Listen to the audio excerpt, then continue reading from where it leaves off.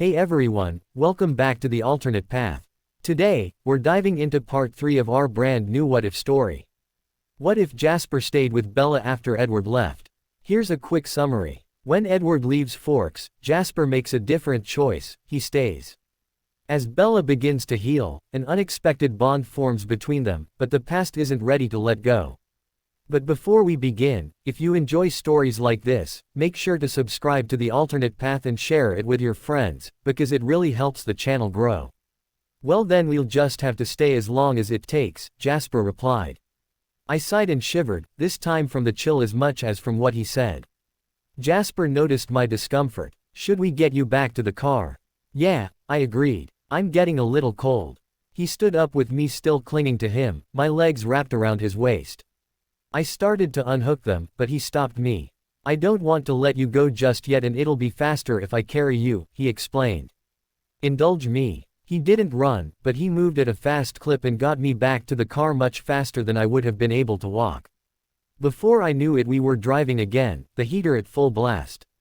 We drove to Ocean Shores where we stopped so I could have lunch. After lunch we walked around town and stepped into a few of the cute boutiques where I picked up a couple of Christmas presents for Renee and Angela. Then we drove back to Forks and played pinball and games at his house before it was time for him to go hunt and for me to meet Angela in the Newton's store parking lot to pick up my purchases. After I got home I had a little bit of time before Jasper was done hunting so I got caught up on my homework and got ready for bed. Jasper arrived about a half hour after Charlie went to sleep and we talked in the dark while cuddling on my bed. There was only one awkward moment for me when I asked Jasper when he was heading back to Alaska and he skillfully but obviously avoided answering. It was late and I didn't want to spoil the day by pressing him for an explanation he was clearly reluctant to provide, but the uncertainty of the situation was really starting to bother me. I resolved to be more firm the next day and get the answers I needed. The relationship was going too far too fast for him to keep postponing his trip. I needed to know whether he was truly mine or not before it was too late and I lost myself in my feelings for him so much that I didn't care. Sunday I had breakfast with Charlie and then he left to watch the game at La Push while I got ready for work. It took less time than I thought, so when I pulled into the store parking lot I had a few minutes to spare before I had to go in to start my shift. I leaned back in my seat and closed my eyes, thinking about the days Jasper and I had just spent together. Being with him made me feel so wonderful, so completely happy. It felt like we were two pieces of a puzzle that interlocked and fully completed each other. The soft humming from my bag startled me out of my thoughts. It took me a moment to realize that it had to be my cell phone. I frowned. I had just seen Jasper a few hours ago. I wondered what he needed to talk to me about. I reached into the bag and pulled out the phone, flipping it open. I glanced at the display but didn't recognize the number. Was Jasper calling me from a different phone? Jasper, I said tentatively after pressing the answer button. No, Bella, it's not Jasper. The familiar voice had none of its typical metallic tingling warmth. Instead, it sounded like sleet or hail against a pane of glass. Hi, Alice, I said weakly. I was shocked to hear her voice, wondering how she got the number. It would have been rude to ask, though, so I just remained silent, waiting for her to tell me the reason for her call. When she spoke, she didn't mince words. You little ch. I thought we were friends. How could you do this to me?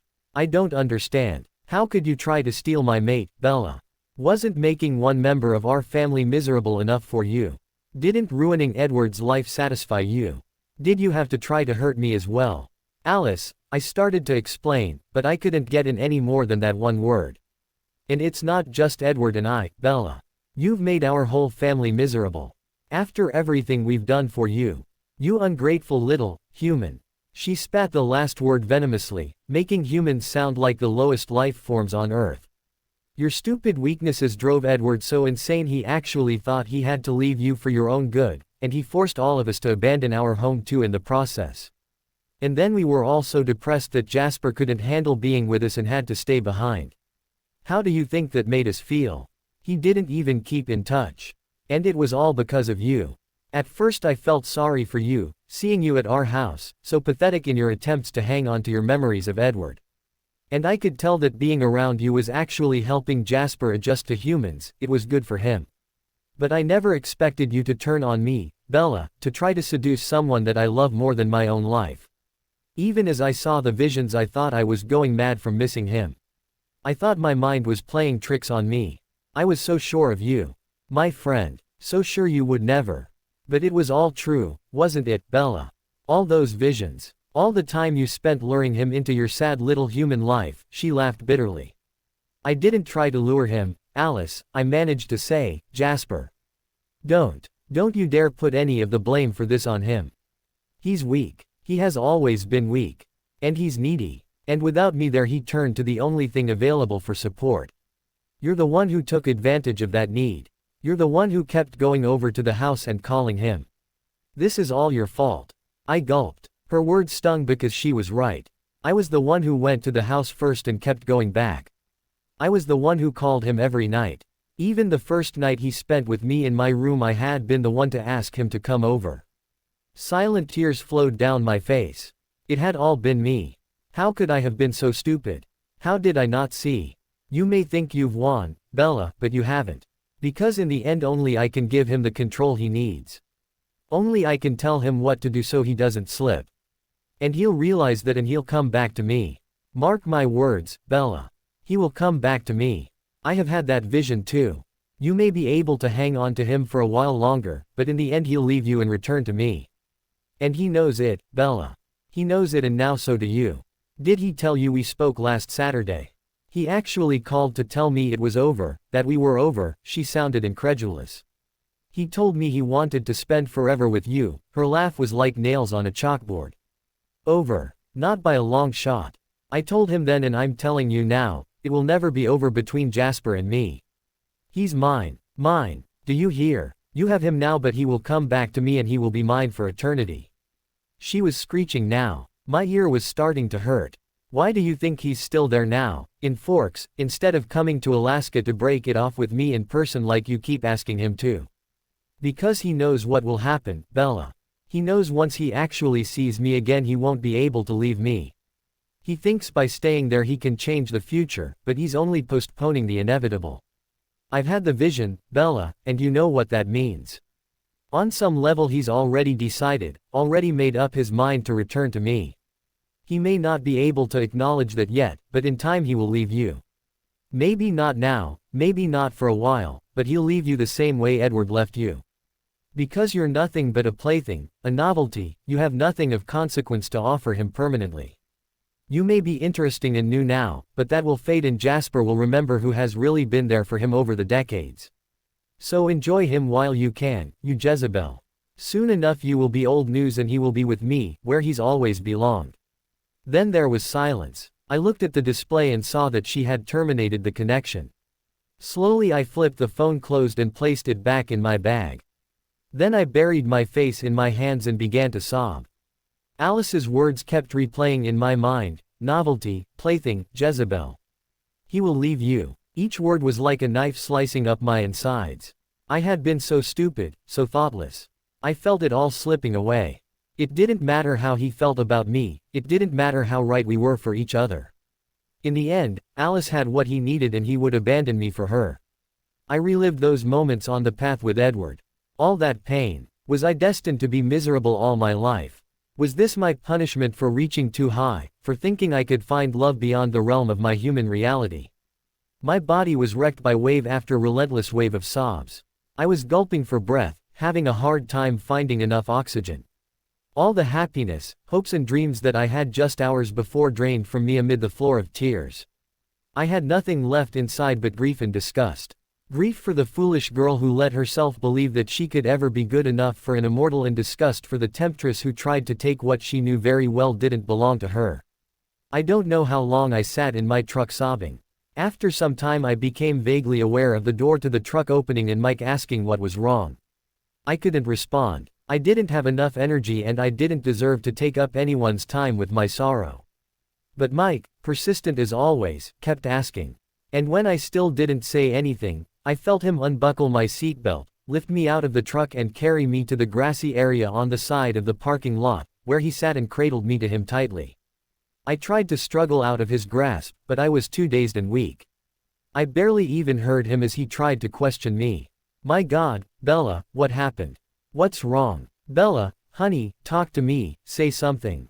You're scaring me. Please, tell me what's wrong.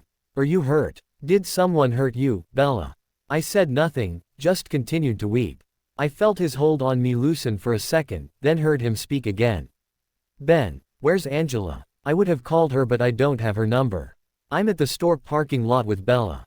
Something's happened. I don't know what. She won't talk to me. I found her in her truck crying.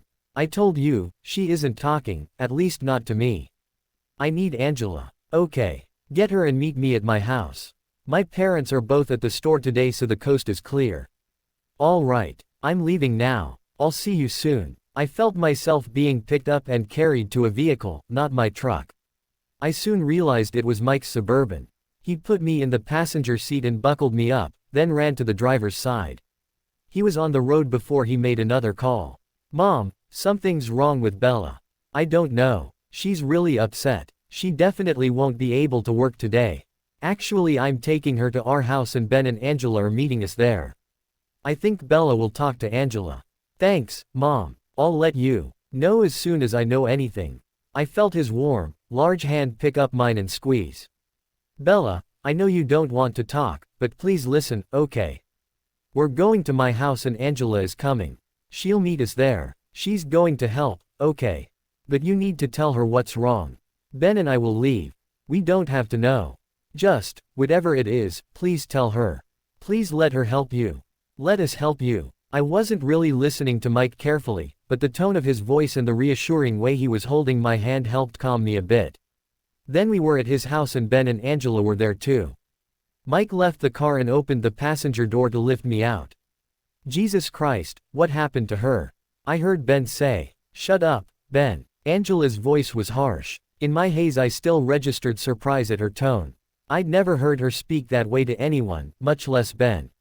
Mike carried me to the couch in the family room and laid me down. He knelt on one knee on the floor beside the couch and gently pushed my hair out of my face, tucking the wet, loose strands behind my ear. His face was full of concern and the look in his eyes was oddly tender. Whatever it is, it'll be fine, he said softly. We'll make sure it's all right. Just tell Angela everything, okay? Mike, I heard Angela say off to the side, do you have any idea what happened? He stood up and walked out of my line of sight. No. I saw her truck in the parking lot and expected her to come into work, but she was out there for a long time without doing anything, so I went to see what was going on and found her pretty much like this. Actually, she was even worse. I tried to get her to talk to me, to tell me what happened, but she wouldn't say a word. So I called Ben to get you and came here. I'm really worried, Angela. If she doesn't talk to you I think we'll have to take her to a doctor. I moaned at the mention of a doctor. There was nothing a doctor could do for me. I closed my eyes to help me hear better. I don't think that'll be necessary, Angela said. I think she'll talk to me. Okay. You don't think anyone hurt her? 'Cause I swear. Mike, don't get carried away, alright.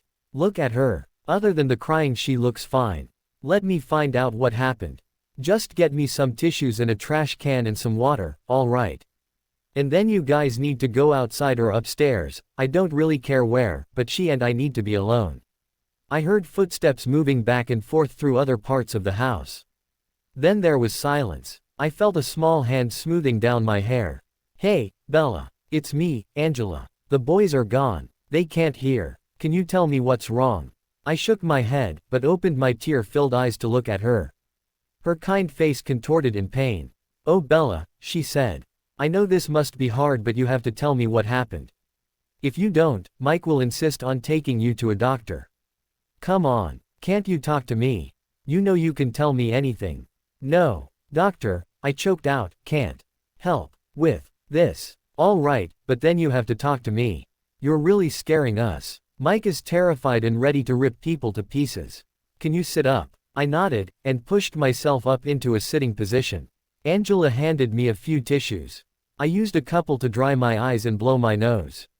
She was ready with a small trash can where I deposited the used tissues. She handed me a glass of water and instructed me to drink. I did, and it helped me calm down a little. When she saw that I was no longer sobbing, she took the glass out of my hand and set it on a nearby table. Now, Tell me what happened. It's Alice. She called me. She knows everything and she wants Jasper back. I started crying again. Angela's face clouded over and she handed me some more tissues. I dabbed at my eyes. When did you talk to her? She called earlier on the cell phone Jasper gave me. I have no idea how she got the number. She said so many awful things. She accused me seducing Jasper and. I started sobbing again. Angela moved to sit by me and put her arms around me. She held me while I cried. Eventually she pulled away and handed me the tissues again. After I'd used them she gave me more water. When I was finally calmer, I continued. She said that even if he was with me now, eventually Jasper would leave me and go back to her. Angela's eyes narrowed in anger. That just sounds like wishful thinking on her part. I shook my head. I don't know. She sounded so sure. She said the reason why Jasper hadn't gone to see her yet is because he knows if he saw her in person he would stay with her. Angela looked at me carefully. Well, that must be wrong. I mean, he must have given you a good reason why he hasn't gone back yet, right? My tears started to flow again. Not really, I managed to get out. He didn't even tell me he'd talked to her. He talked to her. I nodded. That's what she said. She told me he broke up with her over the phone last Saturday, which I specifically asked him not to do. And that's when she told me that if he saw her again, he'd leave me. Oh, Angela, what if it's true? My tears flowed faster. My eyes were burning. My nose was painfully stuffy.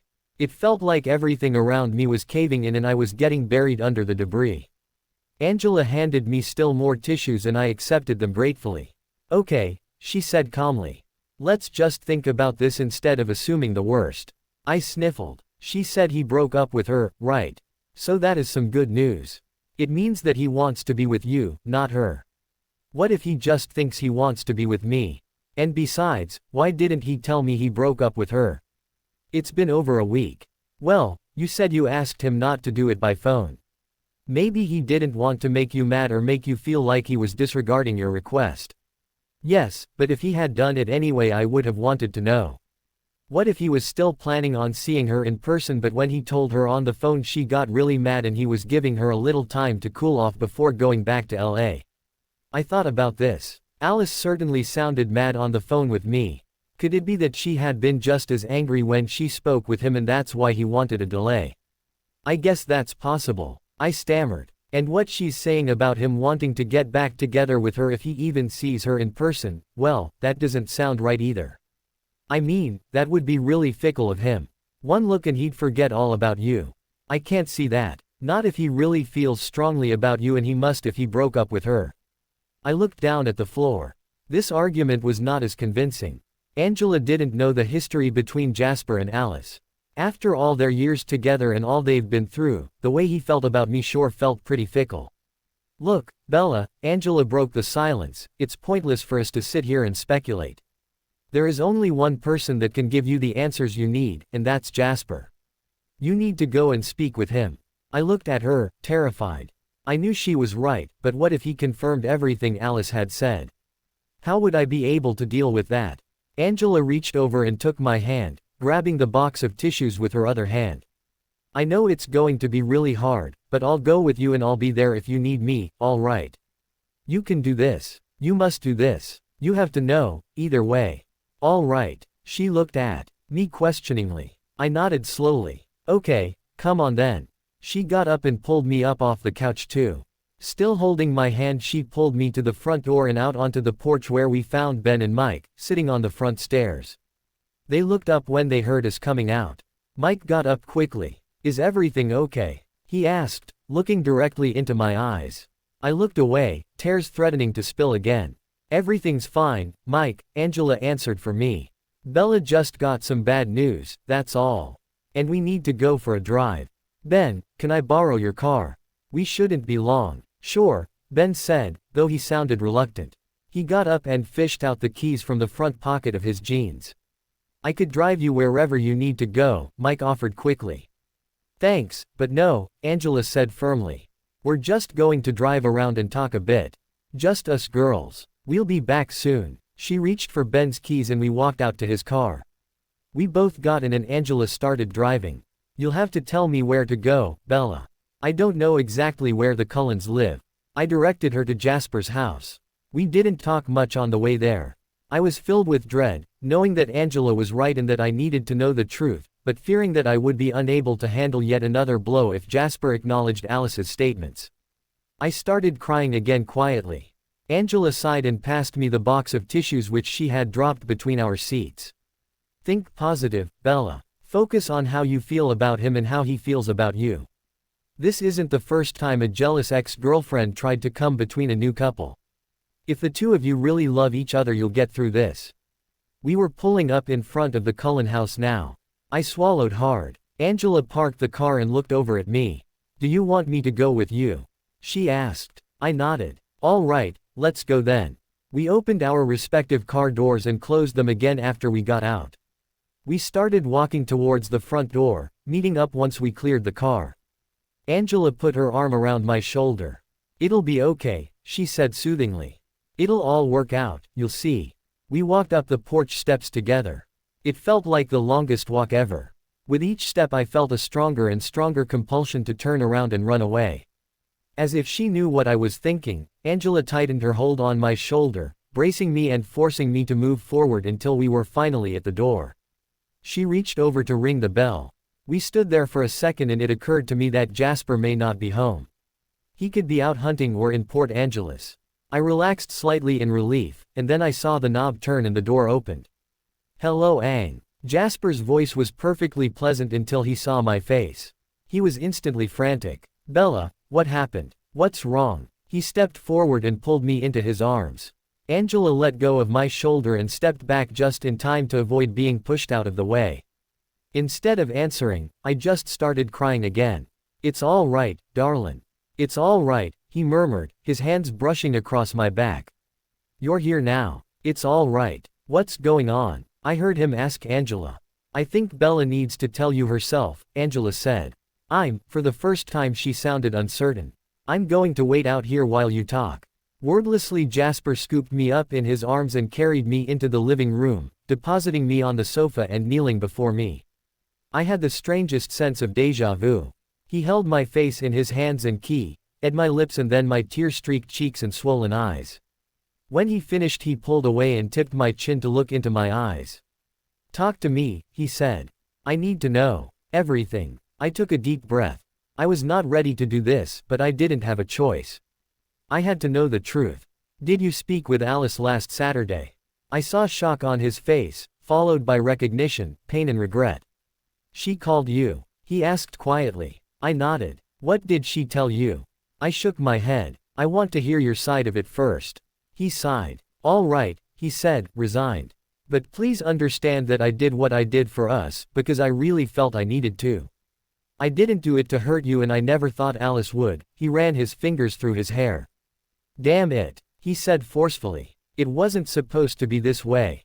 I said nothing. There was nothing for me to say until he explained what he had done. He looked back into my eyes. I missed you so damn much last Saturday, I ached with it. I knew you were at that bonfire with Newton and Jake and who the hell knows who else, and it was driving me insane. To make matters worse, for most of the day I had not been able to find Lawrence Trail, so I didn't know when I would be able to see you again. And I was afraid. No, I knew that the next time I saw you I would not be able to resist keying you. The desire, the need, it was just too powerful. But I also knew how much you would hate it if we did that while Alice and I were still together, so I had to call her. I know you wanted me to do it in person, but I honestly thought it would be all right to do it by phone and I couldn't wait. I thought I would need to call Emmett over and then I would have to tell her anyway before he found out. Of course I ended up catching Laurent and it turned out that you were right and I was wrong about the phone call, but by that time I figured it out, it was too late. What happened? I asked quietly. I told her about my feelings for you and that I wanted to be with you and that my relationship with her was over. She didn't take it very well. I snorted. Judging by the way Alice had sounded on the phone earlier, that had to be the biggest understatement on earth. Jasper looked at me carefully, trying to understand my reaction. After a few seconds he continued. She tried a lot of things to get me to go back to her, Bella. She tried to guilt me into it, using our many years together and all the things she'd done for me. When that didn't work, she tried to cajole me, telling me she understood I was being manipulated. Quote, I felt a sharp pain. After hearing from her earlier, I knew what Alice thought of me, but it still hurt to hear him say it. Jasper grasped my upper arms to make sure I was looking at him. Bella, you have never, ever tried to manipulate me. Alice is the one that was trying to manipulate me. She is the master manipulator. I have seen her do it over and over again, and it used to work on me, but being with you has finally helped me take off the blinders. And it's not going to work this time. Nothing she says can diminish what we have together and how we feel about each other. I wanted to believe him more than anything in the world. But in the back of my head I heard her piercing voice, I've seen that vision too.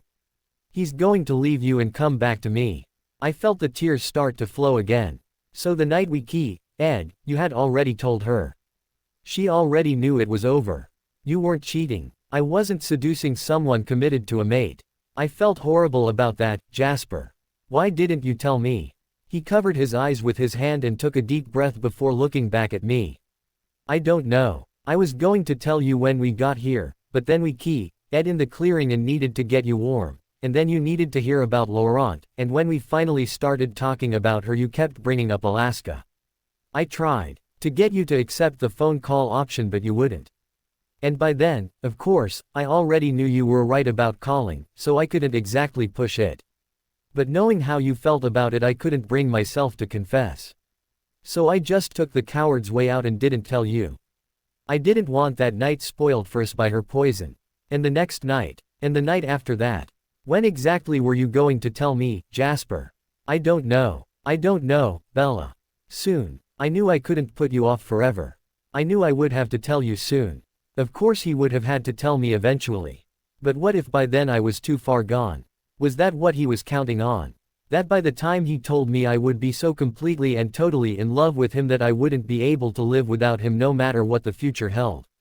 What else? I had to know everything. Nothing important, Bella. Nothing that would make a difference. You're the one I want to be with. Nothing she says can change that. What about her vision? She told you about that, didn't she? He hung his head. Yes, she told me. It doesn't matter. The future is not set in stone. We can change it. We can make different choices.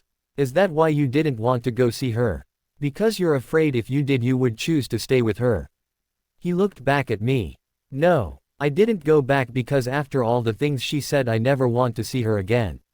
There's no point in seeing her again. It's done. I shook my head from side to side. It's not done. It won't be done until you see her. Bella, look at me. His voice was a command I could not refuse.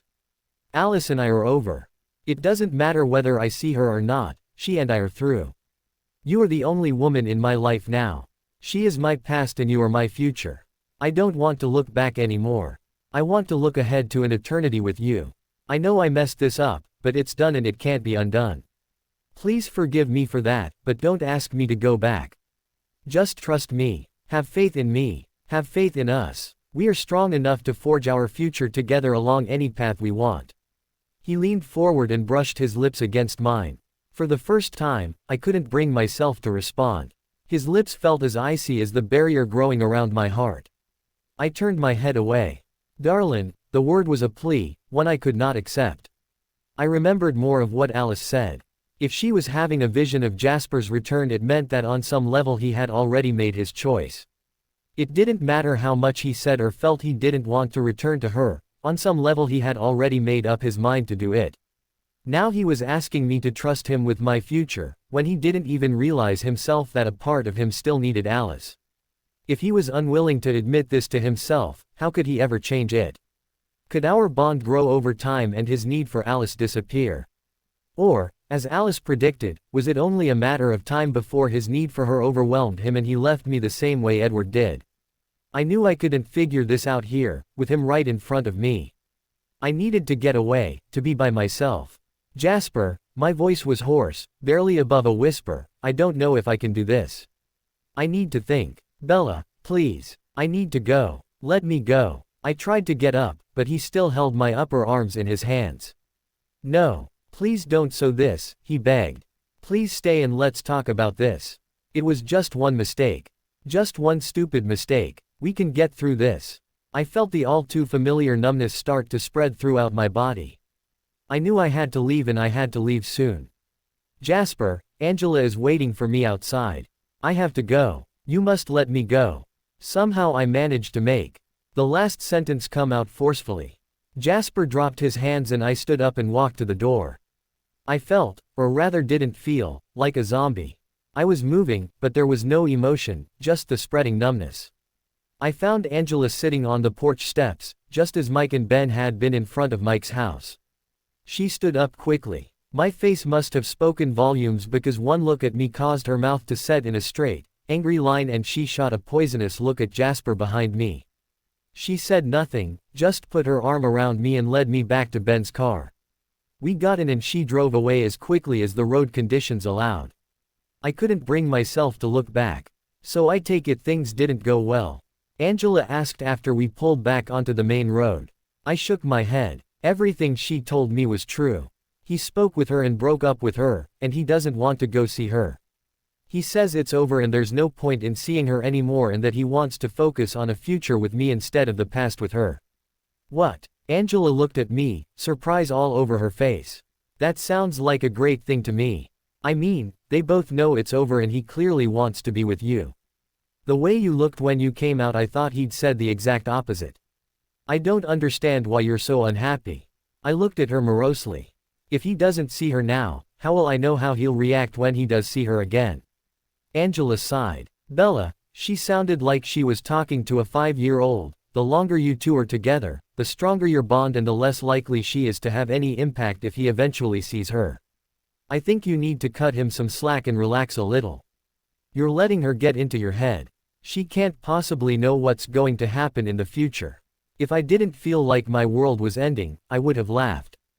Without knowing, Angela just made the best joke ever. Alice can't possibly know what's going to happen in the future. Ha ha ha. In any normal human relationship, Angela's advice would have been right on the money, but there were so many things about this situation that she didn't understand, chief among them that Alice actually could see the future. That, combined with the fact that Jasper and Alice had been together for decades, made it absolutely impossible for me to feel certain about anything. Just how strong of a bond could Jasper and I develop to compete with the bond they formed while they were together? I know it doesn't seem to make sense, Angela. I don't know how to explain it. I just know until he sees her and comes back to me, I won't feel like it's really over between them. I think you're just being stubborn and pretty foolish. You have to trust the person you love. Instead, you're listening to his ex-girlfriend. Clearly she has all the incentive to mislead you and plant the seeds of doubt. You can't let her get away with that. I looked down at the car floor without saying anything. There was nothing I could say to explain to Angela why I felt the way I felt. I heard her frustrated sigh. She pulled out her cell phone and made a call. Ben. Hey, we're going back to Bella's house. Can you and Mike pick up her truck and meet us there? I don't think she should be driving and she'll need it tomorrow. Thanks. See you soon. She turned to me. The boys will bring your truck back. My parents have a function at church tonight and I have to babysit for the twins, so I can't stay with you much longer. Will you be okay? Should I call someone to be with you? Maybe Jessica. I winced at the thought. I couldn't tell Jessica anything unless I wanted it broadcast from the rooftops, and there was no way Jessica could see the state I was in without demanding an explanation. I was much better off alone. I shook my head. No, I'll be all right by myself. I need to think, anyway. Thanks for everything. Today, and the last few weeks. I am so lucky to have you as my friend. We're lucky to have each other, Bella. I know you would do the same for me. But I think I would actually listen to your advice. And you need to listen to mine. If you really love Jasper, if he really makes you happy, then you need to focus on that and not let anyone else get in the way. Angela pulled up in front of my house and we went inside. A short time later the doorbell announced Mike and Ben's arrival. They came in, Mike handing me my bag and the keys to the truck, which I dropped into the bag before setting it at the foot of the stairs. I offered everyone drinks. I really can't stay, Bella, Angela said. I'm sorry. Ben, can you take me home? My parents are probably freaking out because I'm not there yet. Sure, Ben said. Hope you feel better, Bella, he told me. Mike, are you coming? Angela asked pointedly. He avoided looking at her. Don't worry about me. I'll go in a minute. Mike. Angela's voice held a warning. I could tell she didn't want to leave me alone with him. I looked at him just in time to see him glance up at me, full of concern, and I knew it would be fine. I had nothing to worry about with Mike. It's okay, Angela, I said. She searched my face and, apparently satisfied with what she saw, turned towards the door. I'll be home all night, she said over her shoulder. Call me if you need to talk. I will, I assured her. Thanks. Ben and Angela closed the front door behind them as they left, and it was just Mike and me. I realized that this was the first time he had been inside my house. I wasn't uncomfortable, exactly, but the situation felt a little strange. Do you want to sit down? I asked, pointing to the couch. We walked over to it and sat down together. Are you all right? He asked, his eyes holding mine. I took a deep breath. No, but I'm better than I was earlier. For some reason I needed to be honest. He looked a bit uneasy, like he was waging an internal battle as to whether he should say something. You don't have to tell me anything, he finally said, but is there anyone I need to send a message to for you? I mean, I know what you mean, I quickly interjected, and thank you. But there's no need for anything like that. Thank God, Mike looked visibly relieved. You had me really scared there for a while. I'd never seen anyone so. I don't know, broken. Broken. That sounded horrible, but also right. I felt broken. I'm sorry I scared you. And I wanted to thank you for what you did for me earlier. You didn't have to be that nice. I really appreciate it. It was nothing, Bella. I wish I could have done more. No, everything you did was perfect. Calling Angela was perfect. I owe you. You don't owe me anything, but if you want to do something for me, then just try to feel better. And let me know if there's anything else I can do to make that happen. 'Cause the worst thing for me is seeing you like this, so sad. I can't promise to feel better, Mike. There are things going on that make that very difficult. But I'll try, okay?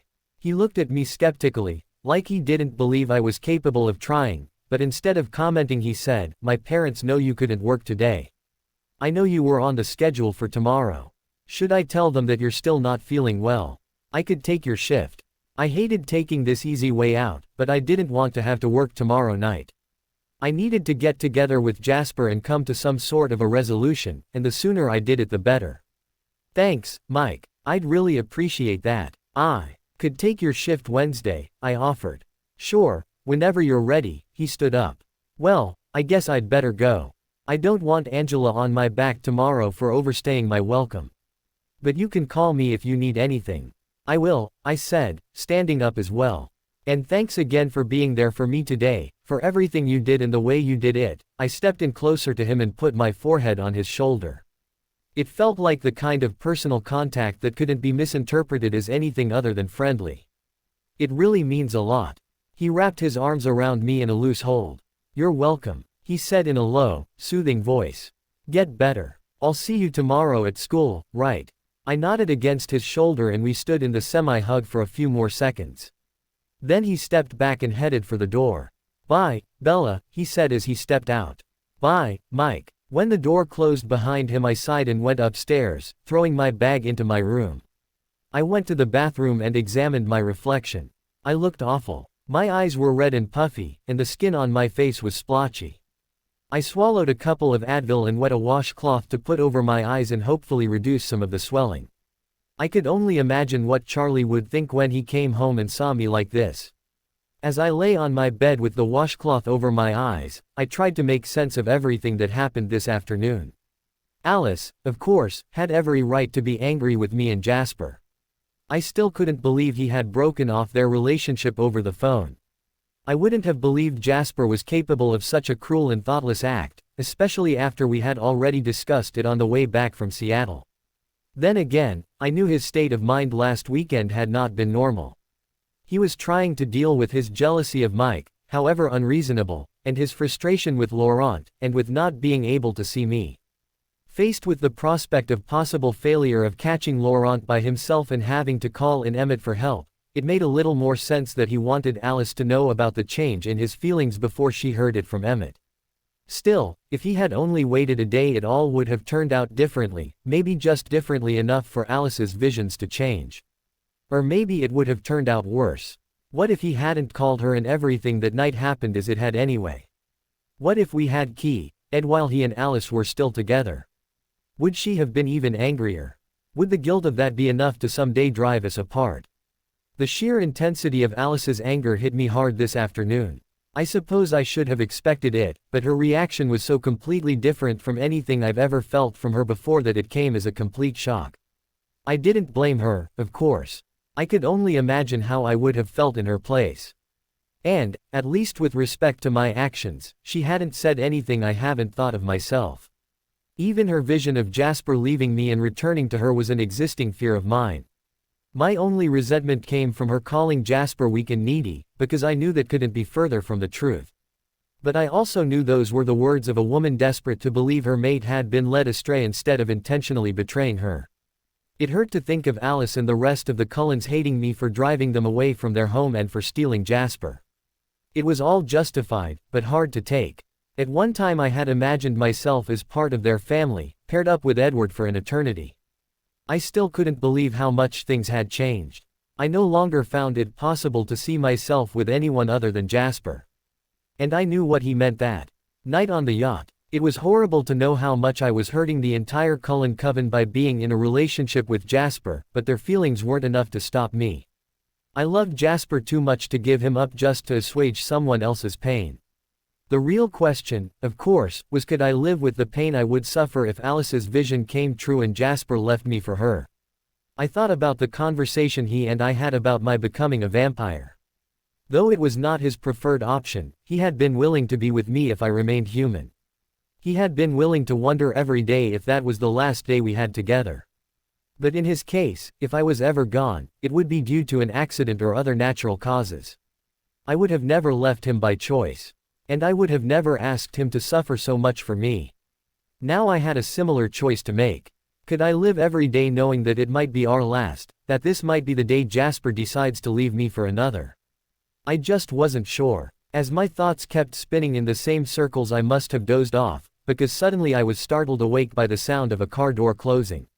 Charlie must have just gotten home.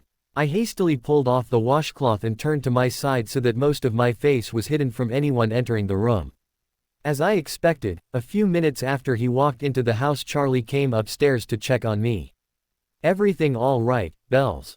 he asked from the door. "Yeah, Dad. I just have a headache. Do you want me to bring you up some dinner?" "No, I'm okay, thanks. I'll come downstairs if I want something later." Charlie closed the door and headed back downstairs. My bag started to hum. I looked at it warily. Finally I sighed, got up, brought the bag over to the bed and pulled out the vibrating cell phone. This time I recognized the number, so I flipped it open and pressed the on button. "Hi Jasper," I whispered. "Was that just for Charlie's benefit or are you really not feeling well? You're watching me. After what happened this afternoon, how could I stay away? I should have been angry with him, but I didn't have the energy. Can I come up to see you?" I considered his request. I really wanted to see him, but I wasn't sure I was ready and I knew I wouldn't be able to think with him in the room. "Not tonight," I said. He didn't respond for a long while. "Can we talk?" he finally asked. "It's not a good idea right now. I still haven't figured out how I feel about everything. You seemed pretty sure of your feelings yesterday. Did things really change so much today that it put all that into doubt?" "No. Yes. I don't know. The way I feel about you hasn't changed, but the way I feel about us may have. I don't know if I'm strong enough to be in a relationship where I'm so uncertain. I don't know how I could ever survive if you left me to go back to." "Bella, I will never leave you," Jasper said forcefully. "But how can I be sure? You haven't seen Alice in over a month. You've forgotten a lot of things that might resurface if you were to see her again. I could say the same thing about you and Edward." No, you couldn't. Edward left me, he hurt me, and he and I had only been dating for a few months. You and Alice have been mates longer than my father has been alive, and she still loves you and wants to be with you. You never even left her, Jasper. Not really. You just stayed behind and then I found you and this thing between us happened. Love, Bella. It's not a thing that happened. We fell in love. I finally found my true soulmate, the other half of my heart." I cringed at his choice of words. It would have been too cruel to point out he didn't have a heart. "At one point you thought. Alice was your soulmate, I reminded him, instead. He sighed in frustration. And at one point you thought Edward was your true love. So we both made a mistake our first time around. Do we have to suffer for those mistakes forever? This is different. It feels so right and powerful it almost scares me. It's all consuming. Damn it, don't tell me you don't feel it, the cosmic connection between us. It's like we were made for each other. Of course I feel it. How can I not feel that? If I didn't, could I do what I did to Alice and the rest of your family? Do you think I take the pain I caused all of them lightly? But just because what we have between us is powerful doesn't mean that Alice's vision is wrong. We don't know what's to come between us. We don't know how we'll be tested. And I won't really know that you made a fully informed choice about leaving Alice until you can do it with her in person. Bella, you know I would do anything you asked of me, but not that. Please do not ask me to do that. It's the only way. No, there is another way. It's called trust. You can trust yourself enough to place your faith in me and trust me when I tell you I am done with Alice forever, and am completely and totally committed to you. I sighed. Clearly this wasn't an issue we were going to resolve tonight. I think maybe I'd better go, I said. I'm tired and we can't do this over the phone. We can't just leave it like this. Please, let me come over. No, it's too late to do this tonight. I need to go to sleep and that'll be hard enough with everything that's happened. Bella, you know I can help you sleep, I can help you feel better. Just let me come over. Jasper, no. I know what you're saying is true, but if you're here it will just confuse me. You withheld something pretty important and I'm trying to deal with that, as well as with what Alice told me. I really need to sort things out for myself and I can't do that when I'm around you. I need you to give me a little space and time. Silence stretched between us like a thick curtain. Even without him saying anything, I could sense his frustration. Finally, he spoke. All right, I'll back off tonight, but we can't put this off forever. Can I see you tomorrow? Yes. I switched shifts with Mike, so I can come over to your house after school. I know we need to resolve this, Jasper. I just can't do it tonight. My voice sounded defensive. I hated fighting with him and hated even more feeling like I was the bad guy for delaying the discussion. He must have sensed my frustration. I'm sorry, Bella. I'm being a jerk about this. His voice was softer, apologetic and conciliatory. I know Alice put you through the ringer today and you must be exhausted, both physically and emotionally. Sometimes I forget that you don't have unlimited energy like I do. Get some rest, darling, and we'll talk about this tomorrow. Everything will look better in the light of day, you'll see. Thank, Jasper, I said, genuinely grateful. I'm going to go now. I'll see you tomorrow. I'll be waiting. Good night, Bella. Good night, I said softly and hit the off button. I shoved the phone back in my bag and lay back on my bed in the dark, staring at the ceiling I could not see. I ached everywhere. More than anything I wanted to reach back for the phone and ask him to come inside, to lie down next to me and hold me and sing me to sleep. But that would just put off the inevitable, because sooner or later I would have to deal with this. I would have to decide how much uncertainty I could live with to be with Jasper. How much doubt about the future could my love for him overcome? With a heavy heart I swung my legs off the bed and got up.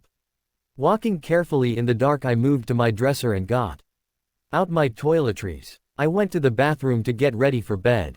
Surprisingly, I saw that the washcloth had worked a bit of magic. My eyes didn't hurt as much and some of the swelling had gone down. I actually had a shot at looking almost normal tomorrow. When I was done I called my goodnight to Charlie and went back to the bedroom. I changed my clothes in the dark and crawled into bed. Without Jasper to snuggle up against or talk to, it took me forever to fall asleep. A forever of replaying the events of the day with no resolution. And after I finally fell asleep I dreamt of a crimson-eyed vengeful Alice, hunting me through the forest behind my house. I'd wake up just as she caught me and was about to drain me of my blood, then I'd toss and turn for a while, then fall asleep again only to have the dream start over. I woke up tired after my restless night's sleep and felt so alone. I missed hearing Jasper's voice, missed feeling him next to me. His absence left a palpable void. I was painfully aware that this is what every day would feel like if we weren't together. If he ever left me. I thought for a moment about calling him, but that would have been the equivalent of using a crutch, and I needed to see if it was possible for me to stand and walk by myself. I took care of my morning toilet, grabbed a quick breakfast and drove to school. Pulling into the parking lot, I saw that Angela, Ben and Mike were already there, waiting for me. I breathed a small sigh of relief. While I always knew the three of them would be there for me throughout the day, it was comforting to see a show of force right from the start. Plus, because the boys didn't know the reason for my behavior yesterday, I wouldn't have to face any tough questions about Jasper from Angela until later in the day. I parked the truck, put on my best fake smile, and walked over to meet my friends. I saw that the three of them watched me carefully, presumably to make sure I had recovered from yesterday's breakdown. "I'm all right, you guys," I told them before anyone could ask. We turned in unison and started walking towards the school. "You look great, Bella," Mike said, somewhat surprised. I turned to him, a genuine smile replacing the fake one. "Thanks. I tried some homeopathic post-breakdown remedies." "Yeah?" he asked, curiously. "Like what?" "Oh, I couldn't reveal my secrets. They might get into the wrong hands." "I see," he said lightly. "Well, I'll let it go for now. But the next time I need help after a crying binge, you'd better tell me what to do. After all, you owe me one, remember?" I punched his shoulder playfully. Mike was always good at making me laugh, even when there was nothing in my life to laugh about. Before our first class started, Angela pulled me aside to ask me if I was really all right. I told her that I was as all right as I could be under the circumstances. And that I still hadn't made up my mind what to do about Jasper. She rolled her eyes, clearly exasperated with me, and left for her seat. I had to admit I was a little puzzled by Angela's reaction. She seemed so determined that I should stay with Jasper. Then again, she didn't and couldn't know all the facts. There was no way to tell her that Alice could see the future without making myself sound completely crazy. Still, a part of me wondered if her advice would be any different if she knew the truth. Because I was still confused and Angela seemed so set on convincing me to see things her way, I actually decided to skip lunch. I was starving, not having eaten dinner the night before, but if I went to the cafeteria to get food I would have no good reason to leave again. I decided that hunger pangs were preferable to facing Angela's disapproval, so I found an empty classroom and sat down, resting my arms and head on the desktop. A few minutes later I heard the door open and I looked up to see Mike entering the room.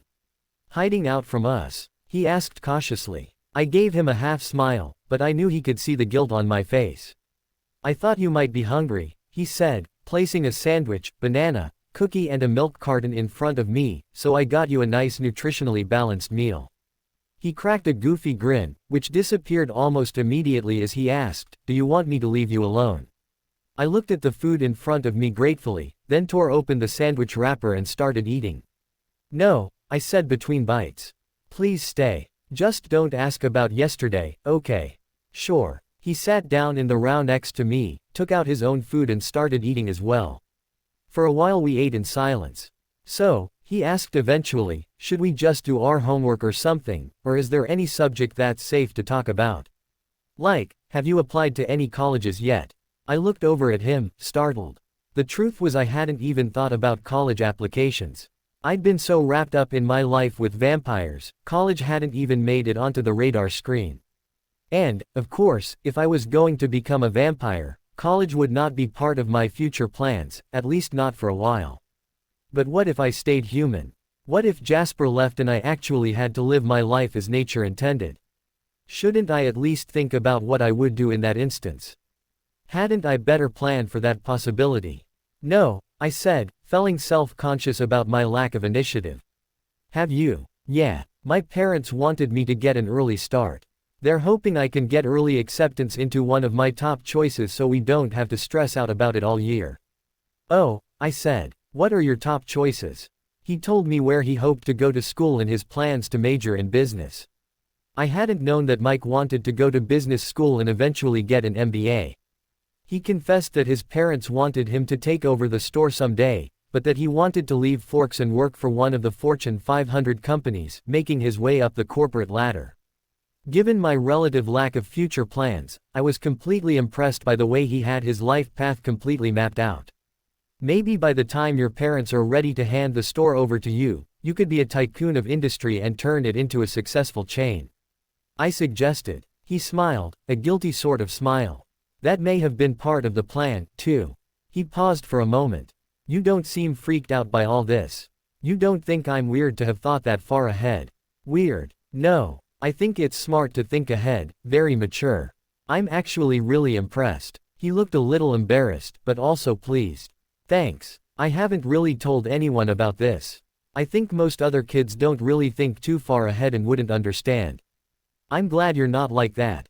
And what about you? What are you going to major in? I shrugged noncommittally. Honestly, I'm one of those people who really hasn't thought about it much. I'm not really sure what I want to do. I do like cooking, maybe I should go to culinary school instead of college. That sounds like a good plan. I think the Art Institute of Seattle has some culinary programs. And if you want to go out of state, I'm sure there are great schools out east or in California. You should look into it. Yeah, I think I will. It's about time I started thinking about my future, I guess. I was somewhat surprised to realize that I was really looking forward to researching culinary schools. For whatever reason, it had never occurred to me that my interest in cooking could lead to a career, but now that the idea had been planted, it sounded strangely exciting. It also sounded very human. Cooking was one of a few careers where a vampire, without the ability to actually appreciate the nuances of flavors in human food, would be at a total disadvantage. The bell rang and we both looked up, startled. We smiled and gathered up our stuff to head out to our next class. I tried to concentrate on school for the rest of the afternoon, but my thoughts were constantly occupied with Jasper and how to resolve the impasse created by Alice's vision. There just wasn't any way to compromise. One of us would have to give in for the two of us to be able to move forward together. For the first time since that first Thursday I had gone to see Jasper, I did not rush to my truck after school. In fact, I took longer than usual to gather my books and walked slowly to the parking lot. On the way to Jasper's, I actually observed every speed limit. Last night Jasper had been confident that the problems would seem easier in the light of day, but this certainly wasn't the case for me. In fact, in the light of day the problems seemed that much more insurmountable.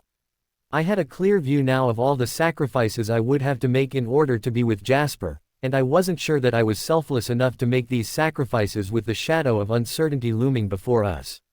Jasper was waiting for me in front of the house as I knew he would. He opened the door to the truck as soon as I parked and pulled me into his arms.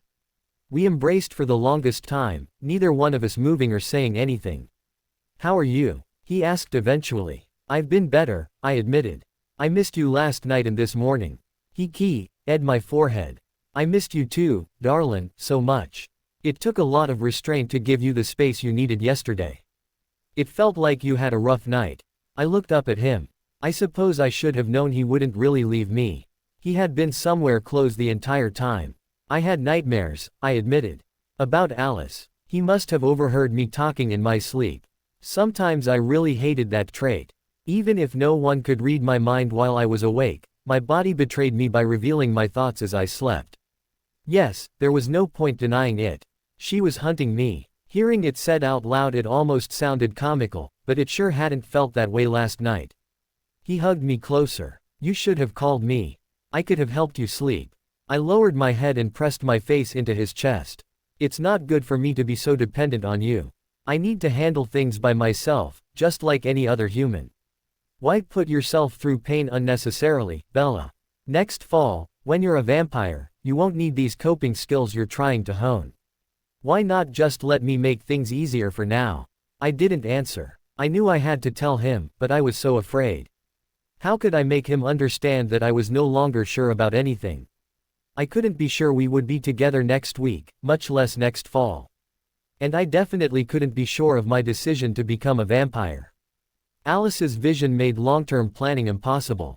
I could only know that Jasper was mine in this moment, and I wasn't sure if that would ever be enough.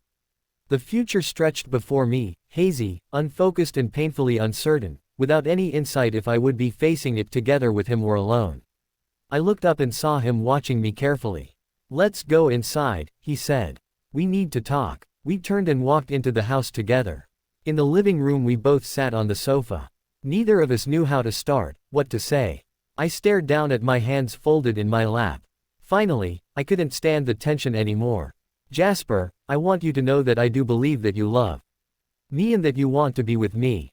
I believe all of the things you've told me about wanting to have a future with me. And I believe that you believe that your relationship with Alice is over and that you would never leave me." His face twisted into a scowl, but he didn't interrupt. "But even before Alice called, I felt that you needed to see her again to know your relationship was truly over. And now that she told us about her vision, it's all the more important that you go back. If you see her and come back to me, I'll know that you are able to leave her. If you don't, I'll always wonder." Jasper got up and started pacing the living room. As he moved, I could see the rage building up higher and higher. Suddenly he stopped, turned to me and exploded into a tirade against Alice so venomous and filled with curses it made me cringe. I had never heard him speak this way before. I didn't try to interrupt or respond. I sat there, frightened, and listened while he railed, waiting for him to stop. "Are you finished?" I asked quietly when he was finally silent for a few uninterrupted minutes. "Maybe," he was still belligerent. "Can't you see this is exactly what she wants? Why do you think she called you? She tried to get me to leave you to go see her already, and when that didn't work she called you to help her accomplish her task. She's manipulating you, Bella, and she's doing a masterful job of it as always. She has you eating out of her hand just like everyone else." "Well, not me, Bella. Not anymore. This isn't about me being certain that it's over between me and her. It's never been about that, because she knows damn well it's over. No, this is about control. If she can get me to leave you, she will be in control of me, of you, of the two of us together. She will be the puppet master pulling both of our strings. I can't let her do that to me again." "Why, Jasper? Even if what you say is true, why can't you go to her one last time for me? So what if it gives her the feeling of control? If you come back to me, her control will be gone anyway." "Really, Bella? Do you really believe that? And what happens the next time she calls you about one of her visions? Or what if she calls again about this vision and tells you that I'll go back to her even though I've come back to you? Will that one visit to her dissipate all doubt for you, or will there be a lifetime of tests to prove that Alice's visions for our future have no basis in reality?" He stepped towards me and got down on one knee in front of me so that he could look straight into my eyes. "Don't you see, darling? Once we take one step down this road we will never be able to go back. We will spend forever looking over our shoulders for the boogeymen from Alice's visions. We need to establish trust between us right from the start. We need to believe in ourselves and our devotion to each other more than we believe in anything else, including Alice and her visions. But don't you see, Jasper? If you don't go to see her in person now, I will wake up every morning asking if this is the day you're going to leave me for her. I can't live like that. I've been abandoned once before, and I can't go through that again. Please don't ask me to take that sort of a risk for you. Just do this one thing for me and I'll never ask you for anything again. Bella, why are you placing conditions on this relationship? I've never asked you to meet any condition. I already watch you wake up every day wondering if this is the day I'm going to lose you, yet I've never demanded to change you into a vampire before you're ready just to eliminate my fears. Still, you do want me to change. You want me to become a vampire so I can be less fragile. You want me to give up everything, my family, my friends, my human interests, also that you don't have to worry about losing me. I would never demand that you change, Bella. I told you, whether or not you become a vampire will be entirely your choice. How can it be my choice, Jasper? What kind of a life would we have if I remained human? With you not aging we would have to move all the time, which would mean starting my life over and over with new people in each location. I could never have a career, never have any lasting friendships. And then there would be the ever-increasing age difference.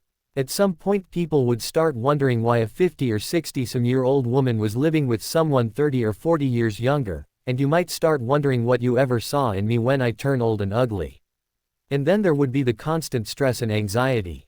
We'd start every day worrying that this would be the day when the whole house of cards life we'd built together would fall apart either because you left to go back to Alice or because I was in a car accident, or had a heart attack, or slipped and hit my head while crossing the street. What kind of a life would that be? Do you really think we could be happy that way? Always uncertain, always terrified of losing everything. And yet the alternative is equally unthinkable to me. What if I give up everything to give you that peace of mind? Give up my family and friends for my life with you, and you leave me anyway. What would I do if that happened, a lone nomad vampire without a coven? How would I be able to survive that? You ask me to give you my unconditional trust and yet you're not willing to grant me this one simple request. All because you are too proud to go back to see Alice one last time, too proud to risk not being in control. I suddenly realized it was useless.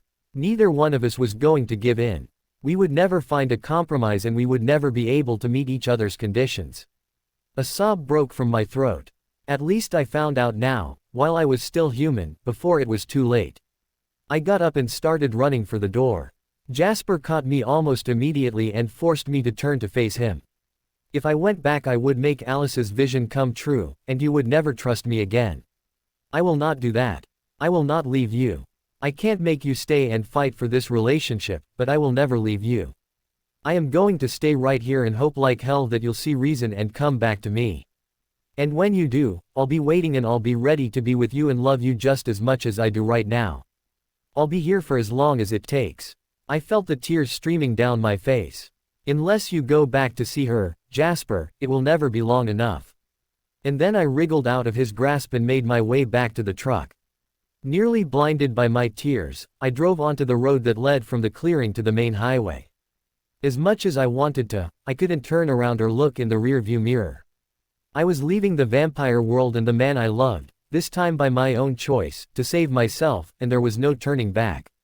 A few minutes after pulling out of the Cullens' driveway I pulled over on the side of the road and forced myself to take deep breaths and stop crying. I knew I couldn't continue this way. If I kept going, there would be no way to hide the fact that I'd been crying, and there was no way to explain the tears to Charlie. I needed to compose myself and behave in a way that didn't give any of my heartache away. After all, only Angela and Jake knew about Jasper, and I wasn't about to let anyone else in on the secret now that my relationship with him was over. Over. It was such a harsh word, perfect for the harsh reality of my life. Leaving Jasper had been the hardest, most painful thing I've ever done. Harder than leaving Phoenix to move to Forks, harder even than heading to the ballet studio to trade James my life for that of my mother. Both of those were acts of sacrifice for someone I loved. Tonight my actions were the exact opposite. Tonight I hurt someone I loved to avoid being hurt myself. It was an act of fear and cowardice, yet I was incapable of doing anything different. No matter how much I loved Jasper, I couldn't walk with eyes wide open into a relationship that could as easily last a few hours as an eternity. I knew beyond a shadow of a doubt that if I allowed myself to move forward with Jasper and he left me, I would end up just like Charlie, living in a mausoleum devoted to my dead relationship, pining for the lost love of my life, unable to move forward or ever be happy again. A passing car startled me out of my thoughts. I looked at my watch and realized that I had been parked on the shoulder for nearly half an hour. It was getting late and if I didn't get home soon Charlie would be worried. I started the truck and pulled onto the road, heading home. When I got home I didn't want to be alone, so I heated up my dinner and ate it in the living room while watching Monday Night Football with Charlie. He was surprised, but looked pleased too. During commercials we talked about school and his work and Jake. Charlie had talked to Billy over the weekend and somehow managed to secure permission for me to visit Jake after school tomorrow. I was excited. I missed Jake. All the while he'd been sick I couldn't shake the feeling that something was far more wrong than Billy was letting on, so I was thrilled that I would finally have a chance to see him, evaluate things for myself, and hopefully be reassured that everything was, in fact, okay. I had another restless night filled with nightmares. This time the nightmares were different each time I fell back to sleep. One of them was about Alice, but I also dreamt about James in the ballet studio, about being left on the path by Edward, and about a bloodthirsty Laurent killing Mike as I watched and was powerless to stop him. When I woke up in the morning it felt like my mind had been determined to play a reel of the scariest, most painful moments I could possibly ever think of. There was only one person who was conspicuous from the dreams by his absence, Jasper. At school I went through the motions again. Angela caught me alone before first period and asked about Jasper. I told her that I broke up with him and she looked at me sadly, but did not say anything. I thought you'd be more disapproving, I said. Well, I think you made a wrong decision in not trusting Jasper, but I'd said from the beginning that this was going to be a very difficult relationship for both of you because of Edward and Alice. To make it work you would need a strong foundation, And if you don't trust each other, no matter how insignificant that lack of trust may seem, it could make you both miserable in the end. So if you really can't bring yourself to trust Jasper, then you're better off breaking up now instead of later. I looked at her carefully, not quite believing in what she was saying. Thanks, Angela. I admit it's not the reaction I was expecting, but I really appreciate it. She cocked her head to the side as she looked at me.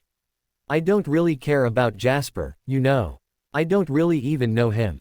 You're my friend and in the end I just want you to be happy. I reached for her and hugged her tightly. Thank you so much. I wouldn't say breaking up with Jasper makes me happy, but staying with him and living each day with the uncertainty would make me miserable, so this is the better of the two alternatives. Just give it time. I know it's hard now, but with time it will get better. She squeezed me one last time before we separated and walked to class. At lunchtime I explained to Angela that I didn't want to eat with everyone. She asked if I wanted her company, but I didn't want to disrupt her and Ben's day. I could handle an hour alone with my thoughts. I grabbed some food from the line and left the cafeteria. Bella, I heard Mike call before I could enter an empty classroom. I turned to face him. Mind if we eat lunch together again? I really enjoyed yesterday. Sure, I said reluctantly. But I'm not going to be much company today. I don't really feel like talking about anything. That's okay, he said with a smile as he held the classroom door open for me. I have a contingency plan. We settled in the same seats as the previous day and set out our food. Then Mike reached into his book bag and pulled out 2 paperback novels. He placed one next to his food and handed me the other. I looked at the cover. It was called The Kill Artist by Daniel Silva. I wrinkled my nose. I picked up the book and held it for Mike to take back.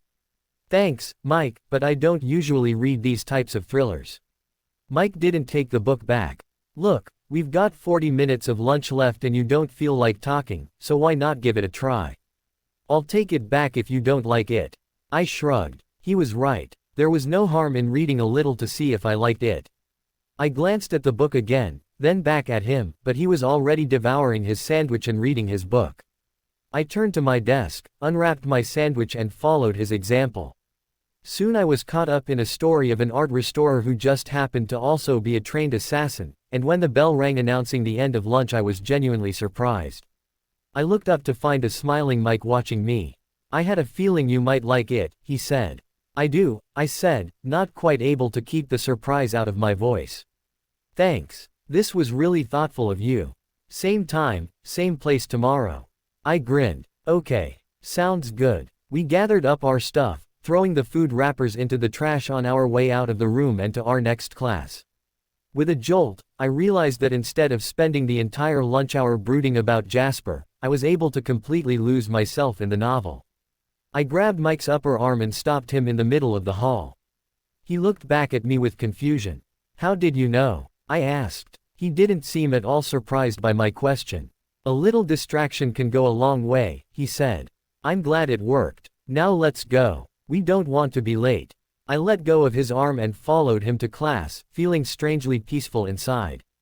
The calm didn't stay with me long and I thought about Jasper all my afternoon classes, second-guessing my decision and feeling generally miserable. I tried to maintain a neutral facade, but I could see by the concerned looks they kept throwing at me and exchanging between each other, that Mike and Angela both saw through me. Angela asked if I wanted to do something with her and Ben after school, but I begged off, explaining that I was going to see Jake. She looked relieved that I had plans, and told me she'd see me tomorrow. I packed up my books and drove out to La Push. Jake must have heard my truck because he was walking out of the house when I pulled up. Despite the cold, he was only wearing a pair of sweatpants and a plain white t-shirt. I could have sworn he had grown some more since the last time I saw him. But the most startling difference was his hair. His wonderful long black hair was gone, replaced by a buzz cut. It gave him a more mature appearance, but I missed the familiarity of his former natural look. Hey Bella, he said to me as I got out of the truck. The voice was the same, but the tone was different. He sounded more measured, serious, and older. The trademark lightness and constant undercurrent of humor were gone. Then again, he had just been pretty sick, and there was nothing funny about that. Maybe this change was only temporary. Hi Jake, I said. I noticed the tone of my voice matched his, a bit more formal than we had ever been before. "How are you feeling?" "All right, I guess," he responded reluctantly. His behavior was different too. Normally he would have been dragging me into the house or out to the shed by now. Instead, we just stood there staring at each other.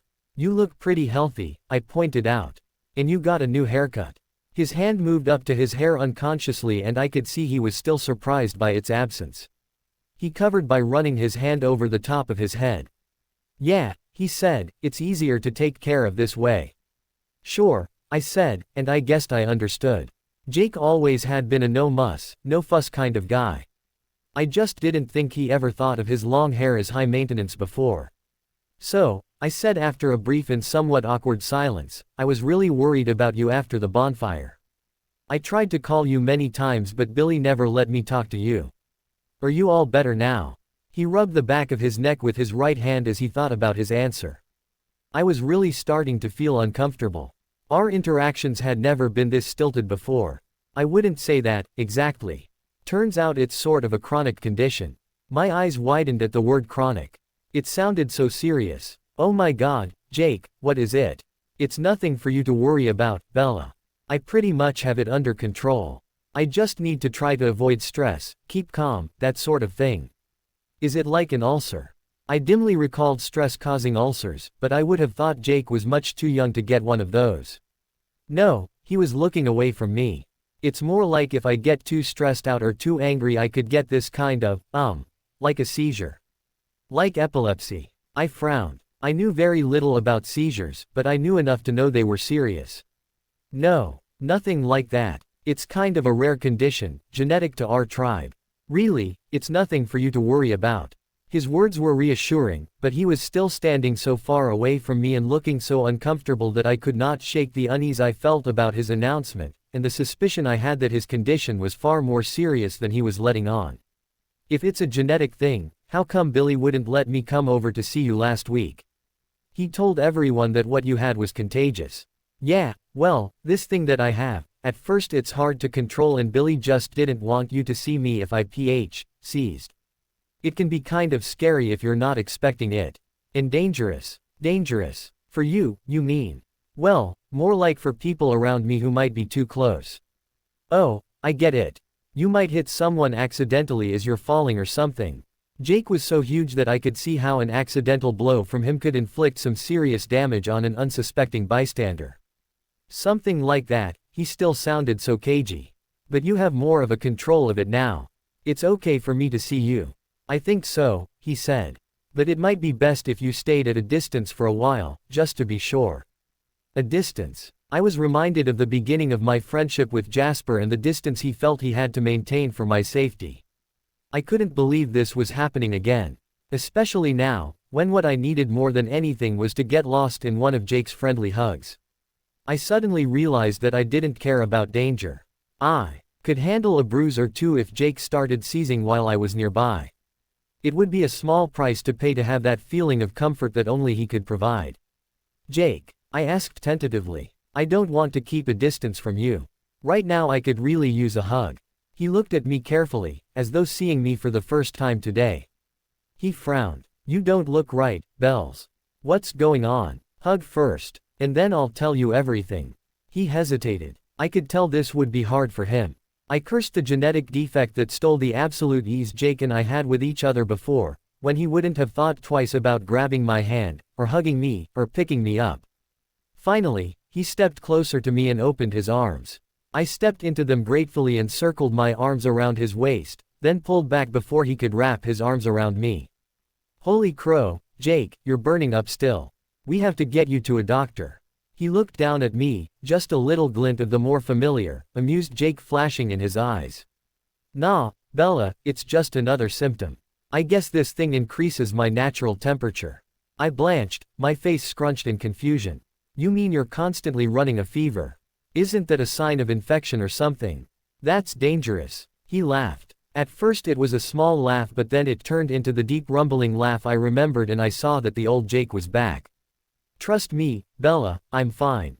A little different than before, but fine. You should see the look on your face. I'm not dying, really. It's just a quileute thing. Now, come on over here and get that hug that you were so eager for a minute ago. I looked at him carefully from beneath my lashes, not sure if I could trust this sudden change in his demeanor. He opened his arms and waved his hands in a beckoning gesture. Come on, Bella. If you hesitate much longer you're gonna give me a complex. Still a little reluctant, I stepped forward again and felt him wrap his huge arms around me, his chin resting on top of my head. I instantly felt like I was enveloped in a cocoon of warmth and security. I exhaled deeply and closed my eyes, a sense of calm flooding through me for the first time since Sunday afternoon. I pressed myself closer against him, my personal hothouse of serenity. The steady beating of his heart pounded in my ear, soothing me and further helping me block out thoughts of the outside world. Somehow here, in the circle of Jake's arms, all my problems disappeared. Bella. His voice sounded distant and I really did not want to respond. Bella, honey. The voice became more insistent. Hey, did you fall asleep in there? His chin lifted off the top of my head and I guessed he was looking down at me. I confirmed my suspicion when I looked up straight into his deep chocolate eyes. It felt like you got lost for a while, there. Where did you go? I shook my head. Nowhere. It's been a rough couple of days and just now I was able to forget all my problems, which was really nice. I don't suppose I could just stay in that hug forever. Jake's laugh reverberated through me. Well, in theory you wouldn't find me complaining, but in practice we do need to sleep, eat, shower and go to school. So forever may not be too practical. Yeah, I know. Wishful thinking, I sighed. I suppose taking the ostrich approach to my problems isn't really a good strategy. Nah, he said as he ruffled my hair playfully. Your neck isn't nearly long enough. Tell you what, why don't we go to the shed and you can tell me about it? You know, at Jake's repair shop I can fix just about anything, including you. You make me sound like an engine, I said resentfully. Well, you're as complicated and as temperamental as some engines have worked on. I was exasperated, but in some ways exasperation was great. At least I wasn't crying. Reluctantly I followed him out to the shed and sat down next to him on a makeshift bench. So what's going on? Is this about the Lee, Cullen? I looked at him suspiciously. It was as though he was trying not to remember Jasper's name. Hale, I corrected him once again. How did you guess? Well, it seems like lately all you've been is unhappy and in one way or another it's all been because of one of the Cullens. You know what, Bells? I think you should just stop seeing him and good riddance. I sighed. I had a feeling you were going to say that. Well, your wish is granted as of yesterday. Really? He looked over at me, surprised. Wow. Good for you, Bella. That's great, he said as he pulled me into another hug. Even though I knew he never approved of my relationship with Jasper, I still found his enthusiasm at the news of my breakup very annoying. You know, Jacob, you could be a little more sensitive. It wasn't an easy thing to do. In fact, it really KS. Sure, I understand, Jacob said absent-mindedly, and it was clear that he didn't understand at all. He was absolutely radiating happiness and something else, something that surprised me. For whatever reason, he seemed to be relieved. So no sympathy, huh? No, gosh Bells, you must feel awful, or, do you need anything? Is there anything I can do? He had the grace to look slightly embarrassed. Do you feel awful? He asked. I nodded. I felt tears prickling at the corners of my eyes and blinked furiously trying to make them go away before they could escape onto my cheeks. He put his warm arm around my shoulders and pulled me to his side. Bells, I'm really sorry you feel bad. Honest. But he's not worth it. None of the Cullens are worth it. The best thing they ever did for this town was move away. Hopefully now that you've dumped him this one will leave too and we'll finally have some peace. Peace? What are you talking about? I asked, thoroughly confused. Jake dropped his arm and looked away. I could tell he was unhappy about what he had just said. Nothing. That whole family was just bad news. Bad news. Since when did you start to channel Billy? Since I found out that the old man might have actually known what he was talking about. Damn blue. He stopped speaking abruptly, realizing he had gone too far. He looked over at me quickly to gauge my reaction. My eyes opened wide in recognition. Finish what you were going to say, Jake. I said quietly. I wasn't. Don't patronize me. I heard you. Finish what you were saying. Bloods. Curse, he wasn't looking at me when he said it. You never believed those stories before, Jacob. All of a sudden you think they're real. Why? Never mind why. It's not important. All I know is that now I know the stories are real and the Cullens are dangerous. They're designed to kill humans. He was still looking away, so all I could see was his neck and powerful jawbone. But even without seeing his face, I suddenly knew exactly what he had been talking about when he told me he had a Quileute genetic chronic disorder. Realization washed over me like a tidal wave. Jacob, my best friend, was a werewolf. Oh my God, Jacob! I exclaimed, looking at him in horror. He turned back to me and recoiled upon seeing my expression. What's going on? What's going on? You're asking me what's going on? I feel like 10 months ago I dove headfirst into a rabbit hole, only instead of Wonderland I ended up in some Brothers Grimm fairytale forest. Jake reached out to touch my forehead with his hand. Are you okay, Bells? You're raving. I swiped his hand away. Get off it, Jake. I know, okay. I know. Know what? He asked, but his tone was more cautious, as if he suspected what my answer would be. I know you're a werewolf. Even if he suspected I knew, his eyes still filled with shock. I'm right, aren't I? You shapeshift into a wolf just like Sam. And probably like Jared and Embry. Was that what happened at the bonfire? Is that why they dragged you away? How? He didn't finish his question because obviously the answer suddenly came to him. He told you, didn't he?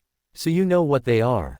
You've known all along. Jake, you're the one who told me last spring. I've known since then about the Cullens being vampires. And knowing that you still dated him. Them. You willingly and knowingly involved yourself with these killers. His tone was thick with derision. I recoiled as though he had slapped me. They don't kill people, Jake. You know they only drink animal blood. Don't be naive, Bella.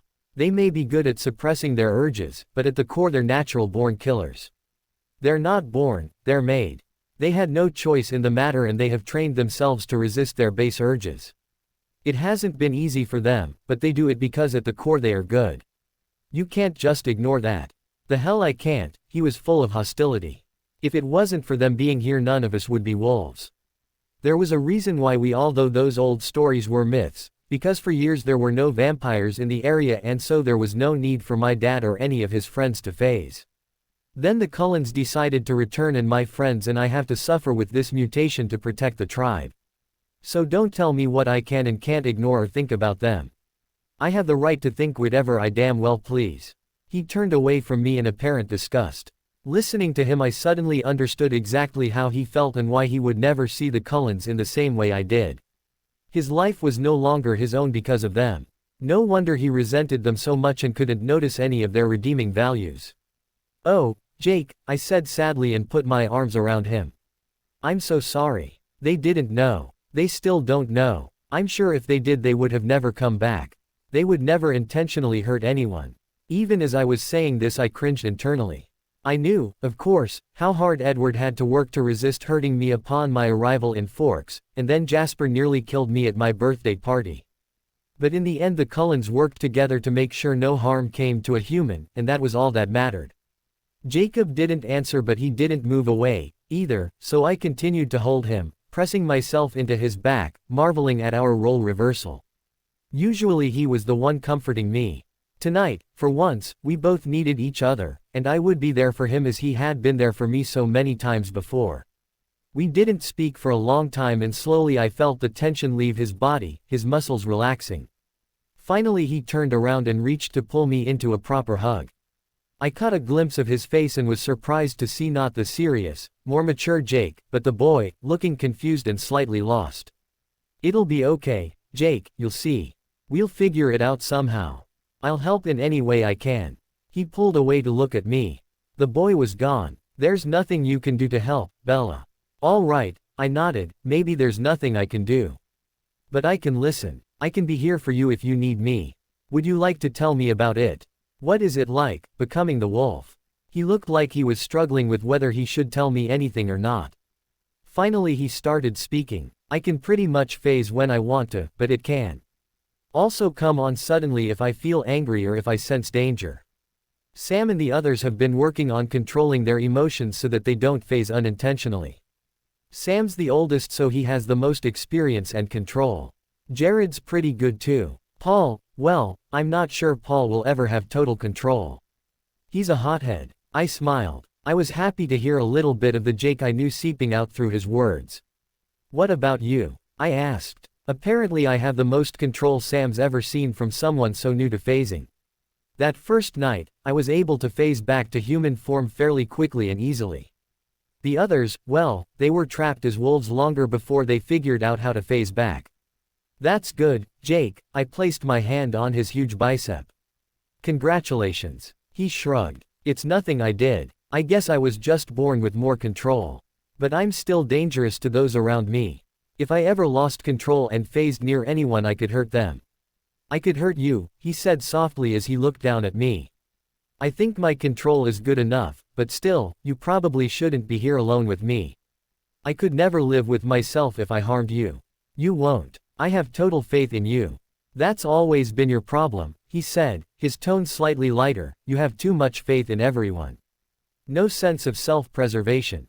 My face clouded at his words. He was wrong. I had a newly developed sense of self-preservation, and yesterday I finally acted on it.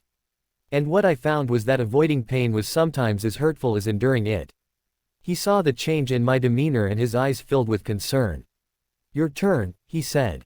Tell me what happened that finally made you see reason. I told him everything. I told him about Seattle, Laurent, about Alice's phone call, my subsequent discussions with Jasper and his refusal to go see her. I know it's dumb, Jake. I know there are no guarantees in life. And Angela said I should trust the person I love. But how can I stay with someone when the doubts and fears overwhelmed me right from the beginning? Angela doesn't know what she's talking about.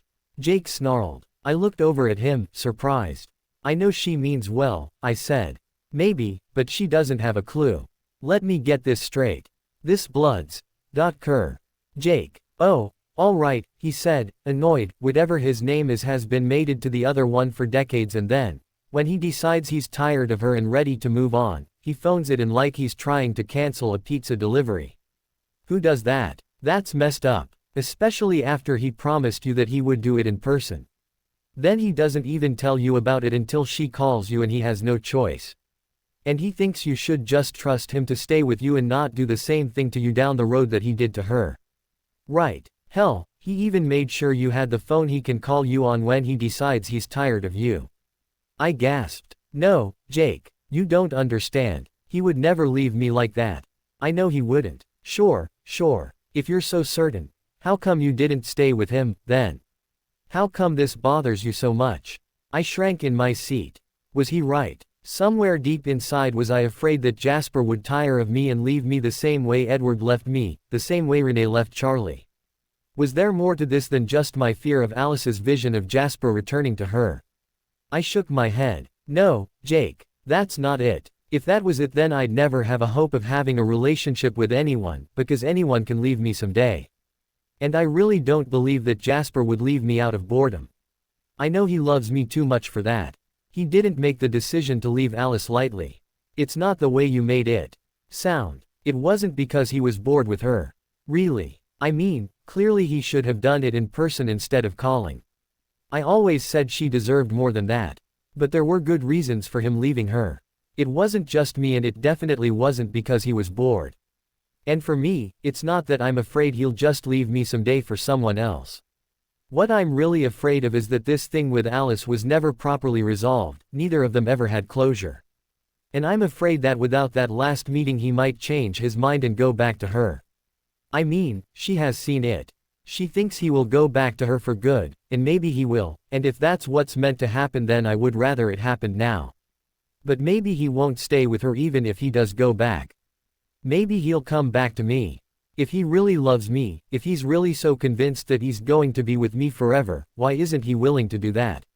Why can't he just go back and prove her wrong? Because he's a self-centered jerk. He cares more about being in control and resisting her attempts to see him than he does about erasing your insecurities. He's doing what he needs to do for himself, not what he should be doing for you. It's just plain selfish, Bella. He's laid all the responsibility on you. He expects you to overcome your biggest fear to make the relationship work, even though he helped to grow that fear by breaking the promise he made you before the two of you were together. It's ridiculous. It's the most pathetic thing I've ever heard. He should just grow a pair and face his ex like a man, for her and for you. Instead he's hiding here in Forks like a coward and making you feel lousy in the process. God, Bella, I wouldn't want you to date him even if he was a man instead of the heartless, soulless monster that he is. Stop, Jake. Stop talking about him that way. It's not true. I put my face in my hands. Was Jake right? Was Jasper just being selfish? But then I was being selfish too, wasn't I? Running away from love and hurting him first so that I wouldn't get hurt later. Wasn't that the epitome of selfishness? Jake reached over for me and pulled me into his lap, holding me close, the way he had the last time I was here with him. Listen, Bells, it's okay to try to avoid pain. It's okay to leave a situation because you suspect it won't end well. And it's really okay to run away from a relationship with a monster who was created to kill you. I flinched at his words. Jasper would never harm me, I insisted. Sorry if I don't believe that, Jake said dismissively, but even if he never actually hurts you, what can he really offer you, anyway? He's stuck forever in his current form. You'll just continue to mature. How long can you be together before people start talking? Do you really want to be Demi Moore to his Ashton Kutcher? Even that's not a good comparison because Kutcher is actually aging and the Bloods, Kerr won't be. It's crazy. It's not worth it. You deserve someone who will be able to grow and mature with you, who can marry you so you can have a normal life. The house, garden, cat, dog, kids, the whole 9 yards. I sighed. I wasn't about to tell Jake that I didn't really want any of those things and that I had considered becoming a vampire, first for Edward, and now for Jasper. I could only imagine how he would take that news. Besides, it was a moot point now anyway. And I didn't want to give Jake any more reasons to hate the Cullens, since changing me into a vampire would definitely break the Quileute Treaty. It was better to leave things as they were. You've been spending so much time with these stupid leeches that you've forgotten what it's like to be human. You need to stop thinking about him and start thinking about you. Start enjoying your life. I'm going to make it my mission to show you how great life can be when you stay away from Bloods, Kerrs. No more stress, no more sneaking around, no more crazy jealous vampire ex-girlfriends. By the time I'm done, you won't remember their names or that vampires even exist and you'll be happy. I swear, Bella, I'll teach you how to be happy again. I didn't try to argue with him. I knew it would be pointless. Besides, he was right. I needed help learning how to be happy without vampires in my life. It's not like I've had any recent experience with that sort of thing. And whatever else might be uncertain, I knew that if there was one person who could keep me in good spirits, it was Jake. I smiled at him, knowing I would go along with whatever crazy plan he cooked up. Sometimes you can be a big bully, Jake, I told him. But okay, you can try to teach me about being happy as a human. I slid off his lap and stood up. It'll have to wait until another time, though. It's getting late and I have to go. I have homework due tomorrow that I haven't even started yet. He rose from the bench as well and we walked back out to my truck. I'm so sorry about the wolf thing, Jake. We'll have to talk more about that someday. Sure, he said absent-mindedly. Then he stopped me and forced me to look into his eyes. I'm glad you broke it off with him, Bella. Humans and vampires were not meant to mix. It was stupid for you to get involved with them in the first place, especially when you knew what they were. That kind of a relationship can never end well for the human. You're lucky you're still alive. When I think of the danger you've placed yourself in all these months. He started trembling and I looked at him in alarm. Involuntarily I took a step back.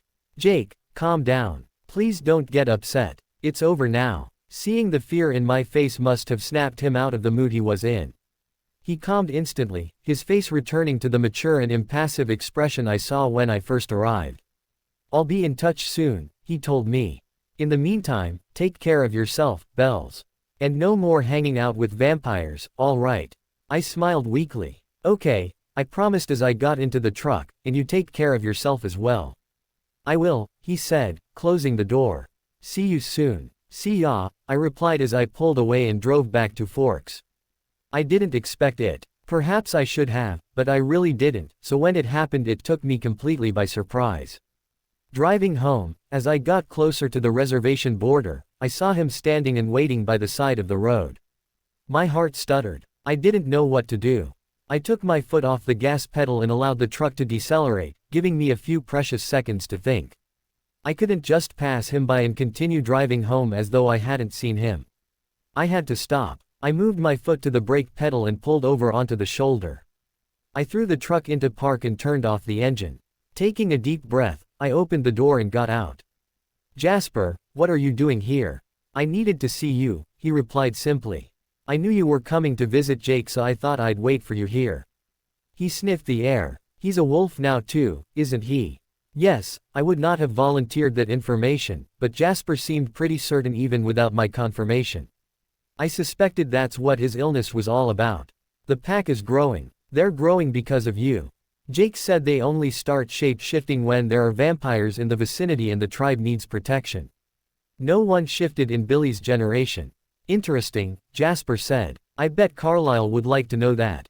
Why don't you tell him when you go to Alaska to see Alice?" I asked. I knew it was a cruel thing to say, but the words came out before I could stop them. Jake's vitriol must have had a greater impact on me than I realized. Jasper grimaced and I instantly regretted my words. I didn't need to hurt him any more than I already had. "Walk with me?" he asked, instead of rising to my bait. I nodded. He led me into the forest. There was no path, so I walked behind him carefully, taking my time and trying not to trip and fall. We didn't walk far. In a few minutes we reached a fallen tree and Jasper indicated that we should sit down. I lowered myself onto the tree, feeling the rough, moss-covered bark underneath my palms.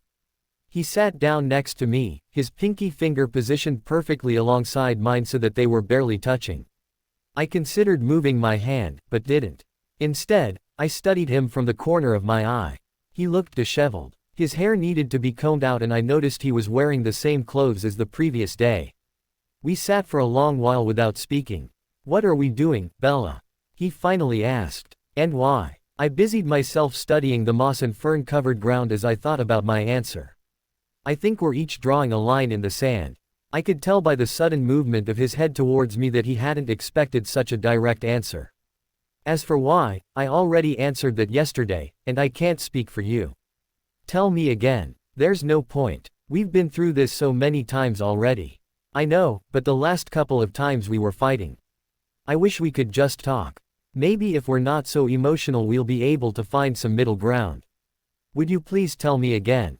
I really didn't want to rehash everything, but I also couldn't refuse his request. I took a deep breath. This was going to be painful.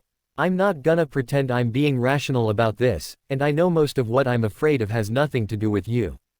But living through my parents' divorce and seeing what it did to Charlie, and then being abandoned by Edward and the rest of your family, it was also painful. I guess those experiences made me that much more cautious, that much less able to blindly trust in a happy ending, especially when right from the start I have a reason to believe that happy ending is in serious jeopardy. I turned towards him. Even when he wasn't at his best he was so compelling. On some level one knew what I was doing was crazy. I had a chance to be with a man who was absolutely perfect for me, great looking, intelligent, funny, kind and caring, and I was just going to walk away, all because his ex had a vision that he would return to her. Why couldn't I just get over it and take my chances? Because the pain you feel now, walking away on your own terms, is nothing compared to the pain you would feel if he left you down the road. Jasper was looking at me expectantly and I realized that I had stopped talking while I was lost in my own thoughts. Fortunately I remembered where I left off. "You know, even after we got to know each other better and found more and more things we had in common, I didn't believe that you could ever be interested in me romantically, because of the way I thought you felt about Alice. Then, that night on the yacht, when you told me you had feelings for me and announced your decision to leave her, I still felt that your relationship with her wouldn't really be over until you saw her. I might not feel that way about anyone other than Alice, but she has such a powerful personality that she could easily change anyone's mind. And you assured me that you would go to see her before you and I took what was happening between us to the next level, so I thought we had everything settled. Then the whole Laurent thing happened and you couldn't leave, so we agreed to wait, and I still thought we were both on the same page. I realize now that some of what happened that week was my fault. I was so in love with you that I didn't put a stop to our behavior like I should have. I allowed our actions to create the pressure that caused you to break your promise and call Alice. And for that I'm sorry. But then you didn't even tell me about it, and that hurts too. You don't know how much I regret not telling you right away, he interrupted. I keep wondering if maybe you would feel differently now if I had told you everything before Alice called. I hate that I contributed to all of this with my sheer stupidity and fear. I smiled sadly. Stupidity and fear seemed to drive a lot of our decisions. I honestly don't know if that would have made a difference. Maybe, though, because at least then your action would not be so intertwined in my head with Alice's vision. As it is, when Alice told me about her vision and the call and her explanation for why you didn't wanna go see her, it just exacerbated everything I felt before. Now a part of me will always wonder if, like she suspects, you're not going to see her because you fear she may be right. I know you think she's manipulating me, and maybe she is, but it doesn't change the way I feel. I'm terrified that if you don't see her in person now, and come back to me afterwards, I will lose you to her someday. And if I stayed with you, that fear would absolutely taint every day of our time together. Bella, he picked up my hand in his, I swear to you I will never leave you for anyone else. Not Alice, not anyone. I pulled my hand away and shook my head. I'm sorry, Jasper. It's not enough. Words are not enough. I just can't be sure that it's really over between you and her unless you actually see her. He let out a pained groan. It's the one thing I cannot do for you. But why not? Why have you chosen to draw your line there? Because it would be a farce and my doing it would only feed Alice's behavior. She is using her vision and your feelings to force me to leave you in order to see her. And if I do this, if I leave you even for a day to go back to her, thus basically making her vision come true, she will use this to continue to hound us, to continue to plant seeds of doubt and insecurity forever. I know her. This is how she operates. The more you go along with her visions, the worse it gets. I need to break that cycle or else we will never be free of her. Couldn't you break the cycle next time? Can't you give in, just this once, for me? Just do what you agreed to do, go see her and come back to me and I swear I will never doubt you again. Isn't that worth it? Isn't it worth it to give up control just this once so that we can be together? He ran his hand through his hair in frustration. I could tell he was considering it, but wasn't able to accept my logic. It won't be just this once, Bella. If she messes with us this time she will be able to do it again and again. See, Jasper, you don't really trust me either. You don't believe Alice won't be able to manipulate me in the future. Neither one of us is willing to make that leap of faith. He looked at me speculatively. I could tell he had not thought about what his actions said about his trust in me. There's more to Alice's plan than just forcing me to go back to see her. This is also a way for her to try to convince me that you want to manipulate me as much as she does by forcing me to do something I don't want to do. I can't let her get away with it. It will not work with me, I know better. But I suspect she's not above using this twisted logic on you later, after her current plan fails. So I can't do it, Bella. Not when every fiber in my body is screaming that going back would be disastrous on every level. I thought about everything he said, trying to find something, anything, that would help us compromise and find a way for both of us to get what we needed. As before, I didn't have any luck. The way we felt right now, neither one of us was able to meet the other's needs. Then a truly awful thought occurred to me and I was voicing it before I could stop myself. Maybe she's right. Jasper's head snapped up, his face twisted into a grimace. What are you talking about? Well, she has a point. My demand that you break up with her in person is a form of manipulation. Maybe in the end I'm no better for you than she is. Maybe I'm worse. I can't predict your future like she can. I can't help to stop you from making a mistake and killing a human, and yet I'm still trying to manipulate you. You're better off without me. The sudden realization of the true nature of my demand sent a wave of dread through me. He deserved someone better than me, someone who could love him unconditionally. I, with my irrational fears and manipulative demands, shouldn't even be in his presence. I stood up and started walking back to the truck. I only managed a couple of steps before I felt his hands lock on my upper arms, halting my progress. He stepped closer to me and moved his arms so that they were wrapped around my midsection. If you think for 1 second I would let you walk away after making a statement like that and feeling the way you do, then you really don't know me at all. None of what you said or what you're feeling is right. Having you in my life is the best thing that has ever happened to me. And I know that you're asking me to see Alice because of your own fears, not some sick desire to control me. You're nothing like her, Bella. You accept me for who I am and you strengthen me. You know so much about me now, it's like you've taken a piece of me and I'm lost without you. I want nothing more than to spend forever with you in my arms. I sighed. I could feel how much he loved me right now and I knew how much I loved him. If only that was enough. How I wished that was enough. I can't stay, Jasper, I whispered. His arms tightened around me. What if I don't let you go?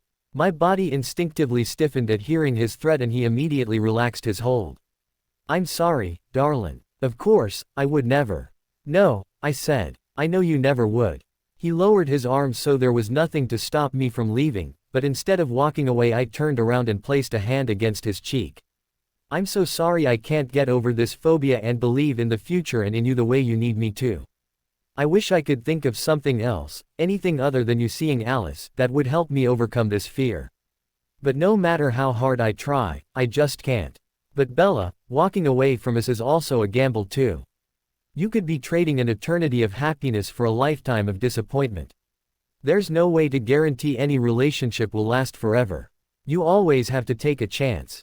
I let my hand drop from his cheek to my side. I know. But there is a difference between taking a chance on the unknown and knowingly walking into a dangerous situation. Plus, there is a second layer of risk in my relationship with you. If I'm in a human relationship that fails, I will still have Renee and Charlie and Jake and all my other friends to support me, like they're doing now. Once I become a vampire, if our relationship fails I will be all alone. Still, I would do that. I would gladly take that risk for you, Jasper, if you could only take Alice out of the equation. But while she's in the picture and having those visions, she's not in the picture, Bella. She's in my picture. She's there, in the shadows, like a ghost. And she will haunt me forever unless you can show me that you two are really over. I told you, she and I are really over. I am yours. Alice has no power over me or us anymore. Please don't ask me to give some of that power back to her just to prove that I love you. I hung my head. I felt tears flood my eyes and I squeezed my eyelids tight to stop myself from crying until the tears receded. I understood now that Alice had created the perfect trap. There was no way to extricate ourselves from her grasp. If Jasper didn't go to see her I would always be afraid of her and resent him for not keeping his promise, and if he did go to her, he would always resent me for forcing him to do something he didn't want to do. Either way, she would always be there like a dark cloud over us. The more I thought about it, the angrier I became. If only Jasper had kept his promise to me in the first place and went to see her instead of calling, none of this would have happened. It was that call he made that set off the whole chain of events. After that call he had become determined not to see her. He was trying so hard to avoid being manipulated into seeing her that he didn't realize she had just manipulated him into breaking his promise to me. The whole situation was hopeless. I finally realized that it didn't matter how many times we talked about this, it didn't matter if we were angry or calm, the end result would always be the same. Neither one of us was capable of reacting differently. There was no point in continuing. As much as I hated to admit it, it really was time for me to accept reality and walk away for good. We would never find happiness together while spinning in this endless funnel cloud of insecurity with Alice at its center. I looked back up to see him watching me, and I knew what I had to do. I know you're doing what you think is right, and I don't blame you. Please don't blame me for doing the same. Maybe we just weren't meant to be together forever. We had this sliver of happiness and maybe that's all we're entitled to. It's more than some people get in a lifetime. I'm glad you stopped me tonight. Now we can part on good terms, without anger between us. I'll never forget you, Jasper, or the time I had with you, but I think we were pretty naive to think that it could continue forever. There are too many obstacles, starting with Alice, Edward and the rest of your family, and ending with you being a vampire and me being human. We were pretty foolish to think that something this complex could work out like some sort of a fairy tale. We're just not meant to move forward together, so let this be our goodbye, okay? We both need to move on. You should go back to your family, work things out with Alice. She still loves you, Jasper. She wouldn't have called me the way she did if she didn't have feelings for you. And you're stronger now, you know what you want and need. You can work on changing your relationship so that you can both be happy. Maybe that was the whole purpose of our time together. To show you a different way so that ultimately you could be happier with your true mate, the woman you always thought was your soul mate. He was shaking his head, unwilling to accept my reasoning.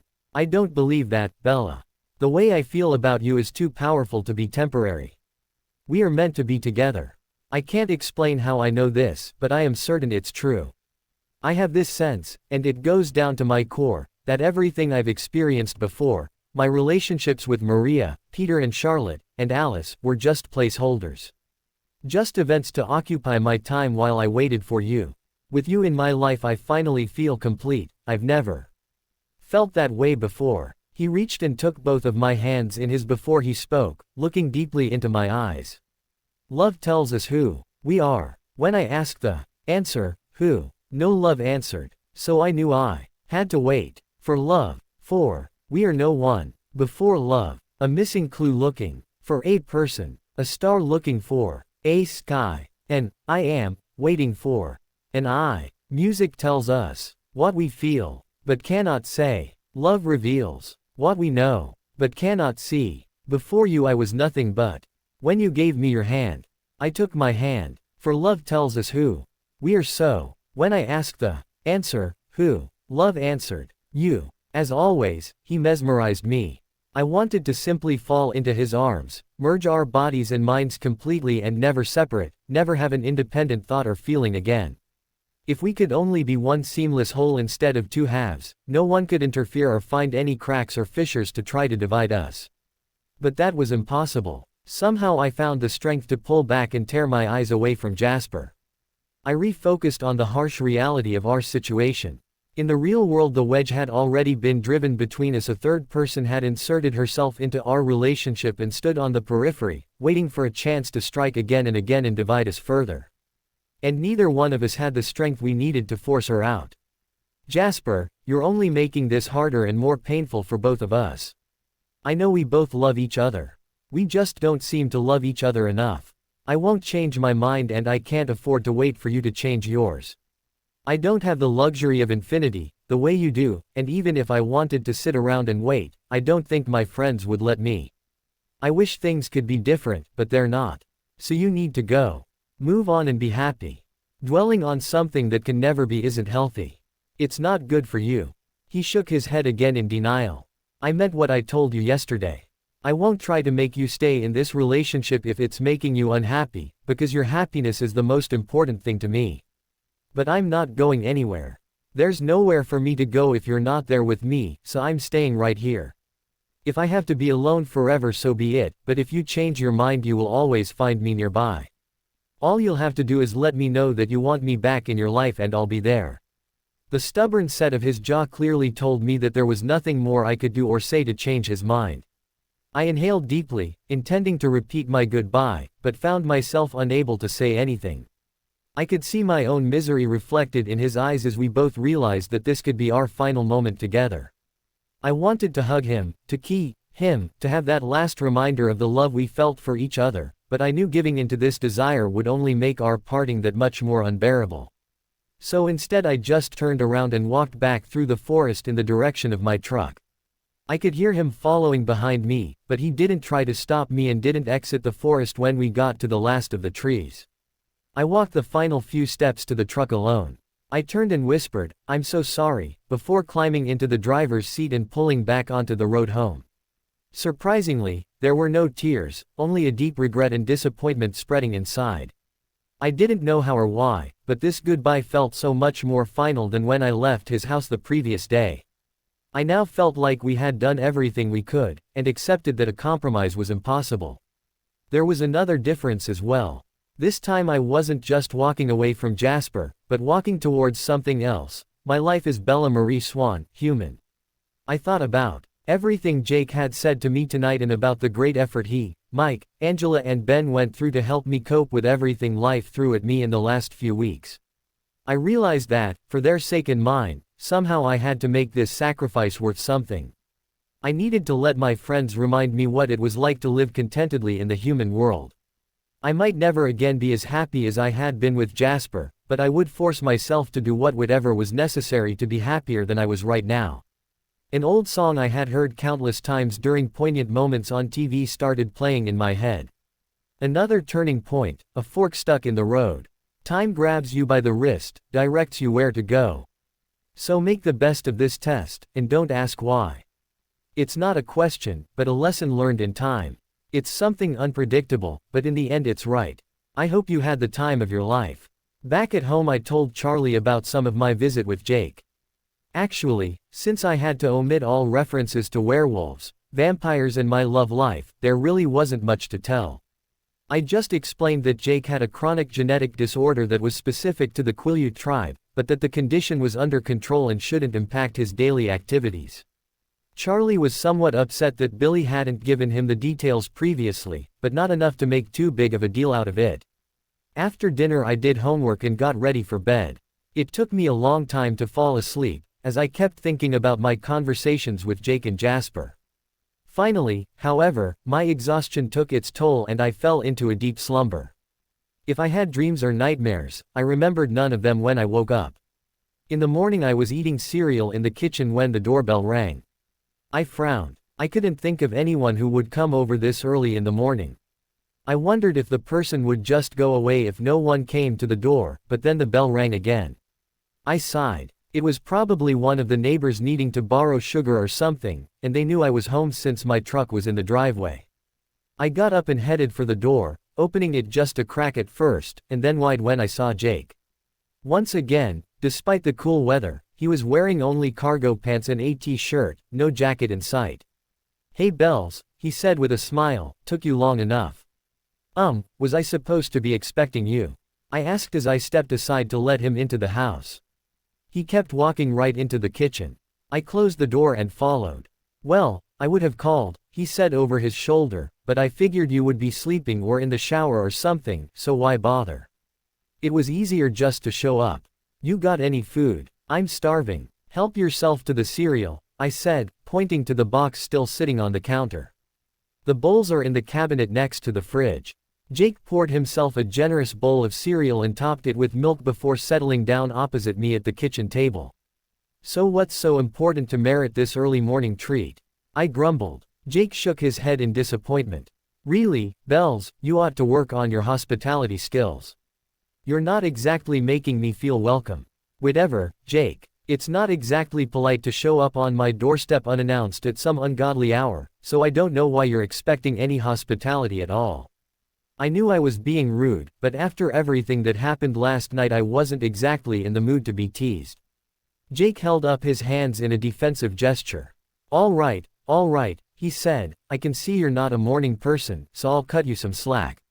I came over because my Operation Happy Bella starts today and I need to talk to some of your friends. I thought it would be easier if we got to your school together than if I just showed up out of the blue." I looked at him suspiciously. He finished his cereal, got up and poured himself another bowl full. "Why do you need to talk to my friends?" I asked. "What exactly are you up to?" "Nothing for you to worry about. I just need to figure out how much help I'm going to be able to get from the other humans in your lives. I mean, I probably could make you ecstatic just hanging out with me in La Push all the time." He wiggled his eyebrows and I rolled my eyes, "but I have some other responsibilities now, so I'm afraid I can't do this alone." Me ears perked up. "What other responsibilities?" Suddenly he turned serious. "I'm one of the protectors of the tribe now. I have to think about everyone on the res, not just myself. As long as there are bloods, curs in the area, we have to run patrols, make sure everyone is safe. But you know you have nothing to fear from Jasper. He only hunts animals." Jacob scowled. "Don't be naive, Bella. He's never more than a few seconds from killing a human. None of them are. And they don't exactly make it easier on themselves by hanging out in forks. It's like an alcoholic in a bar. It's just a matter of time before he snaps and goes on a binge. Plus, he and the other Cullens are not the only ones around. Their kind pass through the area all the time. There was one here just a couple of weeks ago. Hung around for a while, too, before he left. I could have argued with him further, but I saw that he was absolutely closed-minded on this point. Besides, he was clearly right about transient nomad vampires. I knew James, Victoria and Laurent had passed through the area earlier this year, and there could have been countless others. It was easier to leave it alone. I stood up to take my cereal bowl to the sink. "Are you done?" I asked Jake. "Do I have time for another?" He asked sheepishly. "I've been running patrols all night, burning lots of calories." I glanced at the clock on the wall. "Sure, but you'll be cutting into the time you have to talk to anyone before school starts." "Oh, yeah, right," he said, remembering his reason for coming over. "Never mind. I'll grab something when I get home. Let's go." He stood and placed his bowl in the sink. I washed both bowls and spoons quickly, then wiped my hands off and grabbed my book bag. We headed out to the truck, Jake getting in on the passenger side. "So you said your friend Angela knows about Jasper. What about the others?" "Angela only knows I was seeing Jasper. Obviously she knows nothing about him being a vampire. And no one else knows anything. I never told anyone because I didn't know how things would turn out with Alice." I felt that familiar tightening around my heart. Keeping quiet about Jasper was just about the only thing I'd done right, but it was a small consolation that this time I could suffer without anyone knowing the reason. "Jake," I could barely choke out the words through my constricted throat, "I know you're trying to help me, and I know I said I would go along with it, but I really don't think I can.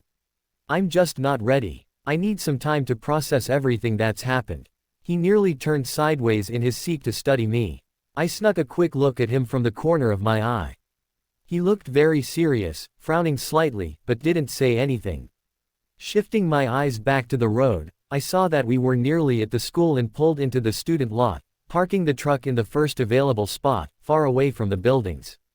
I turned off the engine and leaned forward to rest my arms and head on the steering wheel. Deep breath in, deep breath out. Deep breath in, deep breath out. Hold it together, Bella. Don't start crying now. Deep breath in, deep breath out. You can't afford to have a breakdown now, not right before classes start. Deep breath in, deep breath out. You can make it. Come on. Deep breath in, deep breath out. I heard the passenger door open and felt Jake leaving the truck.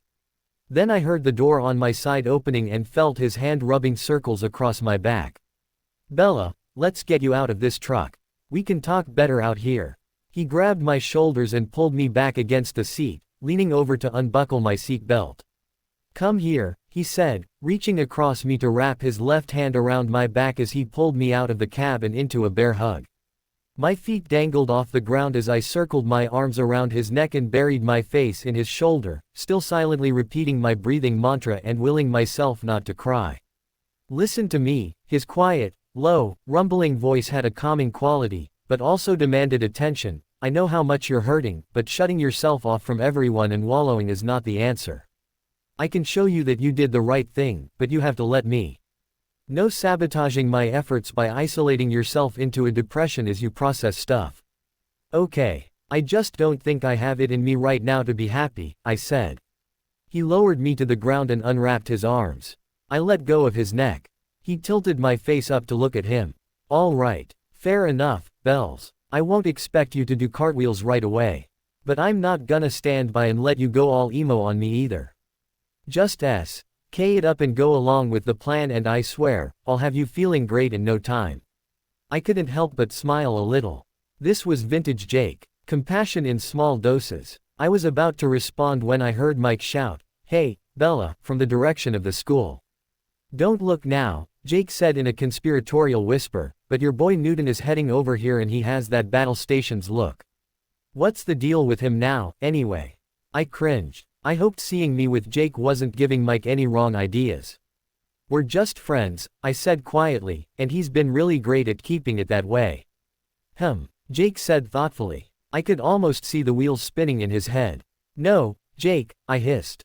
"Don't start playing matchmaker. Nothing's changed." He looked like he was going to say something, but then straightened, and I guessed Mike was too close for further private conversation. I turned around. "Hey, Mike," I said, my voice sounding artificially happy. Mike looked from me to Jake with suspicion. "Hi," he said, and we could all tell that the greeting was directed only to me. "Everything okay?" "Everything is fine. You know, just a regular Wednesday." Jake moved past me to push the driver's door closed and leaned against the truck casually. "How's it going, Mike?" he said in a friendly tone. Mike eyed Jake suspiciously and looked back to me, undoubtedly trying to figure out what Jake was doing here on a school day morning. "Fine. No school today at La Push. I've got study hall first period," Jake explained.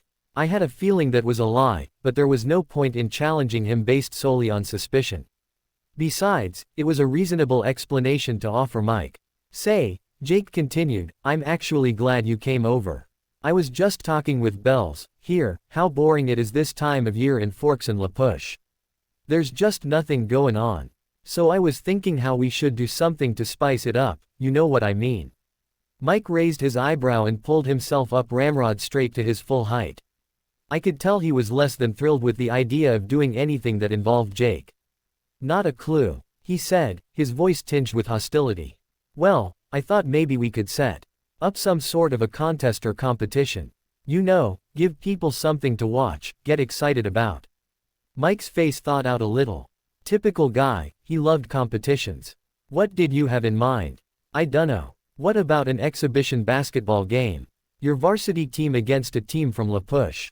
A basketball game. Isn't that stacking the deck a little, Jake?"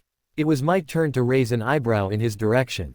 Mike was on our varsity basketball team and was one of the taller guys in our class, but he was still much shorter than Jacob. The other guys on the team wouldn't even come close to the height and bulk of the Quileute boys. "No worries, Bella," Mike responded easily, and I could tell he was getting excited. "They may have the brawn, but we've got the skills and we can be pretty scrappy. It should be cake." I was still skeptical. "And what's riding on the outcome of this game?" "Well, other than community pride, how about the losers have to throw a party for everyone?" Jake said. And suddenly I understood. What I first thought was just a stupid ego contest was all part of his cunning plan to get me to be a happy little human. I could already see him trying to get me involved in planning for the game and the party, as well as who knew what else. He'd probably want me to lead the sideline cheers. I allowed myself a single mental groan. Sounds like a win-win. Mike's level of enthusiasm continued to climb. "We could all use a party this time of year. I'll talk to the guys." "When were you thinking?" Jake shrugged. "How long do you need to get ready?" Mike thought for a minute. "Probably at least a couple of weeks. We haven't practiced since the season ended. How about 2 weeks from Saturday?" "Sure. Sounds good. And the party could be the following weekend. You don't need to talk with any of your friends?" Mike asked, surprised. "Nah," Jake said, "I'm sure I'll be able to put a team together." "All right then. I'll be in touch. We should get to class, Bella," Mike said, turning towards me. "I'll walk with you guys," Jake said. He opened the door to the truck and pulled out my book bag, slinging it over his shoulder. Mike didn't look too thrilled, but didn't say anything as we started walking towards the school. "So what are you doing tonight, Bells?" Jake asked. Now I understood why he needed to come with us. Jake hadn't had enough time to make sure I was occupied. "I'm working tonight, and tomorrow too." I thought I might as well save him the trouble of asking. "Bella," I heard Angela's voice behind us. We stopped and turned to see Angela and Ben walking up to us.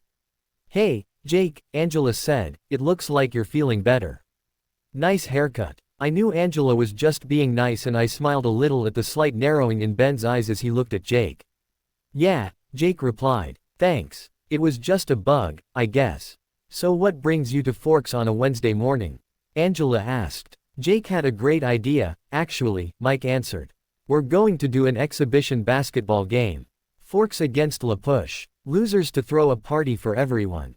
"Really?" Angela looked at me, puzzled. I shrugged. I would fill her in on Jake's grand plan later. "That's cool, man," Ben piped in. "We could use a good party." "That's what I said," Jake agreed. He held out a closed fist to Ben and Ben responded by banging his fist into Jake's. "Well, I'm glad that you're all so happy, and I don't mean to interrupt the celebration," I said, "but I have to get to class." "Can I have my bag, Jake?" "Sure, Bells." He took my bag off his shoulder and handed it to me. "So I'll see you Saturday morning at La Push. And what did you say you were doing Friday night?" I frowned at him. We definitely had not discussed my going over to La Push on Saturday and I wasn't sure that I appreciated him assuming that I would be free to just go along with his plan. Still, I wasn't doing anything and I'd spent enough of my Saturdays with him to know I would have a good time, so I wasn't going to protest, just give him a piece of my mind when we were alone. I haven't really thought about Friday night, Jake, I said in a tired voice. Angela looked from Jake to me, trying to figure out what was going on. She was obviously confused, but waited in anyway. Ben and I were going to see Mamma Mia Friday night, Bella. Would you like to come with us? That's okay with you, isn't it? She said, turning to Ben. Yeah. Or maybe you two would just like to go. You know, girls' night. It was obvious that Ben had never wanted to see Mamma Mia in the first place, and was thrilled to have a reason not to go. Angela frowned for a moment, but then her face brightened when she looked back to me. How about it, Bella? It'll be fun. I saw both Angela and Jake looking at me expectantly. I didn't know how to answer. I would have loved to spend the night with Angela, of course, but Mamma Mia was a romantic comedy and that was just about the last thing I felt like seeing right now. Angela must have caught on, because she quickly added, or we could go shopping for new clothes to wear to the party. I nearly sighed with relief. Sure, that sounds good. I said, but we really should go now. Bye Jake. He reached over and pulled me into a brief, loose hug. Bye Bells. See you Saturday. Right. See you, I said, a little embarrassed by the hug. I really didn't need to create any more grist for the rumor mill. Angela, Ben, Mike and I started walking to class, while Jake walked in the opposite direction. I stopped as it occurred to me that I had driven Jake here and he had no way of getting back to La Push. Go on ahead, I told my friends, I'll catch up. I turned and called out Jake's name. I noticed he wasn't heading towards the parking lot or the road, but for the woods. Do you want to take the truck back to La Push? I'm sure I could get a ride to the store with someone and you can just drop the truck there later. He laughed. Your concern is adorable, Bella, but I'll be fine. Wolves can run pretty fast. Oh, I said, okay. Is that how you got to my house this morning? I couldn't believe I hadn't thought about this before. Well, I didn't fly, Jake teased. Very funny, I still wasn't in the mood for his jokes. You know, now that you're a wolf, I wasn't sure why I found it so hard to say, but I did. I feel like there's so much about you that I don't know. Maybe we can talk about that Saturday. So I can get to know my best friend again. Jake's carefree smile disappeared. Sure, we can talk about that Saturday. I'll see you then. Take care of yourself, Bells. He turned and started walking away again. I heard the bell ring and hurried off to class. So what's the deal with Jake and the basketball? Mike asked me at lunch before we started reading our respective books. I guess you and he think alike, I said. Something about a little distraction going a long way. I watched realization hit Mike's face, followed by a smile. Smart guy, he said, and turned to his book. For the rest of the week I was well coddled by my friends, who continued to ensure that I had virtually no time alone except at home at night. Mike and I got together to read at lunchtime and Ben and Angela kept me company between classes. Work was fine Wednesday and Thursday, and my shopping excursion with Angela actually turned out to be really fun. Unlike Jessica, Angela didn't insist on trying on every article of clothing in the store and she understood that I didn't necessarily want party clothes designed to make me the center of attention, so we were able to quickly and easily find a couple of dressy but still tasteful tops and new jeans. Afterwards we ate dinner and talked, carefully avoiding discussing Jasper. I hadn't told Angela about what happened Tuesday night. I had a feeling we would all be spending more time with Jake, and I didn't want to have to ask her to keep her knowledge of that night a secret. Fortunately, with the basketball game and party coming up, we had plenty of other things to talk about. We also talked about college and I confessed that my discussion with Mike prompted a new interest in culinary school. Angela remembered that one of Ben's cousins was a chef at a restaurant in Cleveland, and she thought Ben could ask him to talk to me about that career path in schools. I was grateful. I wasn't sure how Charlie and Renee would feel about me opting not to go to college, but I didn't see the harm in learning about alternatives. But while my friends provided ample distractions during the day, when I was home alone at night I had plenty of time to think about Jasper. I missed him horribly. I missed our conversations and just spending time with him. I missed his sense of humor and his intensity and the way he could make me feel giddy just by looking at me. I spent a lot of time staring at the sketch from Seattle, seeing our love reflected on the page and remembering every moment of that perfect day. Unfortunately, Jasper's promise to break up with Alice in person was part of that day too, and every time my recollections reached that point, I was reminded of all of my fears and insecurities. Thinking of Jasper never made me cry. I remembered all those nights after Edward left when I had cried a river full of tears, and hated myself for reacting so differently this time. But all my tears from before had been replaced by feelings of emptiness and longing. It was exactly as Jasper had described it, like he had taken a part of me with him and I was lost without him. Only I couldn't cry for the loss, because I was the one who caused it, and I didn't deserve the sort of pity and sympathy that would accompany the tears. So I just thought and ached and wished things could have been different, knowing that the wishes were absolutely pointless. Saturday morning Charlie and I headed for La Push. Charlie left with Billy for their fishing trip and I headed out for the shed with Jake.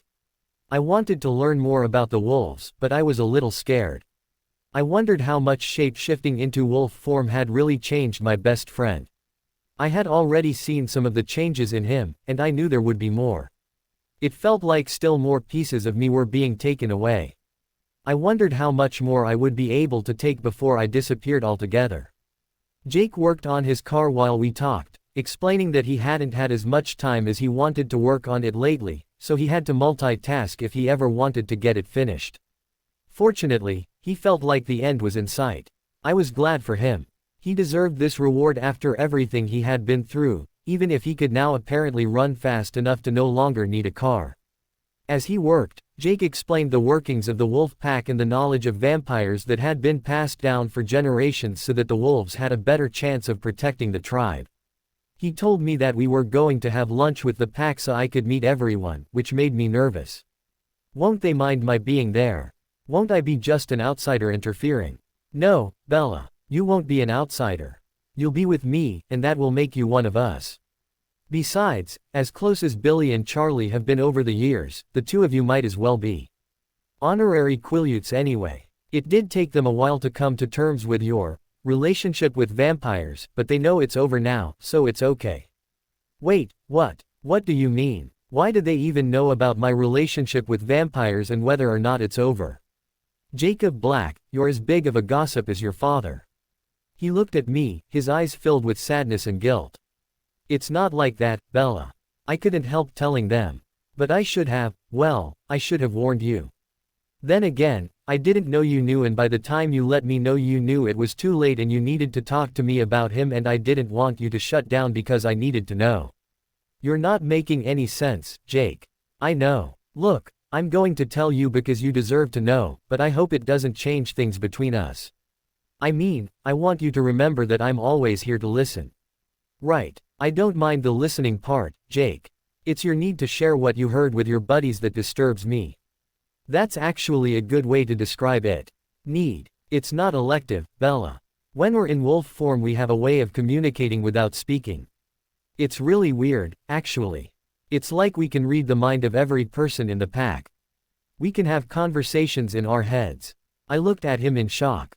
You can read minds. Just like Edward. He looked confused. All the wolves can read the other wolves' minds when we're in wolf form, not just me. It's horribly confusing and hard to get used to at first, and it makes keeping anything secret virtually impossible.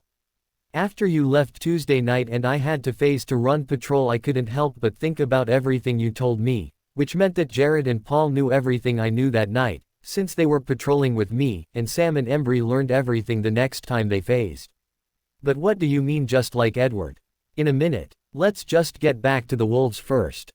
You mean to tell me that anything and everything I ever tell you from now on will be public knowledge for everyone in the pack and whoever they care to share it with? Jake hung his head in confirmation.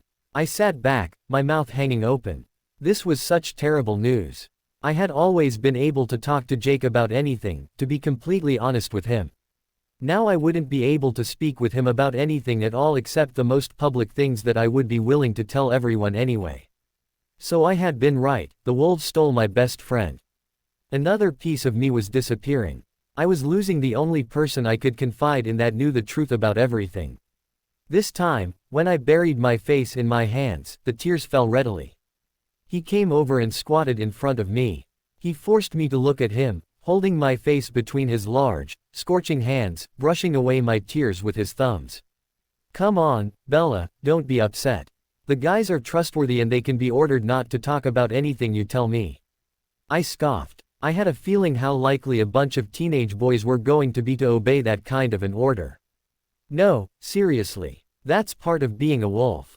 Once an alpha, the head wolf, gives an order, the others cannot disobey. It's impossible. It's actually painful to even try. I closed my eyes. There was so much to learn about these new mythical creatures in my life. But still, even if they were ordered to keep my secrets, I didn't want all of them knowing. My days of sharing every minute detail of my life with Jacob were over. You may feel differently once you meet them, Jake said, as though he could read my mind. The pack is like a family. They'll be your brothers just as much as I am. I smiled and opened my eyes to look at him, his familiar face. Only inches from mine. I was glad he reminded me that he was more than a best friend. He was the brother I never had. That's why I felt so comfortable and safe around him. I knew that no matter how annoyed or upset he was with me, no matter how many stupid things I did, he would always be there for me, trying to cheer me up and make me happy. It was a little like basking in the glow of my own personal sun. Good, you're back, he let go of my face and ruffled the hair on the top of my head. And you're smiling again, so I must be doing something right. I swear, Bella, keeping you happy feels like a full-time job sometimes. No one says you have to do it, I grumbled half-heartedly, secretly glad that he was putting in all the effort. Sure, but it'll all be worth it in the end. We spent more time talking and then, at lunchtime, we headed over to meet up with the pack at the house of Sam's girlfriend, Emily. Jake warned me ahead of time about Emily's scars and explained how they had happened. He also explained about imprinting and about what happened between Sam and Leah Clearwater when Sam imprinted on Emily. It was such a tragic story, and it made me hate the whole shape-shifting thing even more, until I saw Sam and Emily together. Watching the two of them interact was like watching the couple in the sketch of me and Jasper. They were so obviously totally in love and only had eyes for one another, it was hard to begrudge them the happiness that imprinting brought. It would be an exaggeration to say that the pack greeted me with open arms, but considering that until very recently I had been cavorting with their mortal enemy, they were actually very cordial. Then, after a few hours of talking and joking and watching all of them inhale incredible amounts of food prepared by Emily, I realized that Jake had been right. The pack did start to feel like a family, and I started to feel like I belonged. Even though they had only just met me, Jake's thoughts gave Jared and Embry ample ammunition to tease me as mercilessly as he did sometimes.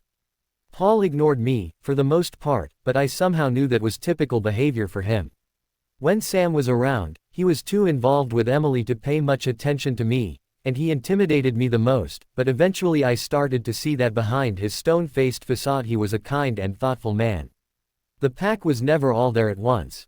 Someone was always out running patrols. At one point they were all gone and I was left with just Emily, helping her clean up the kitchen. "So, are you feeling all right?" Emily asked. It couldn't have been easy, leaving him like that. I looked at her, surprised. Of course she was talking about Jasper, and I wondered how she knew. Jake said the boys couldn't tell anyone. Ah, yes. The order. He probably forgot that there is one exception. Even an order from an alpha can't stop a wolf from sharing with his imprint. Besides, Sam is the alpha of the pack, at least for the moment. What do you mean, for the moment? Jacob didn't tell you that either. Emily shook her head in disappointment.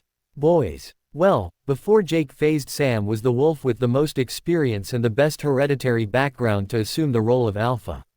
But Jake is a direct descendant of Ephraim Black, the last chief of the Quileute tribe and, as such, it is his destiny to be the alpha of the pack.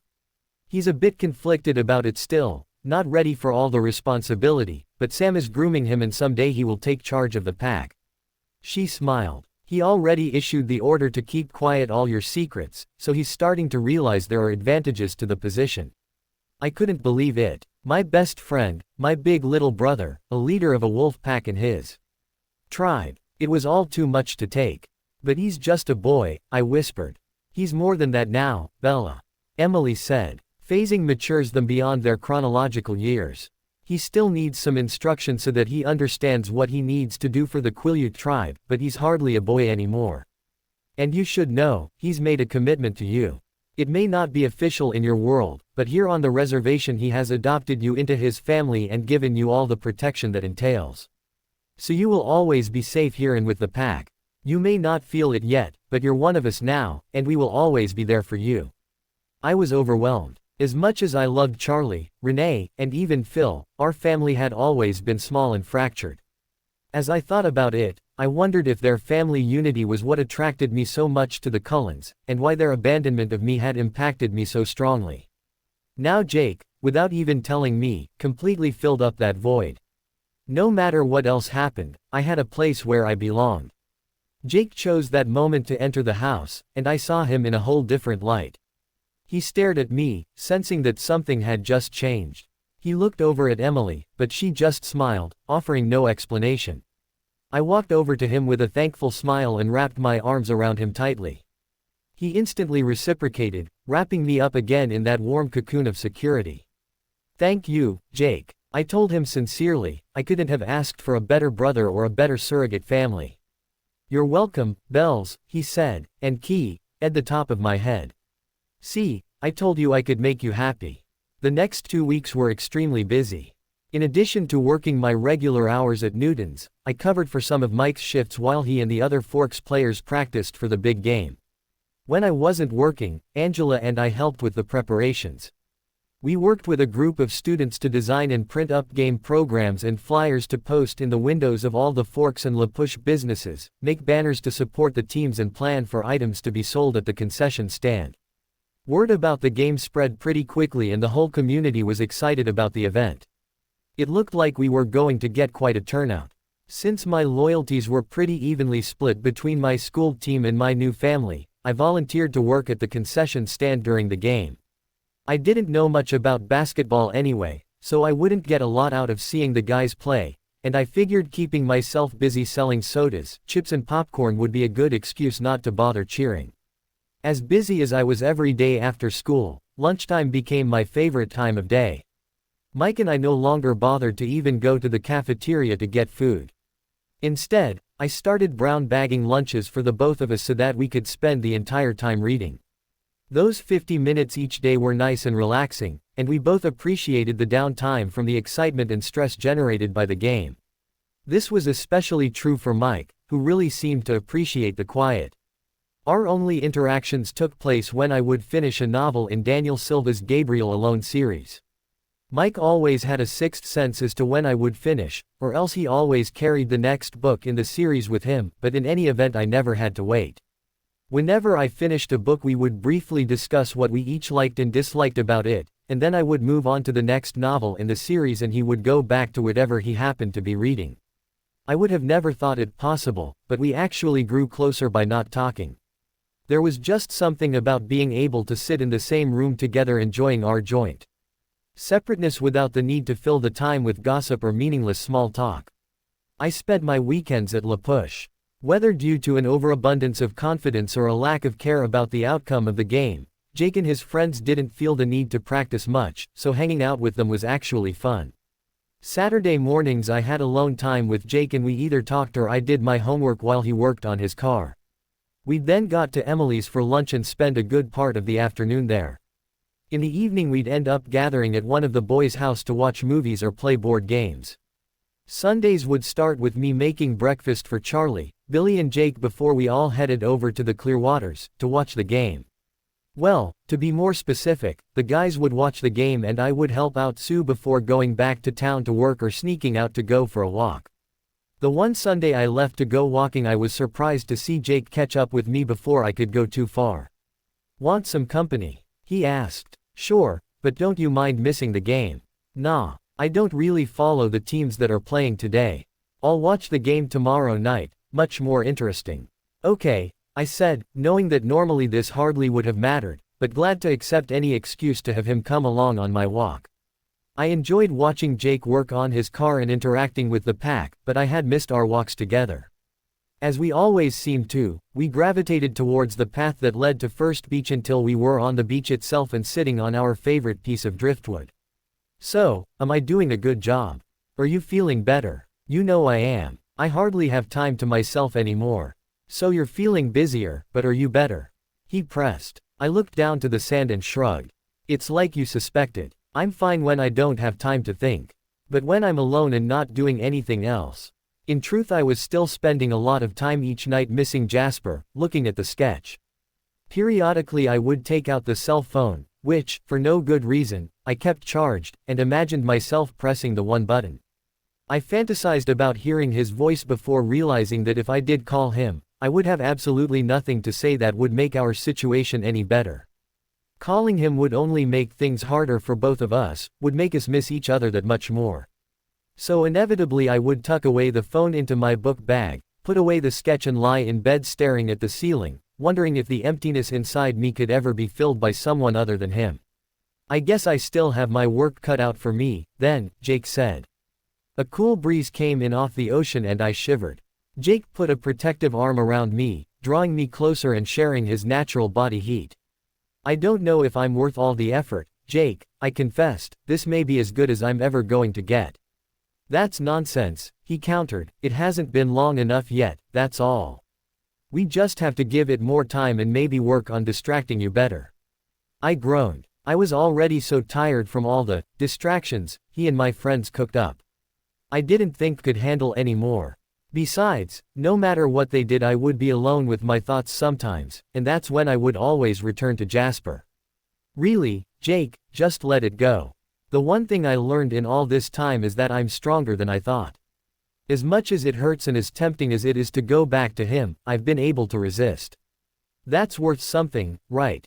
Jake slammed his left fist into the driftwood, causing the entire piece to vibrate. I looked over at him with question and surprise. I know you're strong, Bella, and I know you can resist that temptation, but I sure as hell would feel better if the temptation removed itself from the area. I was hoping he would have left as soon as you told him the two of you were over. I can't figure out why he's still here. He's not leaving, Jake. I sounded morose even to my own ears. He told me he'll stay as long as I'm here. He's waiting for me to change my mind. Jake hit the driftwood again. He muttered something to himself about leeches. Then he tensed and became still. I stilled as well and focused on the sound of a wolf howl off in the distance. Jake was up in a flash. That's Jared, he said. He's running patrol right now.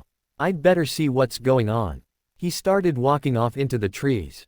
Where are you going? I called after him. I can't phase in front of you, Bella. I have to take off my clothes, or else I'll have nothing to wear back home. And while I'm all too happy to distract you from thinking about Jasper, I don't think that's exactly the kind of a distraction you need. I blushed from head to toe at his implication and the realization that as soon as he was within the cover of the trees Jake would be, at least for a few moments, stark BPD. Then another thought occurred to me. In mere moments Jake would be a wolf, something he had yet to share with me.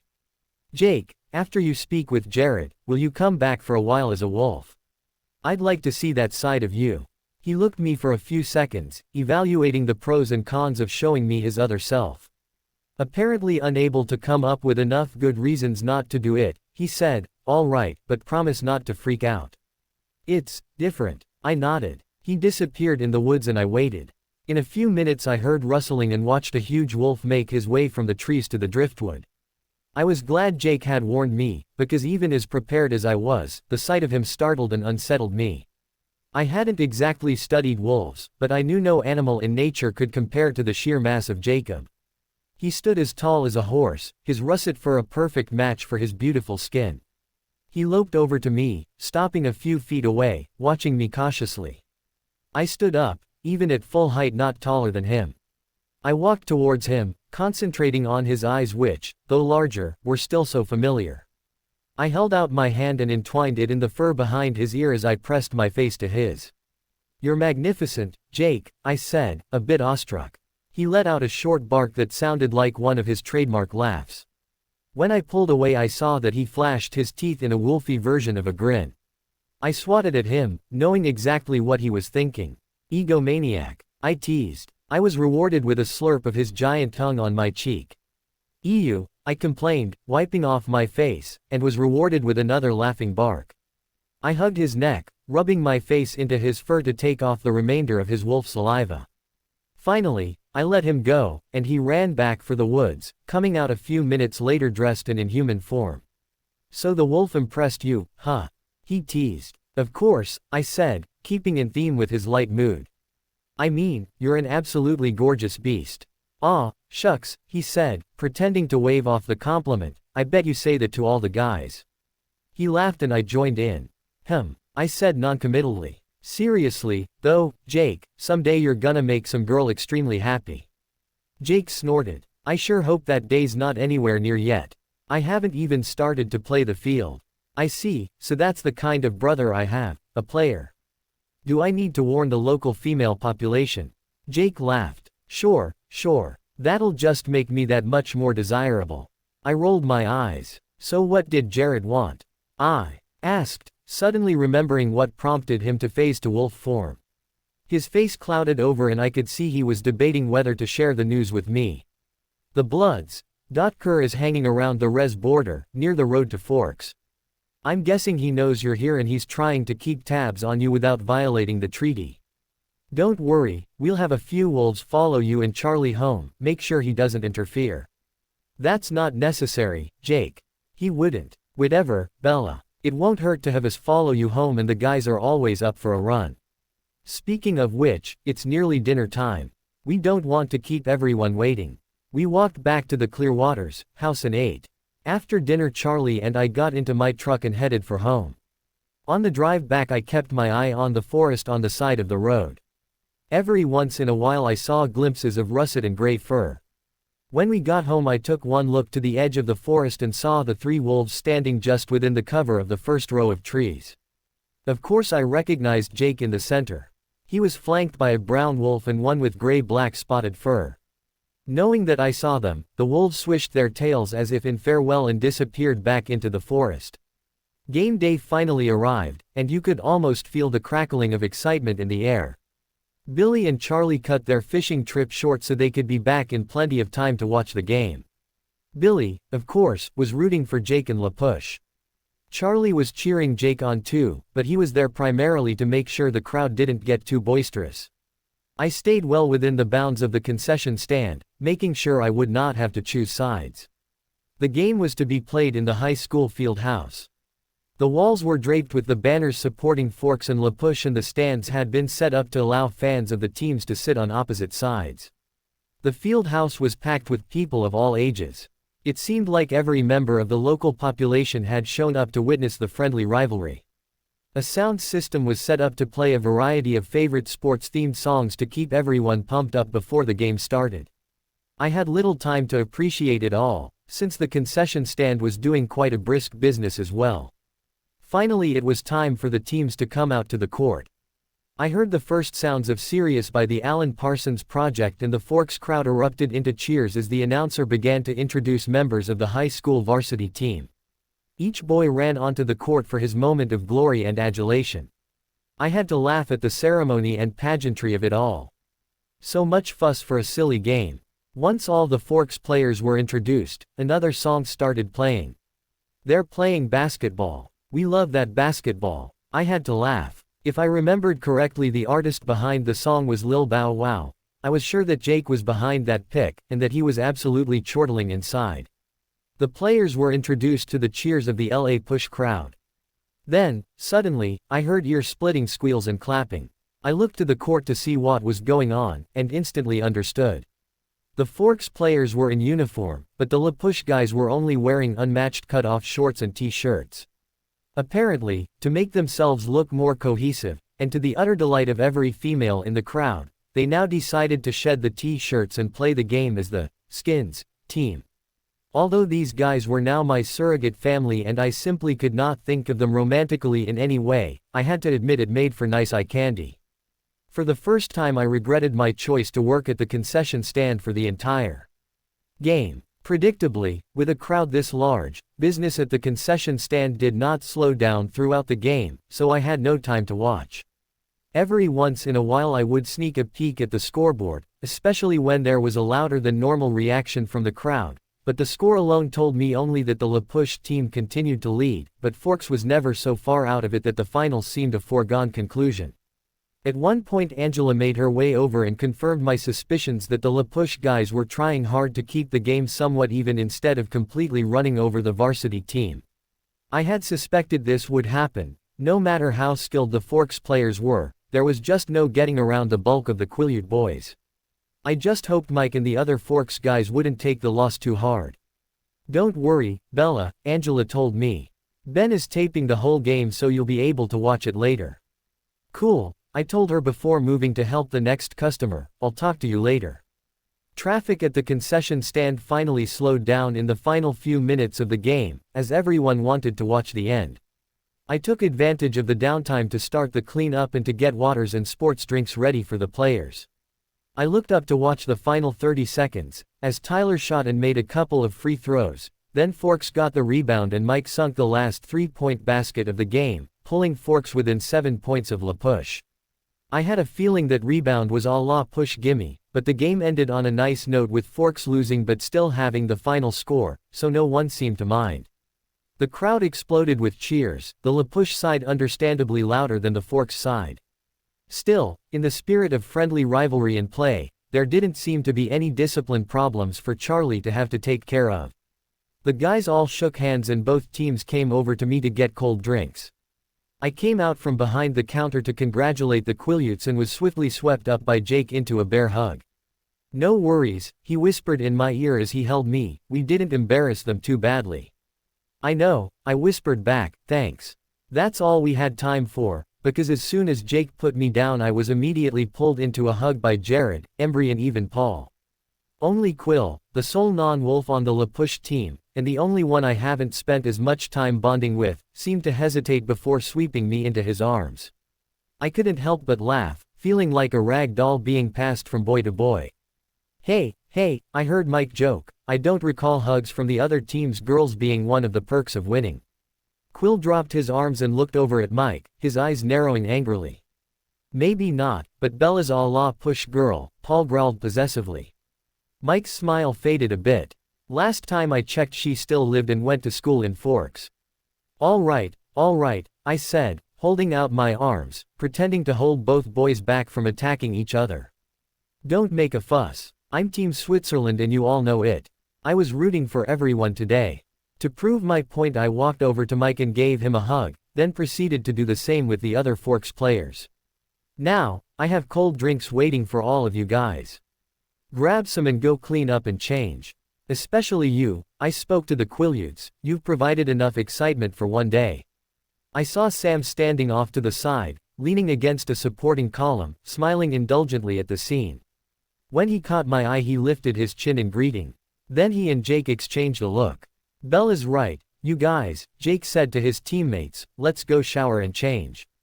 He started walking and the other players followed him to the away team locker room. Mike pulled me aside as the other players got their drinks. So you're all La Push girl now, huh? I shrugged. I've been spending some time lately with Jake and the guys on the reservation. Everyone in Forks has been so focused on the game. Well, you can do what you want, of course, but the game's over now, so there's no need for you to spend all your free time over there. I looked at him carefully, trying to figure out if this was just a friendly concern or something more. Mike saw what I was doing and sighed. I just meant that we'd all have more time now to spend together as friends. He said, you don't have to go out of town to find things to do or people to do it with. I mean, I know you said Jake's like a brother, but those other guys, who knows what they're thinking? I smiled at Mike's concern. Of course, I couldn't tell him that Jake very much knew what they were all thinking. All except Quill, of course, but judging by his size and rising temperature it wouldn't be long before Quill too joined the pack. I knew the whole pack was watching him carefully the same way they had watched Jake before. I was just glad that due to Jake's influence the pack was trying to include Quill in more activities. I could only imagine how lonely he would have been as the only one of his friends not privy to the secret and not able to hang out with them. He still couldn't come to pack meetings and didn't spend time with us at Emily's, but at least the boys included him in their weekend plans. Don't worry so much, Mike. I can take care of myself. These guys are harmless, really. And now that the game is done I will do more stuff in town, okay? Need any help with the victory party you now have to throw for their team? Mike groaned and slicked back his perspiration-soaked hair. Yeah, my parents already said we could have the party at our house, but I could use help getting ready. Alrighty, then. I'm in. Just tell me what you need me to do. Thanks, Bella. For now I think we just better follow the La Push lead and change. See you later. I returned to the concession area and to finish cleaning up. Angela came over to help while Ben put away the sound system and his video equipment. With her assistance, it hardly took us any time to put away the unused food and supplies, sweep the floor and clean the counters. When we were done I delivered the cash box to the school principal, who would split the proceeds between our respective schools. Then I met up with Ben and Angela and we waited for the rest of our friends so we could head out to the ice cream parlor where Forks boys could drown their sorrows in milkshakes and malts. The following week went by quickly. With Mike back, I didn't have to work as often, but I spent a lot of time helping him plan the party and even went to Port Angeles with him to purchase party supplies. Mrs. Newton, Angela and I planned out the food and I offered to make some of the appetizers and desserts, so I spent a lot of that Friday night and Saturday morning cooking. Jake complained about me not coming out to La Push, but not too much. He sounded like he was excited that I was so involved with my friends. After I was done cooking Saturday, I took all the food to Mike's house and helped to decorate. The party would be held in the lower level of the Newtons' home, which I didn't even know existed from my single visit. Their home had been built on a sloped lot, so while from the street it looked like a simple two-story, it actually had a huge lower-level rec room that opened up onto a giant cedar deck built on the slope. A staircase from the deck led into the yard which was quite spacious and backed up into the forest. Mrs. Newton dug out a whole bunch of white Christmas tree lights and Ben and I used them to decorate the deck so that everything would twinkle pleasantly at night. Inside Mike plugged his iPod loaded with party music into his stereo and brought out the karaoke machine. We set out coolers full of water and soda, set up the plates and napkins and arranged the appetizers and desserts. It took a lot of time and effort, but by the time we were done the room looked great and everything was ready. Guests started arriving promptly at 6 o'clock, Mike's closest friends from Forks first, and then some of the kids from La Push. Soon the noise of the crowd was drowning out everything but the beat of the music as everyone was eating, drinking and generally having fun. Almost from the very beginning of the party, I was surrounded by Tyler, Eric, and a bunch of other boys. They were all complimenting me on my new outfit and trying to outdo each other with jokes and stories. It was almost as if they had been in the stalls waiting for a start of a horse race and now someone pushed the button to open the gates. I saw Jake and the other Quileute boys come in, and waved to them, but I couldn't extricate myself from my fan club to go over to say a proper hello. I shot Jake a desperate look, but he just shrugged and raised an eyebrow, as if to say, "What do you need me for?" I looked over to Mike, who shot me a more sympathetic glance, but only because he was similarly cornered by Jessica and a couple of other girls from school. I tried everything to get away from my admirers, but they did everything they could to keep me in place. When I mentioned I was thirsty someone went to get me a drink. Same thing with food. When I said I was tired and needed to sit down, we moved in a group over to the sofa. Finally, absolutely desperate, I came up with the only place none of them could go with me and snuck off to the restroom. In the bathroom I finally had a moment's peace, so I took a little time to gather myself and breathe. I looked in the mirror and tried to evaluate myself objectively. I decided that the new outfit and the hair trim I had gotten earlier this week did enhance my appearance marginally, but not nearly enough to warrant this much attention. If I didn't know better, I'd have sworn that someone just now published the news that I broke up with Edward. It was all absurd, of course, and I hated to have to go through this all night long. An idea hatched in my head. If I could just stay low and close to the perimeter walls, I might be able to sneak out onto the deck. Although Ben and I had done a good job decorating it, the evening had turned cold and there was no one outside. I wouldn't be able to stay out there long, but even a few minutes out of the claustrophobic atmosphere of the party would be a relief. I put my plan in action immediately and it worked like a charm. I managed to get out of the bathroom without attracting any attention and then quickly walked along the walls to the patio door, which I opened just enough to be able to get out. I walked over to the part of the deck least visible from the inside and leaned against the railing, gratefully breathing in the crisp fall air. "Hey, Bella. Tired of the party?" I turned at the sound to see Quill coming up to stand beside me at the deck railing. "Just needed a little fresh air," I replied. I didn't particularly want to get into the real reason I needed to get outside. "Yeah, it must be nice to have a little space. You've been swarmed in there all night." I smiled. For a young kid, Quill was quite perceptive. How about you? Did you need some space too? I could well imagine the Forks girls smothering Quill and the other boys. In a way, he said. He hesitated, then took a deep breath. Actually, I saw you coming out here and I followed. Hoping to have a chance to talk to you without your entourage, he flipped his head towards the house. I kept smiling, but I was very confused. I couldn't imagine what Quill wanted to talk to me about that would require any sort of privacy. Okay, well, here I am, I offered. Right, it came out hoarse and Quill cleared his throat. Here you are. We stood silently for a minute. So, I was trying to get him to continue. I just wanted to tell you. Yes, this was getting really painful and I was starting to feel uneasy. Well, it's just that. I'm sure you must hear it all the time, but you're so pretty, he said, almost reverently, you're the most beautiful girl I've ever seen. You have these gorgeous eyes and the way your hair frames your face, it's like looking at an angel. I was stunned and rooted in place. I had no idea what to say. And then, before I could respond, I saw him move towards me and felt his hands grasp my upper arms as his head dipped and his full, soft, warm lips flitted across mine like wings of a butterfly. The whole thing was so unexpected, I didn't know how to react. Then I felt his lips again, this time with more pressure, and I felt his arms wrap around my back. It didn't feel bad. In fact, it didn't feel like much at all. But it also didn't feel right. I finally snapped out of my paralysis. I placed my hands against his chest and pushed, but I couldn't move his bulk. He didn't even seem to register my touch as his lips continued to move over mine. I pulled my head back to break the key. Quill, no, I said. Stop. And then suddenly Quill's arms were no longer around me as he was ripped off me and tossed to the other side of the deck. I watched his body fly through the air and then hit the wood with a sickening thud. His eyes were open wide in shock. I screamed as a strong arm wrapped around my waist and I was lifted off the ground.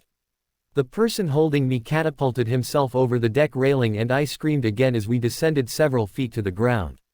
He landed gracefully, keeping me lifted so that I felt only the minimum impact, and then took off running towards the forest at a fast pace. It took a few more moments for my shock to wear off and for me to recognize my captor. Jasper, I gasped, Jasper, stop. Put me down, please. He kept running until we reached a small clearing, where he stopped and set me down. Have you gone mad? What are you doing? I was shouting. He assaulted you, Jasper said incredulously. I couldn't just let him. What? He didn't. He didn't mean anything. He's harmless. He's just a kid stealing a key. He would have stopped without your interference. I wasn't about to take that chance, he said, his voice hard and cold. That's ridiculous. What were you doing there, anyway? Are you watching me? He looked away without answering. Jasper. Bella, I can't touch you, I can't talk to you, I can't look into your eyes, I can't tell you how I feel, I can't impact what you do and who you do it with, but I can still protect you. You can't stop me from keeping you safe. It's not up to you to keep me safe anymore. Instead of continuing the conversation, he suddenly shifted to stand in front of me in a protective crouch, teeth bared. It was the same stance I saw him use at the baseball game last spring. A few seconds later I heard rustling and then the clearing was filled with 3 massive Quileute boys, led by Jake. They stopped upon seeing the snarling Jasper. Jake looked right past him, focusing solely on me. Are you all right, Bells? He asked. She's fine now, Jasper answered for me. She wasn't doing so well when one of your cohorts decided to put his paws all over her. Jake looked from Jasper to me, obviously disturbed by what he had just heard. Quill. Once again he directed the question to me.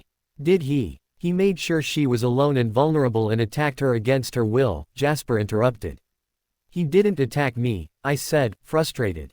He just tried to key me and took me by surprise. I didn't react fast enough to tell him no. Jake looked from me to Jasper. I could tell it was taking a lot of effort for him to keep his emotions in check. All right, he said to Jasper in the calm and measured voice he used whenever he needed to control himself, we'll deal with Quill. Everything is under control. We'll keep a close eye on Bella to make sure nothing else happens. He paused, swallowing hard. Thanks for your help, he choked out with difficulty, but we'll handle it from here. Come on, Bella, he said to me, holding out his hand. Jasper spread out his arms, as if to stop me from passing him. A near roar of threatening growls ripped from the throats of the Quileute boys. I saw Paul trembling violently. Jake said something to him under his breath which seemed to slow down the tremors. "She's perfectly safe here," Jasper said. "She doesn't need to go anywhere with you. She doesn't want to stay with you, Cullen." Jake's voice was frighteningly calm. "When are you going to get the message? It's over between you. Go back to your family. We can take care of Bella." "Who was taking care of her when one of your friends decided to force his unwanted attentions on her?" Jasper hissed. "That's enough, Jasper," I said. "Quill was never going to hurt me. I wasn't in any danger." "That's not what it looked like from where I was standing. You tried to push him away and he didn't budge," Jasper said, without taking his eyes off the Quileutes. "You didn't give him a chance to budge. You went too far. You shouldn't have been there in the first place." I started walking, intending to go around him to get to Jake. "Bella," his eyes left the boys and turned to me, "please stay. Let's talk about this." "She's got nothing to say to you," Jake said, his voice rising. Jasper hissed in Jake's direction. "Jasper, have you seen Alice?" I asked. I had a feeling I knew the answer, but I couldn't help myself. "Bella," the plea in his voice told me everything I needed to know. A brief flicker of hope that flared up inside me was extinguished again. "Jake's right, Jasper. We have nothing to talk about. You have to let me go now." Jasper lowered his arms and straightened. I walked around him and up to Jake, who immediately stepped in between me and Jasper. The other boys closed ranks around me. "Haven't you and your brother put her through enough, Bloods?" Kerr. "Can't you tell how much she's hurting because of you? If you had even an ounce of feeling for her you'd leave now and never return." I watched Jasper through a small gap between Jake and Jared's shoulders. His stance was defiant, but I could see a flash of uncertainty in his eyes. "What would you know about my feelings for Bella, Mongrel, or her feelings for me? I'll leave when she asks me to leave." His voice was perfectly confident. "Bella, tell him." Jake turned to me. I saw the plea in his eyes and looked away, ashamed, because I couldn't respond in the way he wanted. I couldn't do that to Jasper. Telling him to leave in front of the boys would be too humiliating. "Let's go, Jake," I said, instead. "Let's just go back to the party. I'm sure everyone is wondering what's going on." Jake's disappointment was obvious, but he didn't say anything. We all turned to walk back to Mike's house. "This isn't over, Black," I heard Jasper say. Jake turned around. "Let's finish it right now, Leech. Bring it." "No," I cried, "stop. This is ridiculous. There is nothing for the two of you to fight about." "He knows what he's been doing," Jasper hissed. "And I know what you've been doing," Jake snarled. He was trembling with anger. I tried to go to him but Jared grabbed me and held me back. I struggled and a low threatening rumble erupted from Jasper's throat. "Release her, dog, unless you're not particularly fond of your limbs." Jake looked back at us. "Let her go, Jared," he ordered. Jared relaxed his grip and I tore out of his grasp to go to Jake. I placed my hand on his arm in what I hoped was a calming gesture. "Please, Jake, let it go. We need to get back to the party." He looked down at me silently, his body still trembling. I looked past him to Jasper. "Please, you don't want to start something and break the treaty. This is Forks, Bella, neutral territory. This has nothing to do with the treaty." Jasper did not relax his battle-ready stance. "Then forget about the treaty and stop this for me. I don't want to see the two of you fighting. I couldn't bear it if either of you got hurt. I don't know what you two are talking about, but there is a better time and place to resolve it and a better way to do it than fighting. For now, please, just let it go." "She's right," Jake said. "We shouldn't do this in front of her. Today's your lucky day." "It hasn't been lucky yet, but things could still change if you decide to take a walk in the woods later." I looked at both of them in alarm. "Jake, let's go," I said, pulling on his arm. The last thing I wanted was for them to set up some sort of a rendezvous tonight. "Please." Jake looked at me again and allowed me to pull him away without saying another word. He walked backwards without taking his eyes off Jasper until we were out of the clearing. Then he turned, picked me up in his arms, and ran towards Mike's house, only placing me down when we reached the tree line so I could walk back on my own 2 feet for the benefit of anyone who happened to be watching from the house. "Check with Embry," Jake said to Paul, "see if Sam has any news about Quill." Paul ran back into the trees, presumably to phase and talk to Embry, who was running patrol at the reservation. Jared, go on up ahead and see if you can see what's been going on since we left, Jake continued to command. Jared jogged obediently back to the house. Jake halted and placed a hand on my shoulders to stop me. Why didn't you tell him to leave, Bella? You heard him, he'll go if you tell him to go. I can't do that, Jake. This is his home. I'm not going to be the one who drives him away. Bloods. Curs don't have a home, Bella. They have places where they stay for a while. He has overstayed his welcome here. You're wrong, Jake, but I don't want to talk about this anymore. What's our story when we get back? Hopefully we won't need one. The party was loud, so Sam was the only one who heard your scream. We came out and found Quill. Sam was going to check him out and take him back to the reservation and to a doctor, if necessary. The three of us went after you. With any luck no one noticed our absence. I snorted. It was pretty unlikely that any of the Forks girls were going to miss the absence of the Quileute guests of honor. I don't think that's going to fly. Hope you have a backup plan. If all else fails we'll say that Quill got sick and we had to take him home. All four of you? Well, no, obviously not. I was with you the whole time taking a romantic stroll. His hand slipped down from my shoulder so he could grab mine and bring it up for a key. Jake. Sorry, Bells, it's the best I can do on short notice. Unless you want to be taking that romantic stroll with all of us, he smiled wickedly. Ah, all right. If it comes to that we went for a friendly walk just to get some fresh air, I conceded. No romance. Jake dropped my hand and pounded his right hand over his heart. Oh, Bells, you wound me. I rolled my eyes. A, you're a terrible actor. And B, if you don't quit it, I'll kick you in the shin. Jake shrugged. Such a violent little girl. Does Charlie know you have this streak? He laughed and continued, you can feel free to kick me, Bells, but all that will probably get you is a broken toe. Ah, I said again, knowing he was right. We heard a noise behind us and saw Paul running in our direction. Quill's all right. He had the breath knocked out of him and he's going to have some nasty bruises, but nothing's broken. He said to tell you he's really sorry. The last comment was directed at me. Sam's going to stay on the res and relieve Embry. Do you want Embry to come over here? Jake considered his options. Yes. The party's almost over, but we need a little more coverage here. Paul nodded. I'll let him know, he said and headed back towards the woods. Footsteps from the direction of the house announced Jared's return. No one noticed anything that happened on the deck. A couple of people tried to ask me where we'd been, but I dodged them. Okay. The official story is that Quill got sick and you guys took him home. Bella wasn't feeling well either, so I took her to get some fresh air. Jared nodded and we started walking back to the house. Paul soon caught up with us. He's on his way, he reported to Jake, who filled him in on the cover story. When we got into the house Jake leaned and whispered something into Paul's ear, who nodded his understanding curtly. Do you want to come with me to get something to drink, Bella? Paul asked me. I looked at him suspiciously. Something was going on. Paul would never just ask me to go with him out of the blue. Still, I had no good reason to refuse. I guess so, I said, following him through the crowd. As soon as Tyler and Eric saw that I had returned, they flew to my side and once again tried to outdo each other on making small talk with me. I looked back to Jared and Jake, hoping they would rescue me, and was surprised to see only Jared. The serious look on his face sent a heavy weight to the pit of my stomach. I started to push my way through the crowd to the patio door. Bella, I heard Paul's voice behind me and I tried to move through the crowd even faster, darting into small spaces between people that I knew Paul would not fit into. Then again, he didn't need to fit. Due in part to his bulk, people parted in front of him naturally, like the sea before Moses.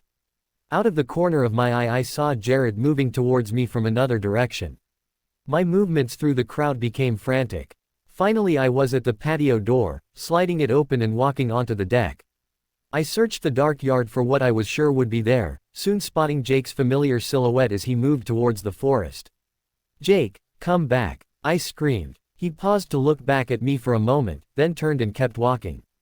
No one had to tell me that he was going back into the forest to square off against Jasper. I ran for the deck stairs, determined to catch up and stop him in any way that I could, but before I could reach them I felt strong arms wrap around my waist and hold firm. "Let me go," I cried as I struggled desperately to get free, even though I knew my efforts would be futile. "We have to stop him." "No, Bella, we don't," Paul said in a low voice, close to my ear.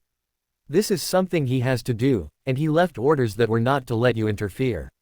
You know we have the means to stop you if you try to go after him, but it would be a lot easier if you just accepted it. Please don't make this any harder on us that. It has to be. But one of them is going to get hurt, maybe both. How can you just stand here and let him walk into danger?" "We have our orders, Bella," Jared said as he came to stand beside us. "Jake knows what he's doing. He won't place himself in unnecessary danger or take stupid risks." I wanted to argue with them, since going into the forest was so clearly an unnecessary risk, but I knew it was no use. Jake had entered the forest and I could no longer see him or even be sure I knew which direction he had disappeared to. I relaxed my up to now tense body and Paul released his hold. I walked up to and leaned against the railing, staring at the unmoving dark mass of trees, hoping against hope that somehow both Jasper and Jacob would walk away from this confrontation unscathed. "Is everything all right, Bella?" I heard Mike say behind us. I turned to see him looking from Jared to Paul, trying to gauge our moods. "I heard you hadn't been feeling well and I wanted to see if I could get you anything. Something for a headache, stomachache. Do you need a quiet place to sit for a while?" I sighed. I wasn't going to accomplish anything by staying out here on the deck, and right now I just wanted to get away from Jared and Paul. I didn't blame them for following Jake's orders, since I knew they couldn't disobey those. But I also had a feeling they would have held me back even without his order, and I resented that. "Yeah, Mike, somewhere quiet to sit for a while would be great." "Okay, come on." He held out his hand and I took it without hesitating. Paul and Jared looked like they were going to follow us, but I shot them a look that stopped them in their tracks. They exchanged a look and Jared shrugged. I knew they had determined that I couldn't sneak out past them even if they weren't physically with me, and decided to let me go. I was glad. I had no intention of going after Jake. Right now I just wanted to get away from all the supernatural beings in my life. Instead of going inside, Mike led me to a staircase that went up to the second level of the deck, where a set of French doors with a keypad lock led to the dinette. Mike punched in a code, opened the door and led me through the dinette to the family room. The under-cabinet lights left on in the kitchen provided just enough illumination so that Mike didn't bother to turn on any additional lights. We sat together on the sofa. The same sofa Angela comforted me on a few weeks ago. "I'm sorry you're not feeling well, Bella," Mike said in a hushed voice, barely above a whisper. I knew his parents were upstairs in their room and he obviously did not want to alert them to our presence in the main part of the house. "Are you sure I can't get you anything?" "No, thanks. It's not really about physical pain, Mike. I just got too smothered today. All those guys downstairs and then Quill." I spoke at a similarly low volume. "Quill." I chuckled. "Yeah, it was no big deal, really. I think he has a crush on me and when we were both on the deck he keyed me before I could stop him." "What?" Mike's voice got a bit louder. He looked absolutely furious. "See, I tried to warn you last week. I knew those guys were bad news." "It's okay," I said, trying to calm him. "The other guys will make sure it never happens again. He's already back in La Push." "Jesus, Bella," Mike said, only a little calmer. "I'm so sorry. Under my own roof." He turned to me suddenly, his eyes flashing dangerously. "Was he the one who made you cry that Sunday?" I shook my head. "No, Mike. Please don't you blow this out of proportion too. He stole a key, that's all. He didn't hurt me nor would he ever hurt me. He just needs to know to ask permission first or be darned certain that the girl is on the same page as he is, that's all. But for me, at least, that was the last straw after what's been happening inside all night. I know this sounds hopelessly self-absorbed, but I'm so tired of fending off guys." I saw a guilty look pass his face. "I'm sorry," I quickly added and placed a hand on his arm. "I didn't mean you." "But you did," he said, not looking at me.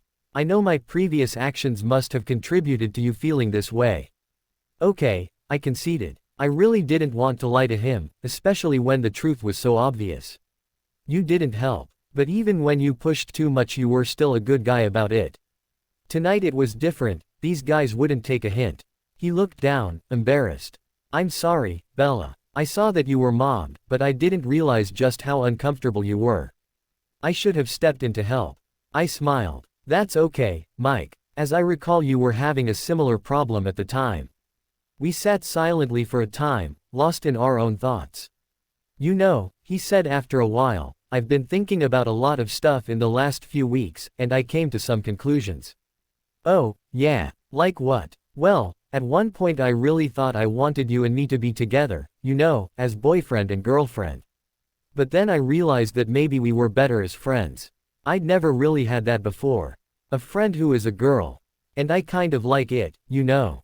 I know. I like it too. So anyway, once I got over the idea that you and I should go out, I started thinking about going out with other girls.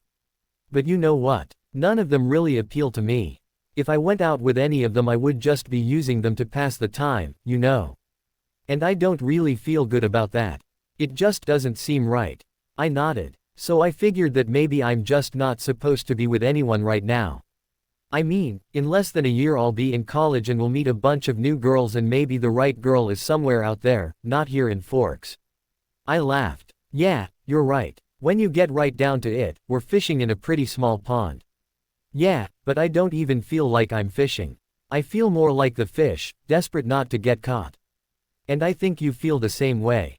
He had a point. I nodded my agreement. I think that's exactly how I felt tonight. So listen, why don't we help each other out? You don't want to date anyone and I don't want to date anyone, so why don't we just pretend that we're dating each other?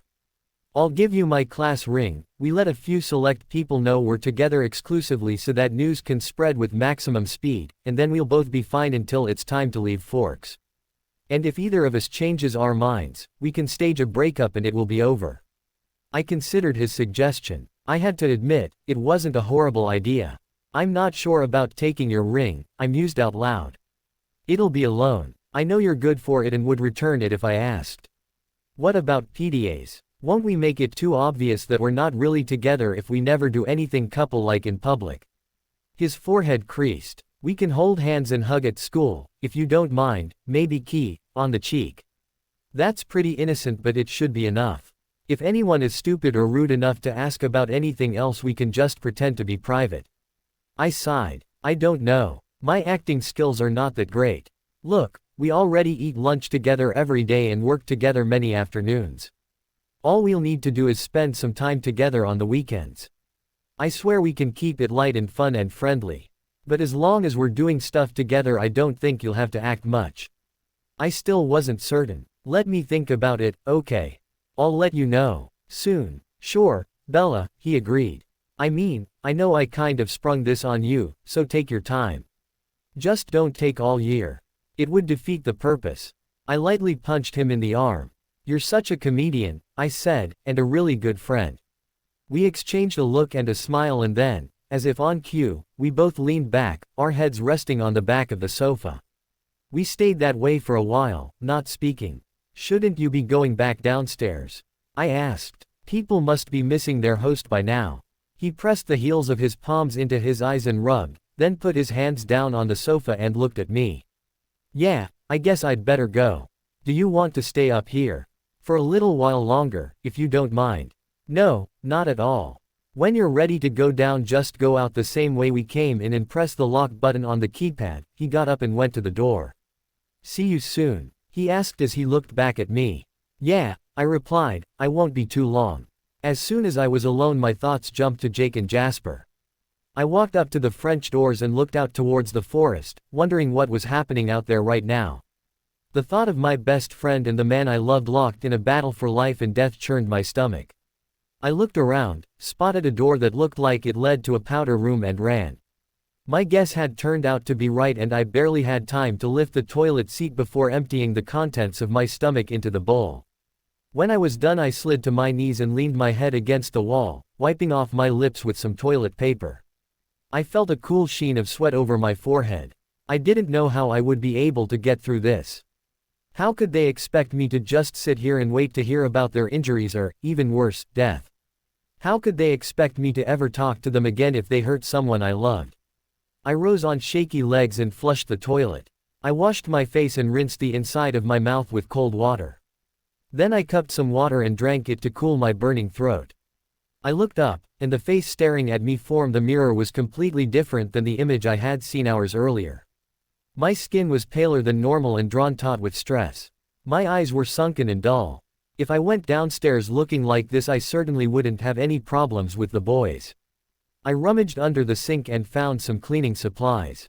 I cleaned the toilet to make sure there was no evidence of my episode. The last thing I wanted was for Mrs. Newton to find something and assume that one of the kids from the party had snuck up here and gotten sick. I knew she would assume the worst about the reason for anyone getting sick, and Mike would be in trouble. I could not and would not do that to him. When I was done, I left the bathroom and curled up on the sofa, hugging a throw pillow. I thought about Jake and Jasper again. In one-on-one combat, I had to believe Jasper would win. He had decades of fighting experience and an ability to manipulate Jake's emotions, while Jake was still a young werewolf who had never fought a vampire. I knew Jake had instincts to guide him and all the tribal knowledge passed on from generation to generation, but I couldn't imagine it would be enough to overcome Jasper's advantages. In a way, this thought gave me some comfort. I knew Jasper had more self-control and he could, if he chose, protect himself while, at the same time, refraining from unnecessarily hurting Jacob. He was also far more attuned to my feelings, and would know how much Jake's pain would hurt me. Still, he was the one who issued the challenge earlier tonight, even while I was there, and he was the one who all but invited Jake to go back to the forest. He had laid the trap, knowing that the young, impulsive wolf would take the bait. Even if both of them made it through this night with minimal injuries, I could never forgive him for this, for knowingly and needlessly setting up a situation that caused me so much stress and worry. And Jake, how could he do this to me knowing what caused the rift between me and Jasper? How could he pretend to walk away and bring me back to the party only to sneak off to finish what he started after making sure that his pack goons would keep me from doing anything to stop him? After Jake and Jasper, would I ever be able to trust a man again? Why was I the one who always had to trust, while they did whatever suited them best without any regard to me? My anger was starting to take over, until an image of a broken and bloody body of a russet wolf flashed in my mind, and then the fear took over again. The picture of the wolf was replaced by thoughts of torn pieces of vampire flesh being thrown into a fire. I sat cross-legged on the sofa with the pillow tucked into my stomach, rocking back and forth like a little child. How could they do this to me? How could they do this? I heard the French doors open again and looked up to see Mike coming back inside. "Hey, you okay?" he asked. "I would have thought you'd be back down already." He noticed I was hugging the pillow and his face creased with concern. I smiled at him weakly. I looked at my watch and realized I must have been up here alone for over an hour. "Sorry. I've just been here thinking. Should I leave you alone?" "No. I should come back down. I just lost track of time." "Okay, well, Jared seemed to think that you'd want to know that Jake is back." My head snapped up in attention. Jake was back and we were sitting here chatting. "Have you seen him?" I asked anxiously. Mike shook his head. I sprang from the sofa and headed for the door. Why hadn't Jake himself told Mike that he was back?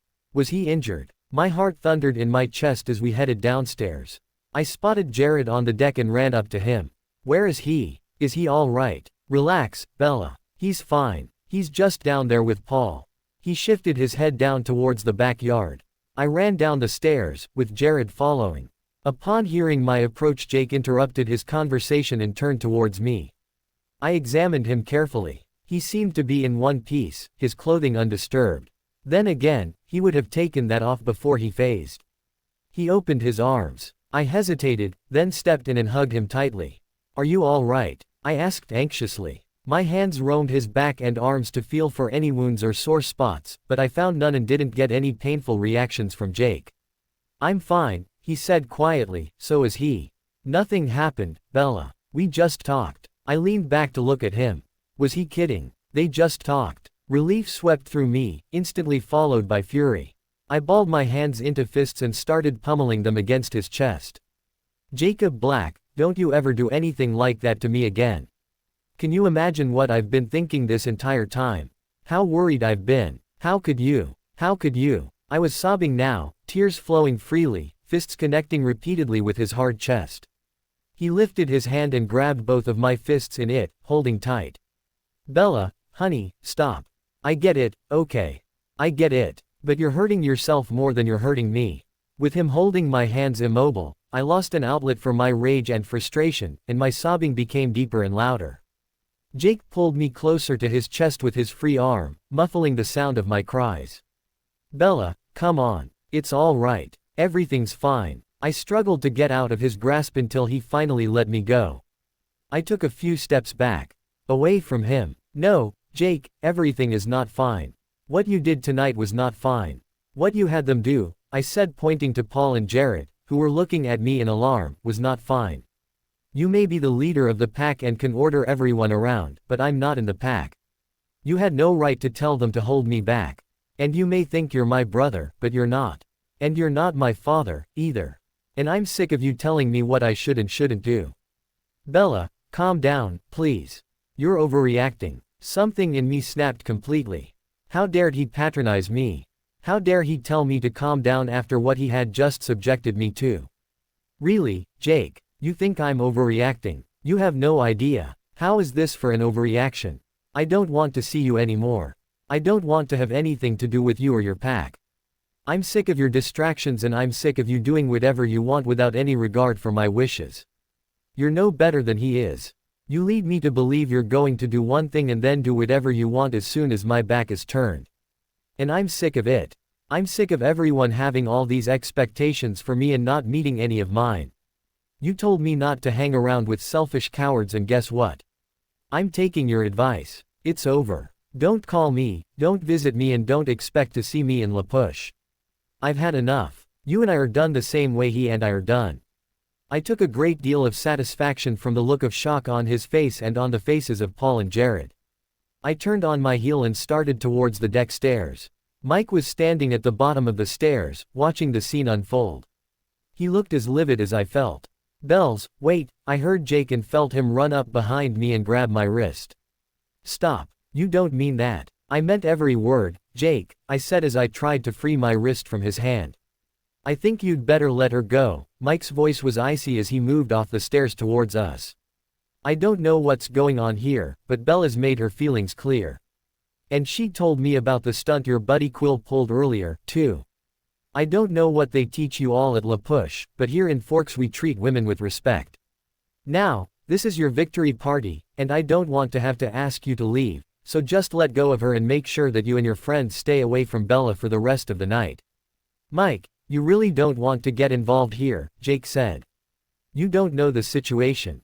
I know enough. I know that Bella said she doesn't want to be around you and until she says differently this is my house and her wishes will be respected. If you have a problem with that, you may want to consider leaving. Now, let her go. Mike spoke quietly but powerfully, each of his last words punctuated with a step bringing him closer and closer to me and Jake. We both looked at Mike in shock, neither of us expecting this strong of a reaction. Mike's fury was fueling an unreasonable amount of courage. Under normal circumstance he would have realized that he was no match for Jake physically in a fight, but clearly his outrage on my behalf made Mike feel invincible. Jake, he's right. Let her go, Paul said behind us. My hand fell to my side as Jake released his hold. Relieved, I quickly walked towards Mike, who pulled me to him. Are you hurt? He asked me quietly. I shook my head. I'm all right, Mike. Just really pissed. I looked behind Mike to the deck, where several people had made their way outside and were watching us curiously. One of them was Jessica Stanley. I groaned. What is it? Mike asked, alarmed. We have an audience, I whispered. Mike turned his head slowly to look at the deck. He uttered a muffled curse. We have to smooth this over or else this confrontation will be the talk of the school all week. He whispered after turning his head back to me. I know, I said into his chest. Why don't you pretend to make nice with Jake? Because it might just kill me, he explained. I don't trust myself to be any closer to him than I am right now. If I was, I just might deck him, and I'm afraid that would turn out worse for me than for him. I looked up at him and met his eyes, which held a hint of amusement. Glad you finally cooled off enough to see reason, I teased. I was worried there for a while. Yeah, well, there's just something about seeing you in distress. It brings out my animal instincts. I laughed. It was like he knew Jasper's theory. I stood up on tiptoe and keyed his cheek. Thank you. It wasn't necessary tonight, but I do appreciate your willingness to risk life and limb to protect me. I did appreciate his gallantry and I wished there was something I could do for him in return. Then suddenly I knew the perfect way to repay him and to simultaneously distract all the onlookers from the argument they had witnessed between him and Jake. Oh my God, Mike, yes, I said loudly enough for everyone to hear. I don't want to see anyone else either, just you. He looked startled for a second, before comprehension hit his face. He whooped, wrapping both of his arms around me and swinging me in a circle before setting me back down. All right, he said loudly. Wait right here. He set me down, then, with a slight frown, picked me up again and carried me to the staircase before setting me down once more. He ran up the stairs all the way to the upper level before disappearing into the house. Jake took a few steps closer to me. Quietly enough so that none of the onlookers could hear, he asked, Bella, what's going on? Isn't it obvious, Jake? I replied loudly. Mike asked me to be his steady girlfriend and I just agreed. Jake scrunched up his face in confusion. But I thought, well, as with everything else tonight, you were wrong. I heard Mike bounding back down the stairs. I thought I told you to leave my girlfriend alone, he growled when he saw where Jacob was standing. Surprisingly, Jake actually moved a few steps back. Here, Bella, let's make this official, Mike said to me as he pulled something out of his pocket. I quickly realized it was his class ring, suspended from a chain sturdy enough to handle the ring's weight. Mike undid the clasp and placed the chain around my neck before refastening the closure. I looked up and saw Jessica make her way back inside. I smiled, knowing that in no time at all the entire school in town would know that Mike and I were officially off the singles market. When I glanced back at Mike, he gave me a satisfied smile. Good job, he murmured. And you said you weren't much of an actress. Wanna go back inside? Mike asked. I nodded. He put his arm around me and we walked up the stairs and into the rec room together. None of the wolves followed. As soon as we were inside I could see that the news was already spreading like wildfire. I caught Angela's eye and her hurt expression. I knew she was wondering why I hadn't told her anything about Mike. I sent her an apologetic glance. I would have to talk to him about that and get him to approve letting Angela in on our secret.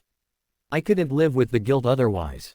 Of course, Mike and I couldn't exactly go upstairs now for a private conversation without giving everyone the wrong idea, so I had to think of another plan. Mike, I'm really tired, I said, my voice louder than necessary. I yawned to illustrate my statement. I may be too tired to drive myself home. Can you give me a lift? I can come back tomorrow morning. With my dad to pick up my truck. He gave me a curious look, but went along with the setup. Sure, Bella. No problem. Sorry everyone, he said to the group, my girl here's tired, so I'm gonna run her home. Have a great time in my absence. Ben, you're in charge. I'll be back in a few. We walked out to his garage and got into the Suburban. So what's really going on? Mike asked once we were on the way to my house. I want to tell Angela about us, about this setup. Mike frowned. I can't keep her in the dark. She is my best friend. And trust me, she can keep a secret. All right, when you put it like that I guess I can't object. Besides, Angela's good people. I'm so glad you recognize that. And letting her know will make our lives so much more pleasant. Quote, we were silent for the rest of the way until Mike pulled into my driveway. He turned to me before we could get out. Can I ask you a question? Sure, I said. So, don't take this the wrong way, because I am obviously thrilled, but why did you say yes? To going steady, I mean. I shrugged. First, because I trust you. You've always been totally upfront with me and I know exactly what to expect from you. So when you shared your reasons with me tonight, I believed you. And the exclusive dating thing made sense. For both of us. And also because in the last few weeks I've been a mess and a lot of people have made demands on me that I could not meet, or they tried to control my life, and you never did any of that. You were just there for me. You never made me feel like I owed you anything, even though you've been giving me an awful lot of your time and patience lately. It's all been one-sided and unconditional on your part, and I guess this is my way of reciprocating. Bella, you don't have to recip. I know I don't. That's the whole point. I know I don't have to. I'm doing it because I want to. And because I really think it will be good for us both. I leaned over and gave him a hug. You're a great guy, Mike. You're something special too, Bella. He reached up to tuck a stray strand of hair behind my ear. Well, I said, I'd better go in and you'd better go back to the party before people start wondering what we're doing. We don't need to encourage those kinds of rumors. No, definitely not, especially with your dad being the chief of police, Mike said as we both got out of the Suburban and walked to the front door of my house. I unlocked the door and turned back to give him one last hug. Thanks again for tonight. You were impressive. I giggled and he smiled. That impressed you, huh? He stepped back and ran his hands up and down my arms. Well, let me tell you, what you did tonight. That was really amazing, he said, his voice low. I can't wait to see more of what that Bella has in store for us. See you real soon, alright. Yes, I said, see you soon. I opened the door and walked in, closing and locking it behind me. I heard Mike walk away and pull out of the driveway. Bella, Charlie yelled from his room. Hi, Dad. I was feeling tired so Mike gave me a lift home. We'll have to pick up the truck at his house tomorrow, okay? Sure, Bells, no problem. Good night. Good night, Dad. I went up to my room and completed my evening routine, but I didn't change for bed. I was much too keyed up to sleep. Instead, I sat on the edge of my bed thinking about everything that had happened tonight. It was all so bizarre. First the flirty guys at the party, then the totally out of left field key from Quill, then Jasper and the Wolves, then Jake heading off to confront Jasper, then Mike and his strangely right suggestion to pose as a couple to avoid the unwanted attention of others, then my fight with Jake and, finally, my very public announcement of my faux steady relationship with Mike. Was it possible for all of that to really happen within the span of just a few hours? And what about Jasper's role in all of this? Jake said they had just talked and Jasper was all right, but could I believe him? Would he have told me the truth? He deceived me once tonight by making me believe he was coming back to the party with me before sneaking away to see Jasper. If he could lie about that, why not about what happened with Jasper? The way the two of them left things off while I was still there certainly did not lend itself to a resolution through civil discourse. I shook my head. No matter what was happening between us, I couldn't stand not knowing whether Jasper was all right. I took the cell phone out of the bag and nearly pressed the one key, before realizing that this would be pointless.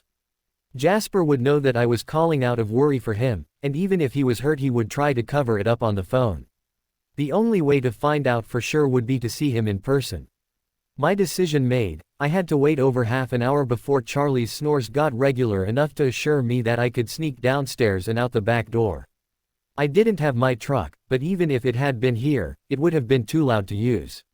No, for this plan to work I would have to walk to Jasper's house. Of course if, as I hoped, he really was all right, the walk would probably be much shorter. Bella, he appeared out of nowhere as soon as I made it through the first line of trees. Where are you going? You should be at home, where it's safe. His voice was stern, too stern. I turned to look at him and evaluated his appearance. Much like Jake, he looked perfectly fine. He was wearing the same clothes as earlier with nary a button missing. I was almost giddy with relief. However, also as with Jake, the relief was soon replaced by anger. I knew it, I said bitterly. I knew that if you were all right you'd be out here stalking me. Don't be foolish, Bella. I'm only here for your protection. It's not safe for you too. You know very well that Laurent is long gone and there are no other vampires around. I don't need protection anymore. I deserve some privacy. I think we saw tonight that you are still very much in need of protection. And as for privacy, he nearly spat out the word. What do you need privacy for, Bella? So you and Newton can grope each other in his Suburban. He grabbed Mike's ring, which was still hanging on the chain around my neck. So you can run off in the middle of the night to meet up with him and show him what else, amazing Bella, has in store for him. I gasped with mortification. I could feel my face turning crimson from a combination of embarrassment and fury. I see your eavesdropping skills are as perfect as ever. I hissed. Is that what you think I'm doing? I snatched the ring back and slipped it under my shirt. And what if it is? What would it matter? If you really cared about me, if you really wanted to be with me, you would have gone to see Alice and set things right so we could be together. Instead you just hover here, like an invisible ghost, except on nights like this, when you appear and terrorize people I care about. I was seething. You'd love to have your cake and eat it too, wouldn't you? Be with me but never quite close the door on your relationship with Alice, just in case you ever did find it more appealing to go back to her. I knew I was being deliberately cruel, but I wanted to hurt him just as badly as his accusations about Mike had hurt me. At least when Edward figured out he didn't want me enough, he really left me. He didn't string me along or hang around as a constant reminder of what I had lost. I felt his pain. He lost control and couldn't keep it from me. It hit me like an avalanche and, when combined with my own, knocked me off my feet. I slid to my knees, and bent over to rest my face on my legs, my arms curling protectively around my head. The emotional onslaught triggered a physical reaction. I felt as if all of my nerve endings had been rubbed raw with sandpaper. Everything hurt. Bella, I heard him cry and lower himself next to me. I felt his cool hand on my back. Don't touch me, Ned, and his hand retreated. You know it's not true. You know why I haven't gone back and you know why I'm still here. I didn't answer. I don't understand, he continued. Why are you doing this? Why Mike? You don't love him. I moved my hands to the ground and shifted my head slightly so I could look up at him. His expression mirrored my pain and I knew he was suffering as much as I was. No, I said quietly. I still love you, Jasper. But Mike knows that I don't love him and he's alright with that. He doesn't expect more from me than I'm able to give. And he keeps his word. Of course, he's only able to do that now that he realized we shouldn't be together as boyfriend and girlfriend, but no one other than Angela needs to know. Jasper didn't respond. It was my turn to ask questions. Why did you do what you did tonight, Jasper? Why did you attack Quill? Why did you provoke Jake? And what happened between the two of you? I won't apologize for what happened with Quill. I know you think it was all innocent, but I felt his lustful emotions and I just wasn't certain he would have been able to stop. I had to step in to protect you. If Black had been there instead of me, he would have done the same thing. He told me so tonight. I shuddered. I imagined Jake might have actually done more damage than Jasper did if he had caught Quill with me. As for provoking Jacob, he continued, it was by no means one-sided on my part. He wanted that confrontation as much as I did. So that excuses it. The fact that you both were trying to scratch some macho itch was sufficient to put me through hours of misery as I feared that one or both of you might be seriously hurt or dead. He looked away. No, there is no excuse for doing what we did tonight. You didn't have to be aware of it. You're right. It was selfish. We should have realized how you'd feel. Great. Not, we shouldn't be confronting each other at all, but, we should have waited until you were ignorant. I suppose that does make it marginally better for me. I suppose it would be better for me to think that one of you got hurt or killed accidentally instead of in a confrontation with someone else I happen to deeply care about. Assuming, of course, that the one of you who did the hurting would be able to keep lying to me about it for the rest of his life. And that would just be a fantastic relationship for me, right? Trusting and caring for someone who could injure other people I care about and lie to me about it. Sure. That's the perfect solution. I'm so glad you thought of it. Bella. Wait, I didn't let him finish. Before we go back to that subject, what did happen between you and Jake tonight? I heard his version. Now I want to hear yours. Jasper exhaled audibly, then took a deep breath. By the time he came back we had both calmed down significantly. He never even phased. He just came to tell me some things about you and how you felt. About how difficult this has been for you. With me still around, about how my being here was hurting you. I didn't want to hear it or believe it, but I felt his love for you and I felt his honesty. Right or wrong, he believed what he was saying and he was doing it to protect you. I can't fault him for that. He wasn't angry anymore, at least not at me. Like I said, he understood about Quill. He and the others got upset when I grabbed you. He doesn't trust me like you do. He still thinks there is a chance I could hurt you. Maybe he's right. Jasper buried his face in his hands. Not about that, I whispered. You would never hurt me physically. I do have complete faith in that. He looked at me with desperation, seeking something in my face. His eyes locked on mine and instantly drew me in. Once again I felt the connection that was always there between us. I swallowed hard and saw him do the same. Almost as if someone had attached an invisible string to the center of my chest. I felt myself shifting forward as my butt lifted off my heels and my body moved forward to a more upright kneeling position. I saw Jasper do the same, and we were only inches apart now. I could feel the coolness of his body, smell the spiciness of his breath. I was trembling with fear and anticipation, wanting physical contact but knowing the price I would have to pay for giving in to my desires was much too high. I felt his left hand on my cheek, his thumb stroking my skin. I leaned my face into his hand, seeking more contact, like a desert wanderer stumbling into an oasis. My mind screamed for me to stop, to back away, warning me of danger. My body ignored all such commands. I turned my head a fraction more until my lips came into contact with the flesh of his palm in a soft key. His breath caught and my eyes closed. I felt him leaning closer in, but with my eyes closed I could think more clearly, and I was able to shift back, moving my face out of his hold and my body back to a sitting position. Still without opening my eyes, I felt his upper body stop, and then retreat. The moment was over. You said he wasn't right about me being a physical danger to you, but was he right about the rest? Is my being here hurting you, Bella? Jasper asked. I opened my eyes again. He was no longer looking at me, but focusing on something behind me. Not exactly. I'm hurting because I still love you, because I can't stop thinking about you. I'm not sure I could stop that even if you were gone. But I know I won't be able to as long as I know that you're here and you haven't moved on. Bella, whether I'm here in Forks or elsewhere, I'm not moving on. I will wait for you until the end of time if that's what it takes. Stop. I shook my head violently from side to side, trying to keep out his words. We can't continue to talk about this round and round in a circle. We both know what we have is amazing, wonderful and completely life-altering. And we both know it's not enough. I can't give you the trust you need and I need the closure between you and Alice that you can never give me. We tried our best, but it wasn't good enough. There's no point in waiting for something that can never be. You asked if your staying in Forks caused me pain, and tonight, for the first time, I realized that the heartache I feel about not being able to be with you is nothing compared to the other kind of pain your being here could cause. The man I love and my best friend, my almost brother, are mortal enemies. At any moment you could be engaged in life or death combat. If you stay here, that knowledge alone might kill me. How can I live knowing that at any given point and time you two might be hurting or killing each other?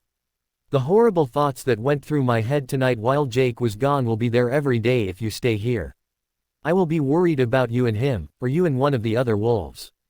They're all like family to me now, and I can't stand the thought of any of them hurt. Or you. So, if for no other reason, you need to leave to keep all of you safe from each other. He looked like he was going to argue, but then looked down to the ground. All right, he said. I'll go. I sank deeper into my heels, the finality of his words sliding across me like an extra weight. This was what I wanted, what I asked for. And yet knowing that it was actually going to happen sent a spasm of agony through me. Jasper looked up sharply. I met his searching gaze and shook my head. It has to happen, I said. It will be painful, but it has to happen. He lowered his gaze again, resigned. I'll leave tonight. Where will you go? I had no right to ask, but the words were past my lips before I could stop them. I don't know. I wasn't sure if I could force myself to say this, but I had to try.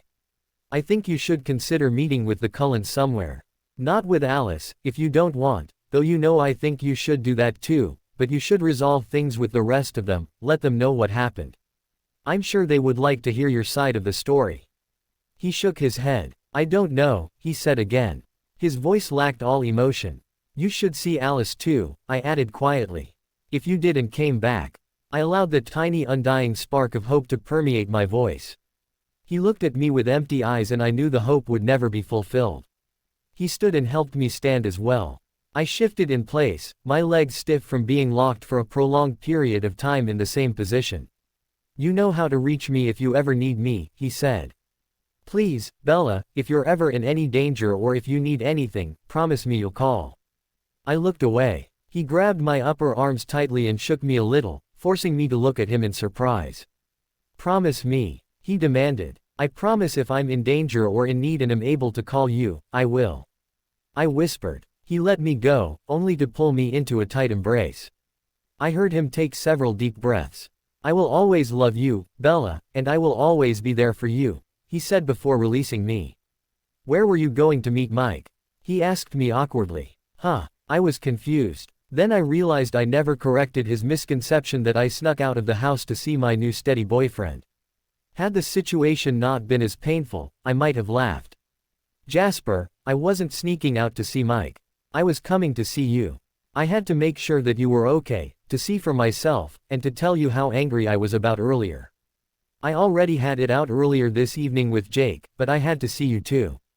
I couldn't take my truck because I left it at Mike's. Besides, it would have been too loud. So you couldn't just call me and ask me to come over. He was incredulous. After knowing about all the potential dangers lurking in the forest. I know. It wasn't the best plan I ever came up with. But I was afraid if I called you, you would try to stop me or find an excuse not to come, especially if Jake had lied and you were actually hurt. And given what happened tonight, I figured if you were okay you wouldn't be too far away and I wouldn't have to actually walk all the way to your house. Jasper ran his hand through his hair. Bella, how can you possibly expect me to leave if you behave so irrationally and without any regard for your personal safety? Even ignoring the supernatural, the forest is dangerous.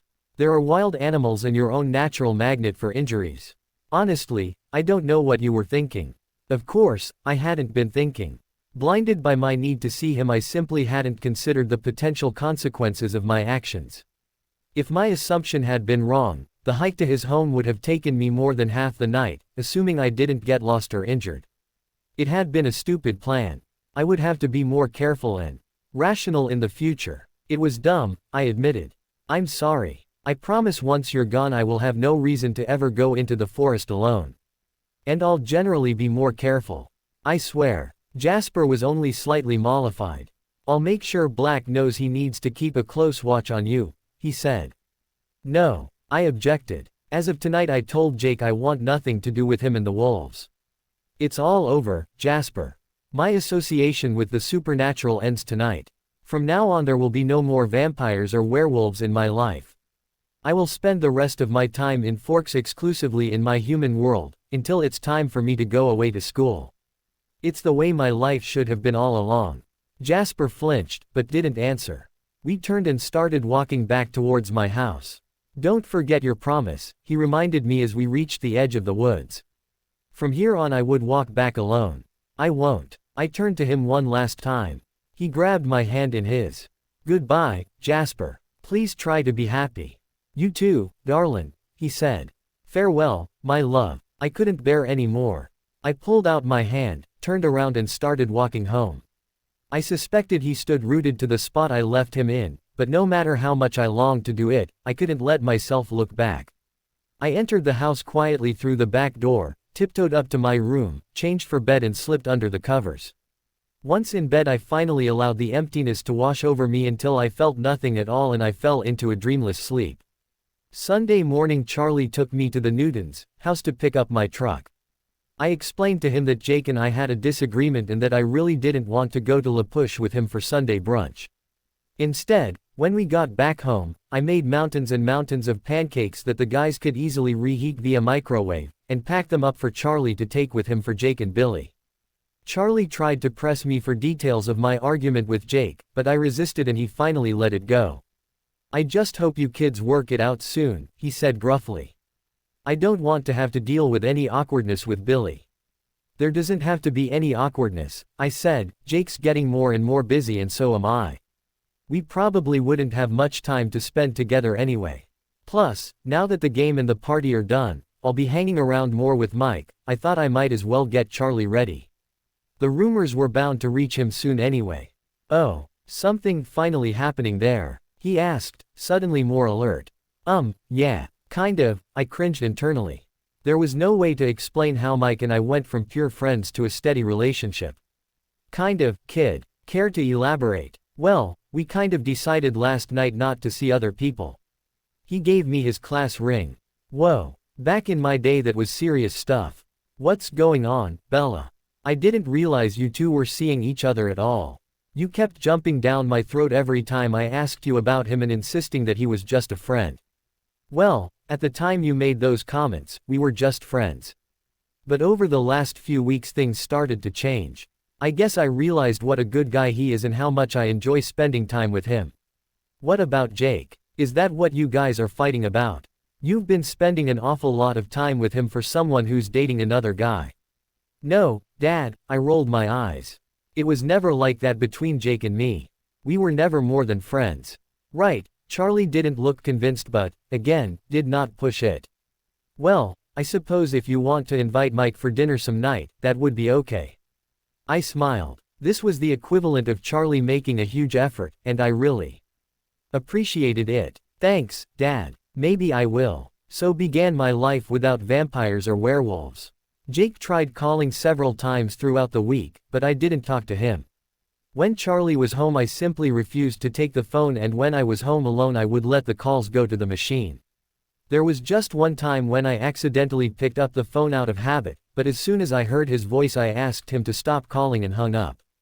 I realized I was being somewhat petty, but now that I had driven Jasper from his home, I couldn't justify spending time with Jake and the rest of the pack.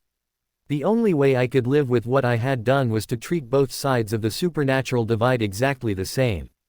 Tuesday of the following week Quill came by to apologize. Respecting my wishes to stay away from the pack, Emily drove him to my house. Initially she stayed in the car, giving Quill and me some privacy. I made it as easy for Quill as I could, explaining that I had no hard feelings and that Jasper had misunderstood the situation. I even apologized for the injuries he suffered. Oh, Bella, it's all right. I seem to be healing pretty well and I had it coming anyway. I should have known better. I feel like a complete idiot. I heard you and Mike were going together now, but I swear I had no idea at the party, else I would have never tried to, well, you know. I just don't get how he could have watched all those guys drooling over you and not done anything. Yeah, well, Mike's not really that possessive, you know. He would have stepped in if any of the guys got out of line, though. I was amused at the fact that I had to defend my faux boyfriend against an attack on his masculinity. The truth is, if Mike and I were really going out, I was sure he would have been just as possessive as Jasper. But there was no way to explain that to Quill. So I heard you decided not to come out to La Push anymore. That's not because of me, is it? No, Quill. It has nothing to do with you and don't let anyone tell you different. It's strictly between Jake and me. And it's better that way, anyway. I'm a senior, you know, and I have a lot of stuff going on right now. Yeah, sure. We miss you, though. You could still come out every once in a while. You could even bring Mike. We'll see, okay, Quill. He let it go and went back to the car. I expected them to leave, but Emily got out of the car and came walking towards me. Can we talk for a minute, Bella? She asked. Sure, I said, though I was far from certain this was a good idea. I opened the door and she came into the house. We both sat on the sofa. Would you consider talking to Jake, Bella? Emily asked. No beating around the bush for her. He's been absolutely miserable and he's making the whole pack miserable by extension, since they can't get away from his thoughts. Sam told me what happened and we all understand how you feel and why you did what you did, but Jake was only trying to protect you. If Sam had been there, he might have been able to coach Jake better and stop the whole fiasco before it started, but Jake is the alpha now, so he gets to make the decisions.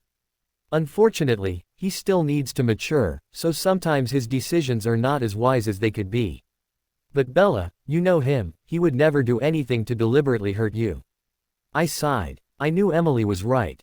Jake wasn't trying to hurt me. But this did not change the fact that he acted in the most hurtful way possible when he tricked me at the party. I made Jasper leave, I said quietly, as though that explained it all. Amazingly, Emily understood. I know, she said as she put her arm around my shoulders. And I can only imagine how painful that must have been for you. I also know how terrified you would have been if he had stayed. I know it's not exactly the same, but I go through a similar fear every time Sam runs patrol. Only unlike you, I can't do anything about it. I can't remove him from a dangerous situation. I leaned into her body heavily and closed my eyes. I was glad that I didn't have to worry about Jasper being injured by the wolves, but it didn't make me feel any better. Do you want to talk about it, Bella? I know the only person you've been able to talk to about him has been Jake and he wants the best for you, but he has a specific point of reference. And he's never been in love before. The ache spread out from my heart throughout the rest of my body and tears pushed against my eyelids. I love Jasper so much, Emily. He is so perfect for me. I feel so empty without him. Suddenly I needed to do more than tell her. I pulled away from her and got up. I'll be right back, I said as I headed up to my room. I dug out the sketch and brought it downstairs, unrolling it to show her.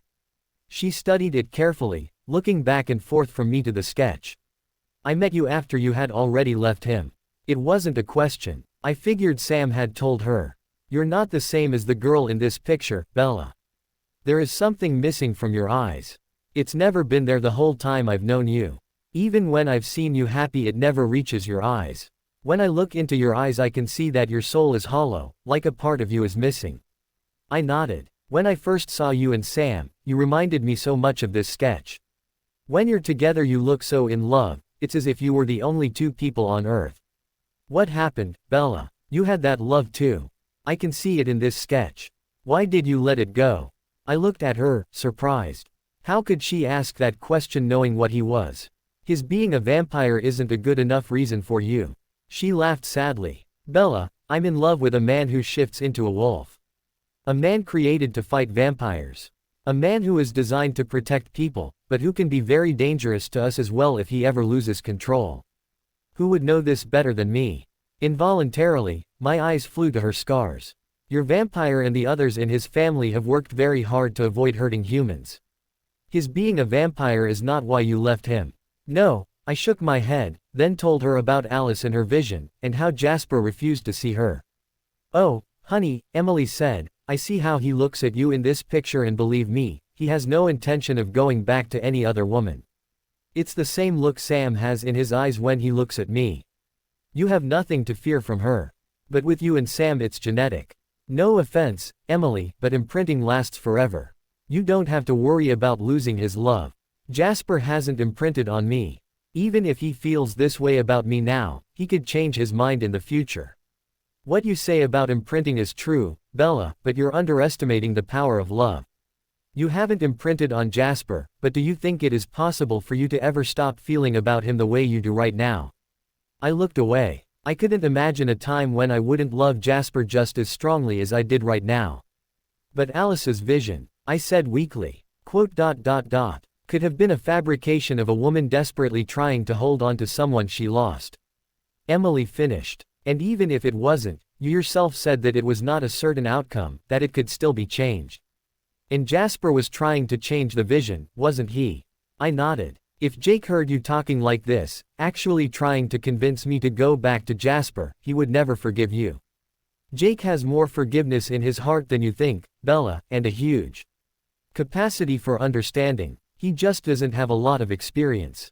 Right now he sees everything in black and white. He needs to learn about shades of gray. Life is not as simple as werewolf versus vampire versus human. There are nuances to every relationship. When you find a true love, you have to fight for it, not let these black and white concepts get in a way.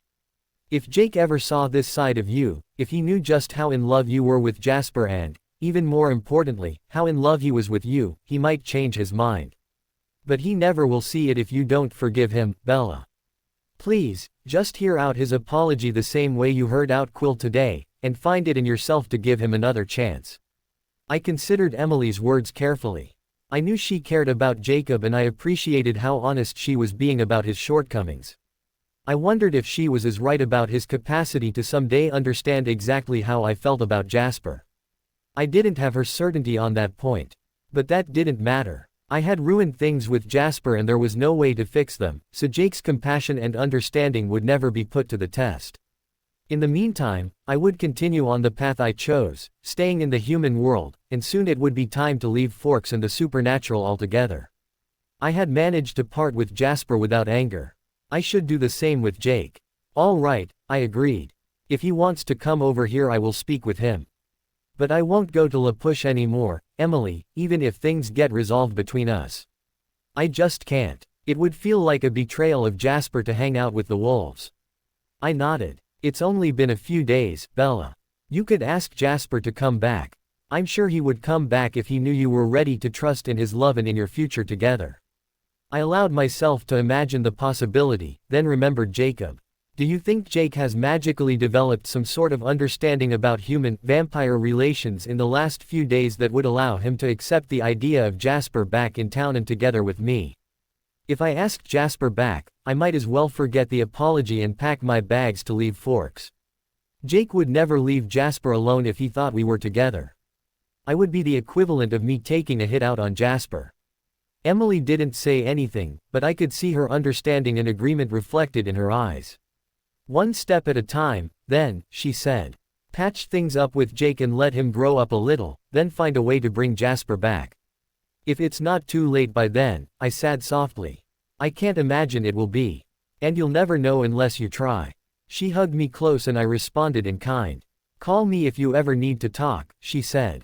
I'm not a wolf and I can meet you in Forks. I nodded. Thank you so much, Emily. You'll tell Jake. Of course, she affirmed. And I wouldn't be surprised if you saw him later tonight. Emily read people very well. Not even an hour later I heard a knock on the front door and knew it was Jacob. He looked absolutely terrible, as if he hadn't slept for days.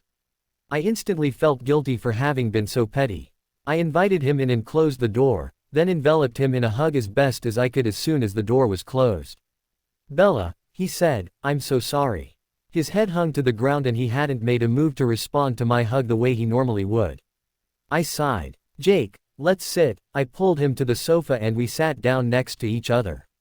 What you did Saturday night really hurt me, and the way you trivialized my feelings when you came back hurt even more, so it took me a while to get over it, but I finally did, and I forgive you.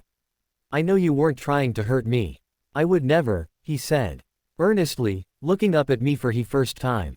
I know. So it's all right. What's in the past is in the past. We're fine now, right? So we'll go back to normal. You'll start coming out to La Push again the way you did before. I shook my head. No, Jake, I can't do that. I can't choose werewolves over vampires.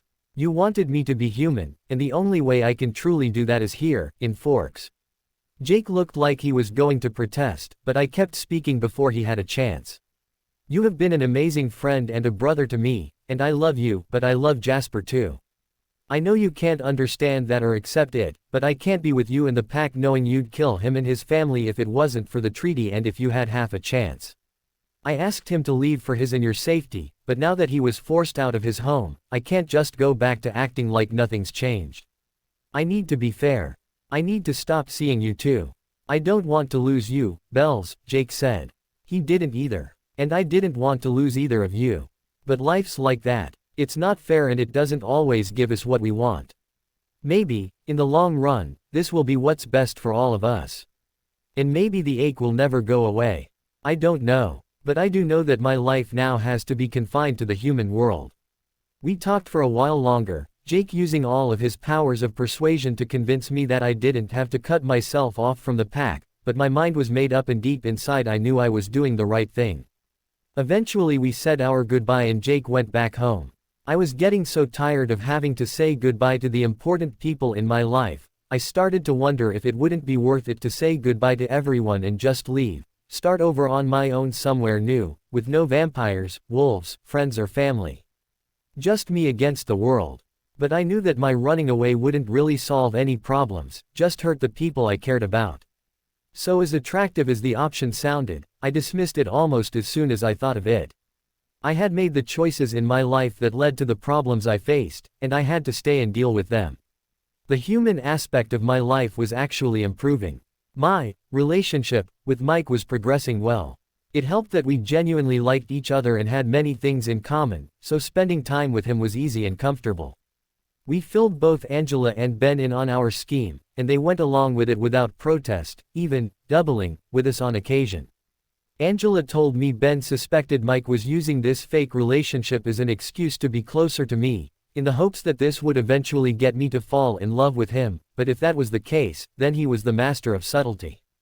I saw no evidence of any feelings or expectations from him beyond friendship. Mostly Mike and I hung out together the way any friends would. We did our homework together, read, watched movies and some TV. He even got me to play some video games, and had me wishing that there was a pinball machine somewhere in Forks so I could share that pastime with him, though in the end I decided that pinball would have reminded me too much of Jasper. Surprisingly, the hardest part of the charade was handling our respective parents. Both Charlie and the Newtons approved of our match, and it was difficult to keep lying to them, especially when they wanted to include our significant other, in family activities. I was happy when Renee insisted I come out to Phoenix for Thanksgiving, so that I had a reason to decline Mrs.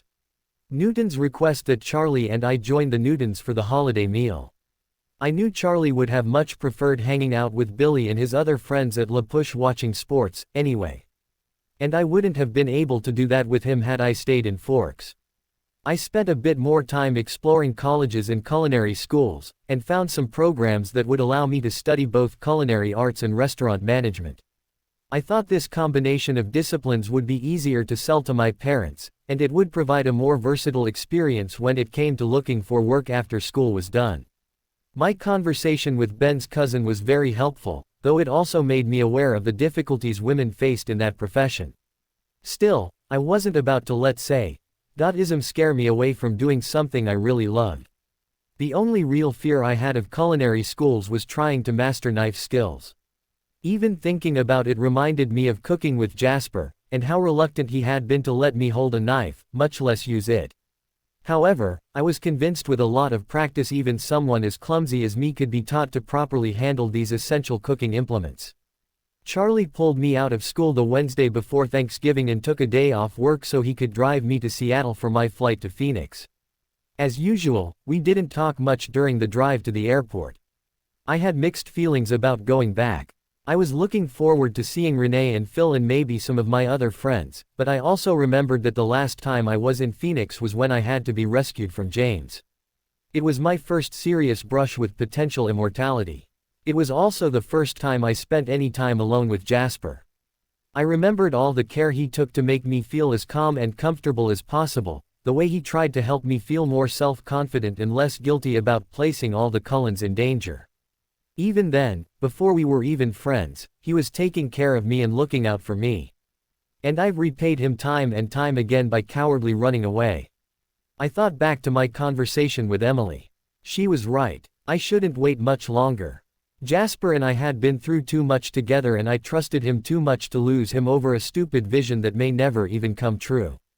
I made up my mind that when I returned to Forks I would talk to Jake and let him know that I would ask Jasper to come back. I would secure Jasper's safety and then I would beg him to forgive me for the pain I've put him through with my foolish insecurities. Maybe if I got really lucky he will have meant what he told me and would be willing to forgive me and come back.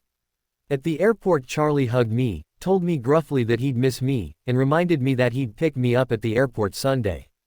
And then I was off to sunny Phoenix, when even in November the weather was nicer than on the sunniest summer day in Forks.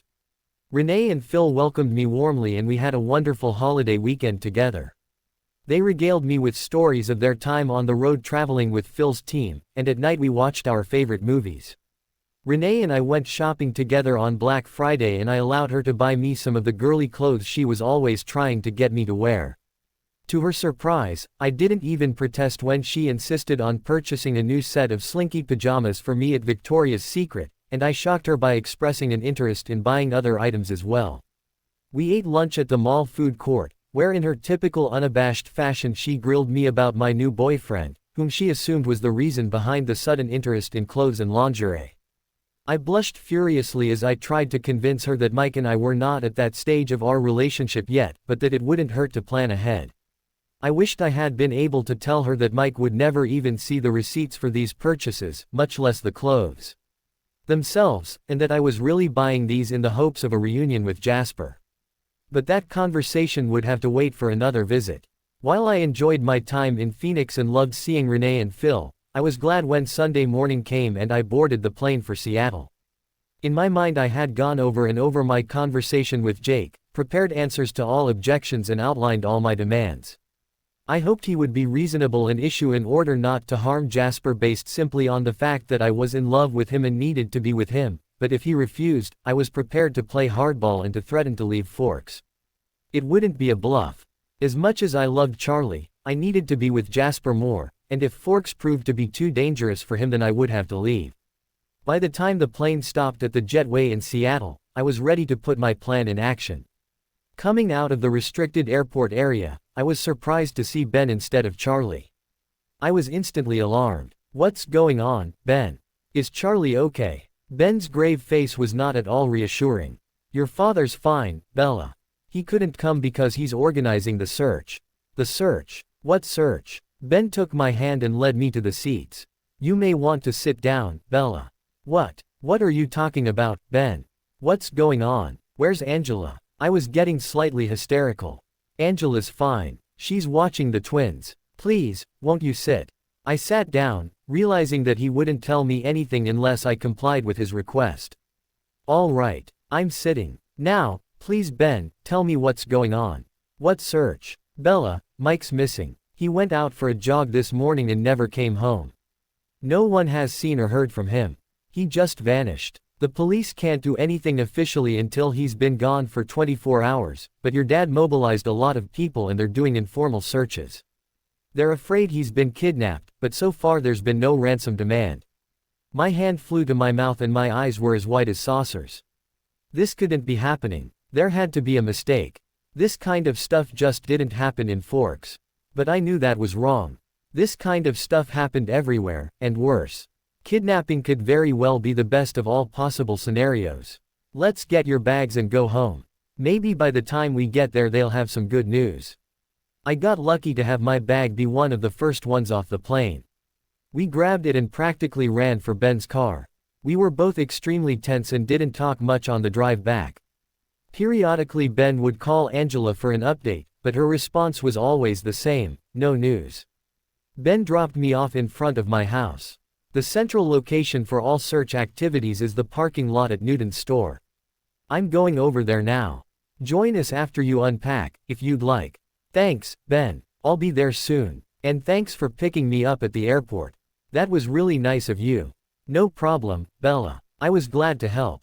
See you later. I walked into the house and placed my luggage on the floor next to the door. I walked to the kitchen, intending to grab something to eat before heading to the Newtons store to join in the search efforts. A blinking light on the answering machine distracted me and I veered off my path to listen to the message. I reasoned it would have been something important dealing with Mike or the search. Hello, Bella, I frowned at the eerily familiar deep voice on the machine. I'm sorry we didn't get a chance to talk longer the last time I was in town. Suddenly I recognized the voice and gasped in horror. There was no mistaking it, this was Laurent. I thought it was quite a shame. The recording continued, and now I'm ready to remedy that situation. I know you are just coming back to town and will probably be very busy, so to give you a little incentive to contact me, I just want you to know I have some information about the friend who was with you the last time we saw each other. If you are interested in catching up, please call. I grabbed the pad and pencil and jotted down the number with a shaking hand. I sat down and stared straight ahead. Laurent had information about Mike. I broke out in a cold sweat and shivered. Without needing to talk to anyone I knew for certain Laurent had kidnapped Mike. Kidnapped or worse. Oh God, I sobbed. Even when I tried to be human I brought supernatural danger to everyone around me. I looked at the number I had written on the piece of paper. I didn't want to call, but I knew I had no choice. If there was any way I could still help save Mike, I had to do it. I pushed the button slowly, dreading what awaited when the connection went through. Hello, his voice was deep and mellow. Hello, Laurent, I stammered. Bella, how nice to hear from you. We've been anxiously awaiting your call. Yes, Bella. I'm here with your friend, Mike, and also with someone else you might recall meeting last spring. My dear friend, Victoria. I remember Victoria, I whispered. Oh, she'll be so pleased. In fact, she would like to speak with you. Hold on for one moment. Hello, Bella, I heard Victoria's high, almost childlike voice. It's so good to know I made an impression the last time we met. It's been much too long, but you see, I had to take some time to prepare for this meeting. I knew she expected me to ask about her preparations, but my throat was so constricted with fear I knew I wouldn't be able to speak. Oh, come on, Bella, don't be dull. This is supposed to be a fun game for me and you're refusing to play nice. Well, no matter. There'll be plenty of time for me to really play when we see each other in person. There's no reason for us to see each other in person, I croaked out, earning a tinny laugh from Victoria. Oh, but you see, there is. How else am I going to get my revenge for your mate's murder of my James? You must see how imperative it is that I see you and make you suffer a very slow and painful death. I gasped. Why are you telling me this? I asked weakly. Why would I agree to see you knowing you plan to kill me? Finally a good question, Bella. Maybe you're not as dumb as you looked last spring. But I have an answer for you. You will come to see me, because if you don't your little friend Mike will suffer the fate I intended for you. And then, if you still refuse to come, we'll move on to all your other friends and your dear dad, one by one, and if we finally run out, then we'll come and get you anyway. You can run, Bella, but you can't hide. And the only way to avoid us hurting everyone you love is for you to come to us willingly. I was trembling so violently I had to sit. I couldn't believe this was happening to me again. How do I know Mike is still alive? I want to speak with him. My voice shook as I spoke. Victoria laughed again. Don't you trust me, Bella? That's rather insulting. Lucky for you, I am feeling generous today. Here's your little friend. Bella, I heard Mike's voice. I nearly cried out in relief. He was still alive. Then I remembered the trick James played on me. Mike, listen to me, this is very important. What was the score of the basketball game with LaPush? He told me the score, sounding very confused, but confirming that it was him on the phone, not some recording. What's going on, Bella? Who are these people? Is this some sort of a joke, 'cause it's really not funny? I could hear Victoria's laughter in the background, indicating her disagreement with Mike's assessment. Oh, God. He still didn't understand, which means that they still hadn't hurt him. There was still time to save him. Yes, Mike, it's a joke. But you can't let on, okay? Just stay there and play along and wait for me. I'm coming to get you. How very touching, Bella. Victoria had clearly taken the phone away from Mike. Hurry, dear, we're all waiting for you at Edward's home. Don't take too long and don't bother bringing anyone with you, unless you want to cause more people pain. She terminated the connection and I replaced the phone in its cradle. So this was it. After cheating death so many times this year I have finally arrived at the end of the road. There was no escape. My best hope was that no one else would have to suffer with me. I looked around the room. There was no way and no time to say goodbye to Charlie or Jake or any of my friends. If things worked out for the best I would have a chance to say goodbye to Mike, and that was the best I could expect. My glance fell on my bag and I remembered the cell phone, still charged, resting at its bottom. As if pulled by some invisible force, I got up, walked to the bag and took out the phone. I knew I shouldn't, but I had to call him. I had to hear his voice one more time and I had to keep my promise. I flipped open the phone and pressed 1. Bella. He sounded as though he didn't quite believe it could have been me. Jasper, I whispered his name. As much as I wanted this, to hear his voice one last time and say a proper goodbye, it was still so hard. Bella, darlin', what's wrong? Even from far away he could tell that I wasn't myself. It's nothing, Jasper. I just wanted to tell you that I love you and that those weeks we had together were the most beautiful weeks of my life and I wouldn't trade them for anything. And also that I was a fool, and I realize that now. I should have never let Alice come between us. I should have trusted you. And if I could change things, I would. And I wanted to tell you that I want you to be happy, and to hear your voice and say goodbye. Goodbye. He sounded panicked. What are you talking about, Bella? Why are you saying goodbye? I hesitated. I shouldn't be telling him what was happening, but he was far away somewhere and he wouldn't be able to do anything, so it was safe to tell him. Plus I had promised him that I would call if I was in danger, and I really did not want to break that last promise. He would have hated it if I hadn't called him to tell him the truth. Bella, Alice has been trying to contact me. What's going on? What aren't you telling me? Alice must have had a vision of the outcome. I wondered where she was and if she and Jasper had had a chance to talk yet. Bella, what's happening? He sounded like he was driving. I had a brief flash of a memory of him behind the wheel of the shooting star. Bella, damn it, talk to me. He sounded more and more frantic. I took a deep breath. It's Victoria. She's here, in Forks, with Laurent. Apparently she's trying to avenge James's death and decided to kill me, mate for mate. I was in Phoenix for Thanksgiving and she couldn't get me, so she took Mike. And if I go to her now, she'll let him go. No, he shouted. Don't go to her, Bella. She'll never let Mike go. He might as well be dead already. If you go she'll just kill you both. Get in your truck and get as far away from Forks as possible. Go to Seattle to the marina and wait for me there. I can't, Jasper. Mike is alive. I spoke with him a few minutes ago. It wasn't just a video this time. My face twisted with the memory of the trick James played on me in the spring. If there is any chance that he can live through this, I have to take it. He has nothing to do with any of this. He can't die, Jasper. I can't just let him die. Bella, please listen to me. It won't make a difference. Now that Mike has seen her, she cannot let him live. You going to her will not change this. She will kill him and you. You can still save yourself. You must save yourself. For me, darling. You have to live for me. I can't lose you so soon after I found you, especially after you said the things you just said about Alice. Call Jake, tell him what's happening. Let the wolves deal with the vampires and head straight to Seattle. I closed my eyes. He didn't understand. I wasn't explaining myself well enough. Jasper, if I don't show up, she'll not only kill Mike, she promised to kill Charlie and Angela and everyone I love. And I won't call Jacob, because this is not the Pax fight. Victoria and Laurent are at your house, on Cullen land. I will not expose the wolves to danger for something that doesn't involve them.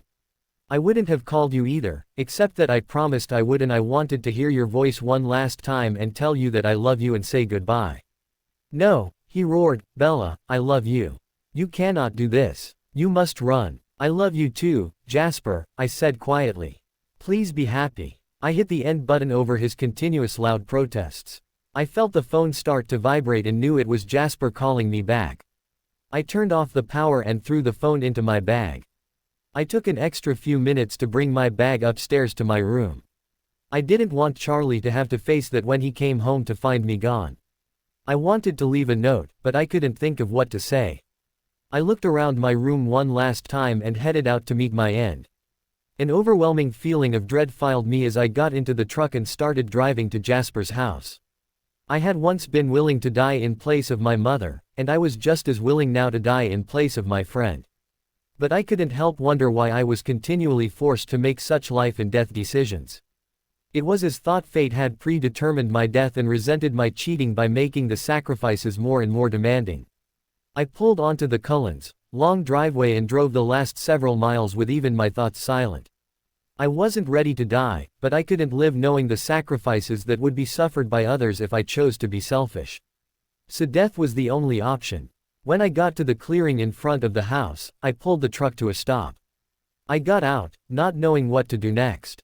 We're in the back, I heard Victoria call as if she were welcoming a barbecue guest. Won't you join us, Bella? I walked slowly to the back of the house. The scene I saw there was as bizarre as it was terrifying.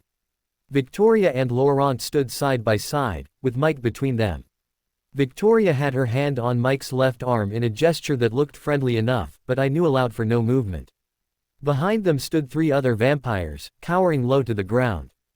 Based on their subservience, I had to guess that these vampires had been created by Victoria, which made all 3 of them newborns.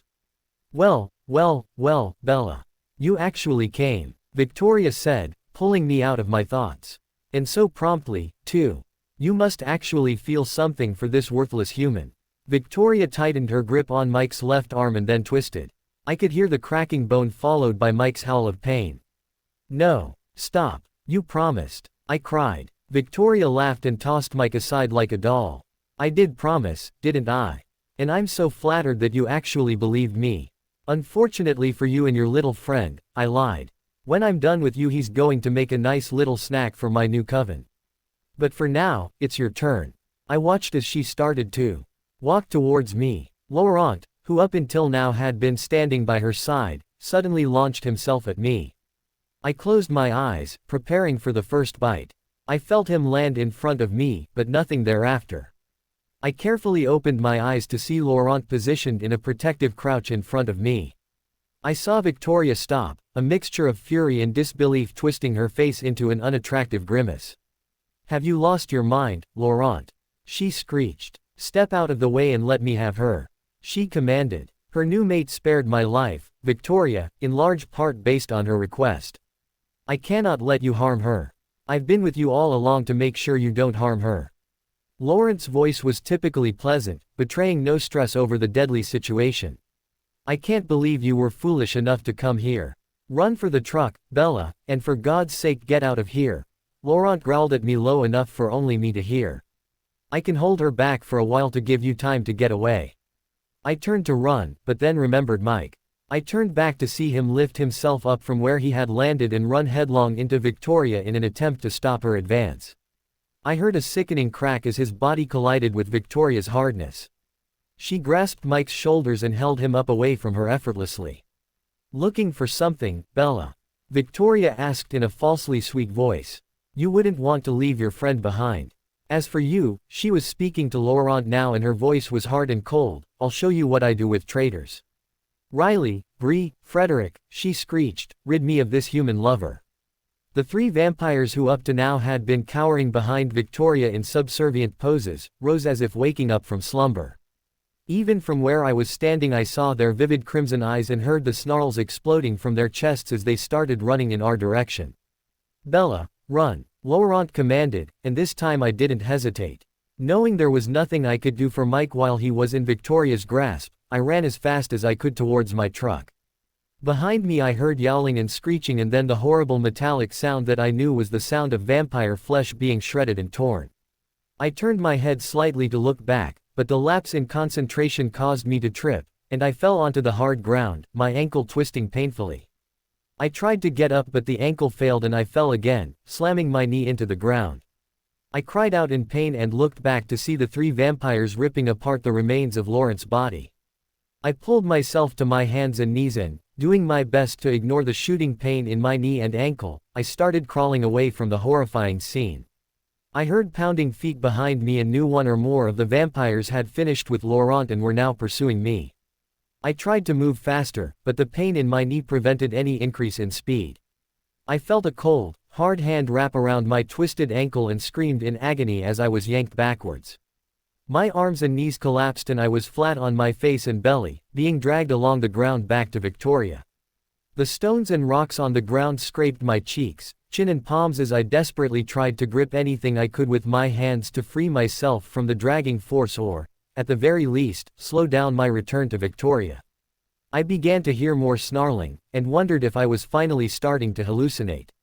Then the grip on my ankle was gone and I was no longer moving. I lay still for a moment, not knowing what to do or think. I slowly pulled myself to my hands and knees again and took another look back. I saw that where before the clearing only held the vampires and Mike, they were now joined by 4 giant wolves, including Jake. 3 of the wolves were stalking the vampires who had attacked Laurent, and who were now clearly confused and disoriented by the creatures before them.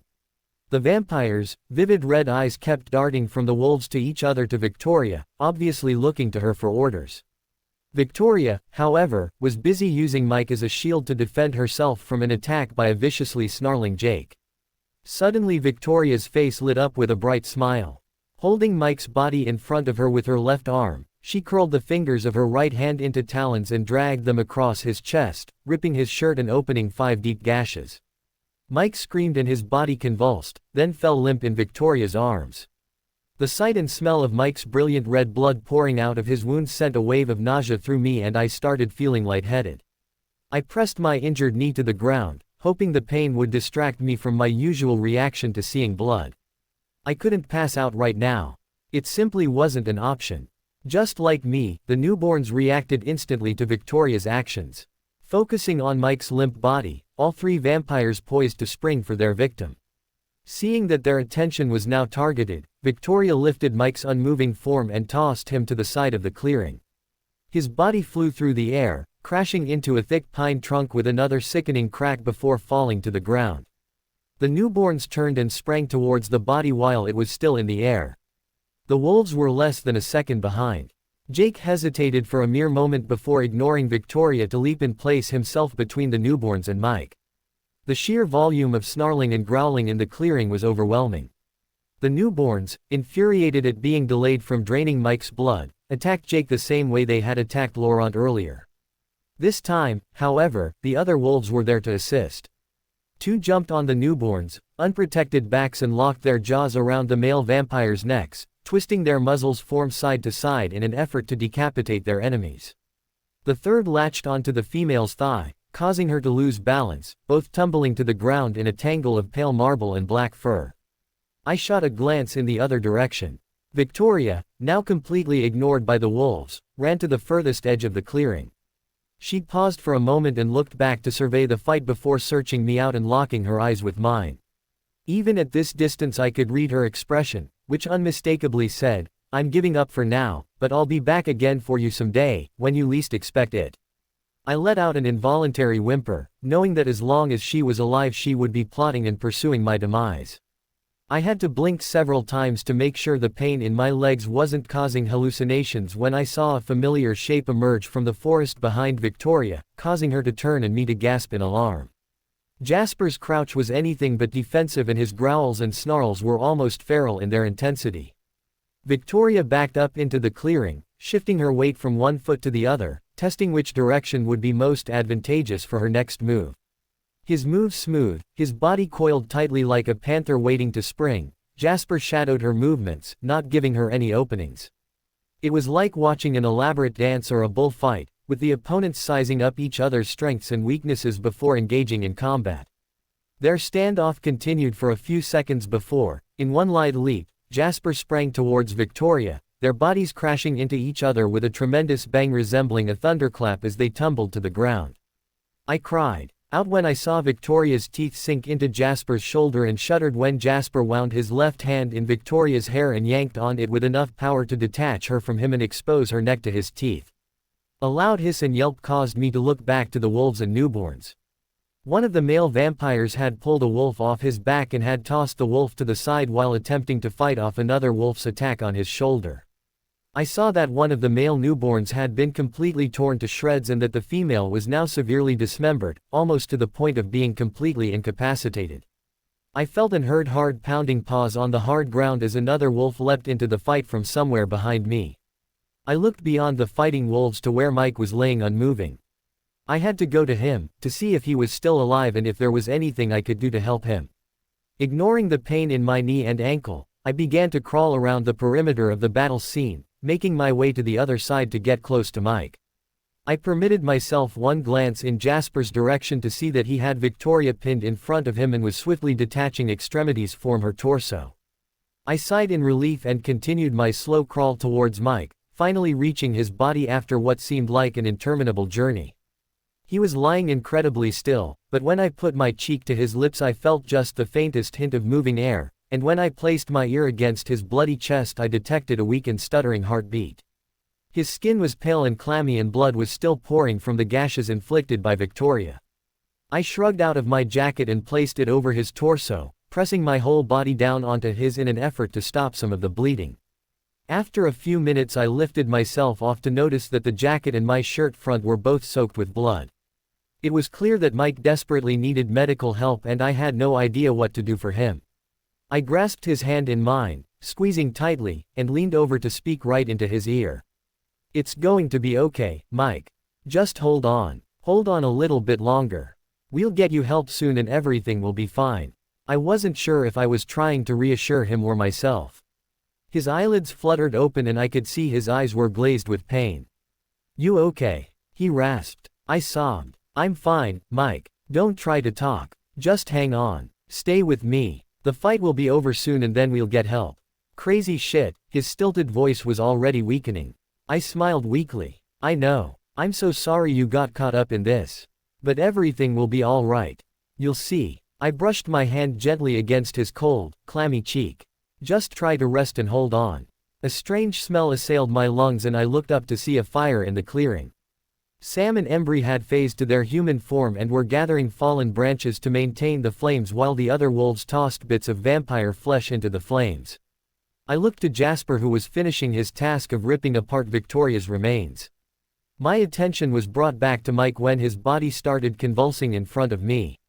He was dying. My eyes burned with smoke and my lungs were overwhelmed with the heavy, acrid odor of incense as the wolves threw vampire chunks into the blazing fire. I could hear the howls and growling of the pack as their fury whipped them into a frenzy. I was covered with blood.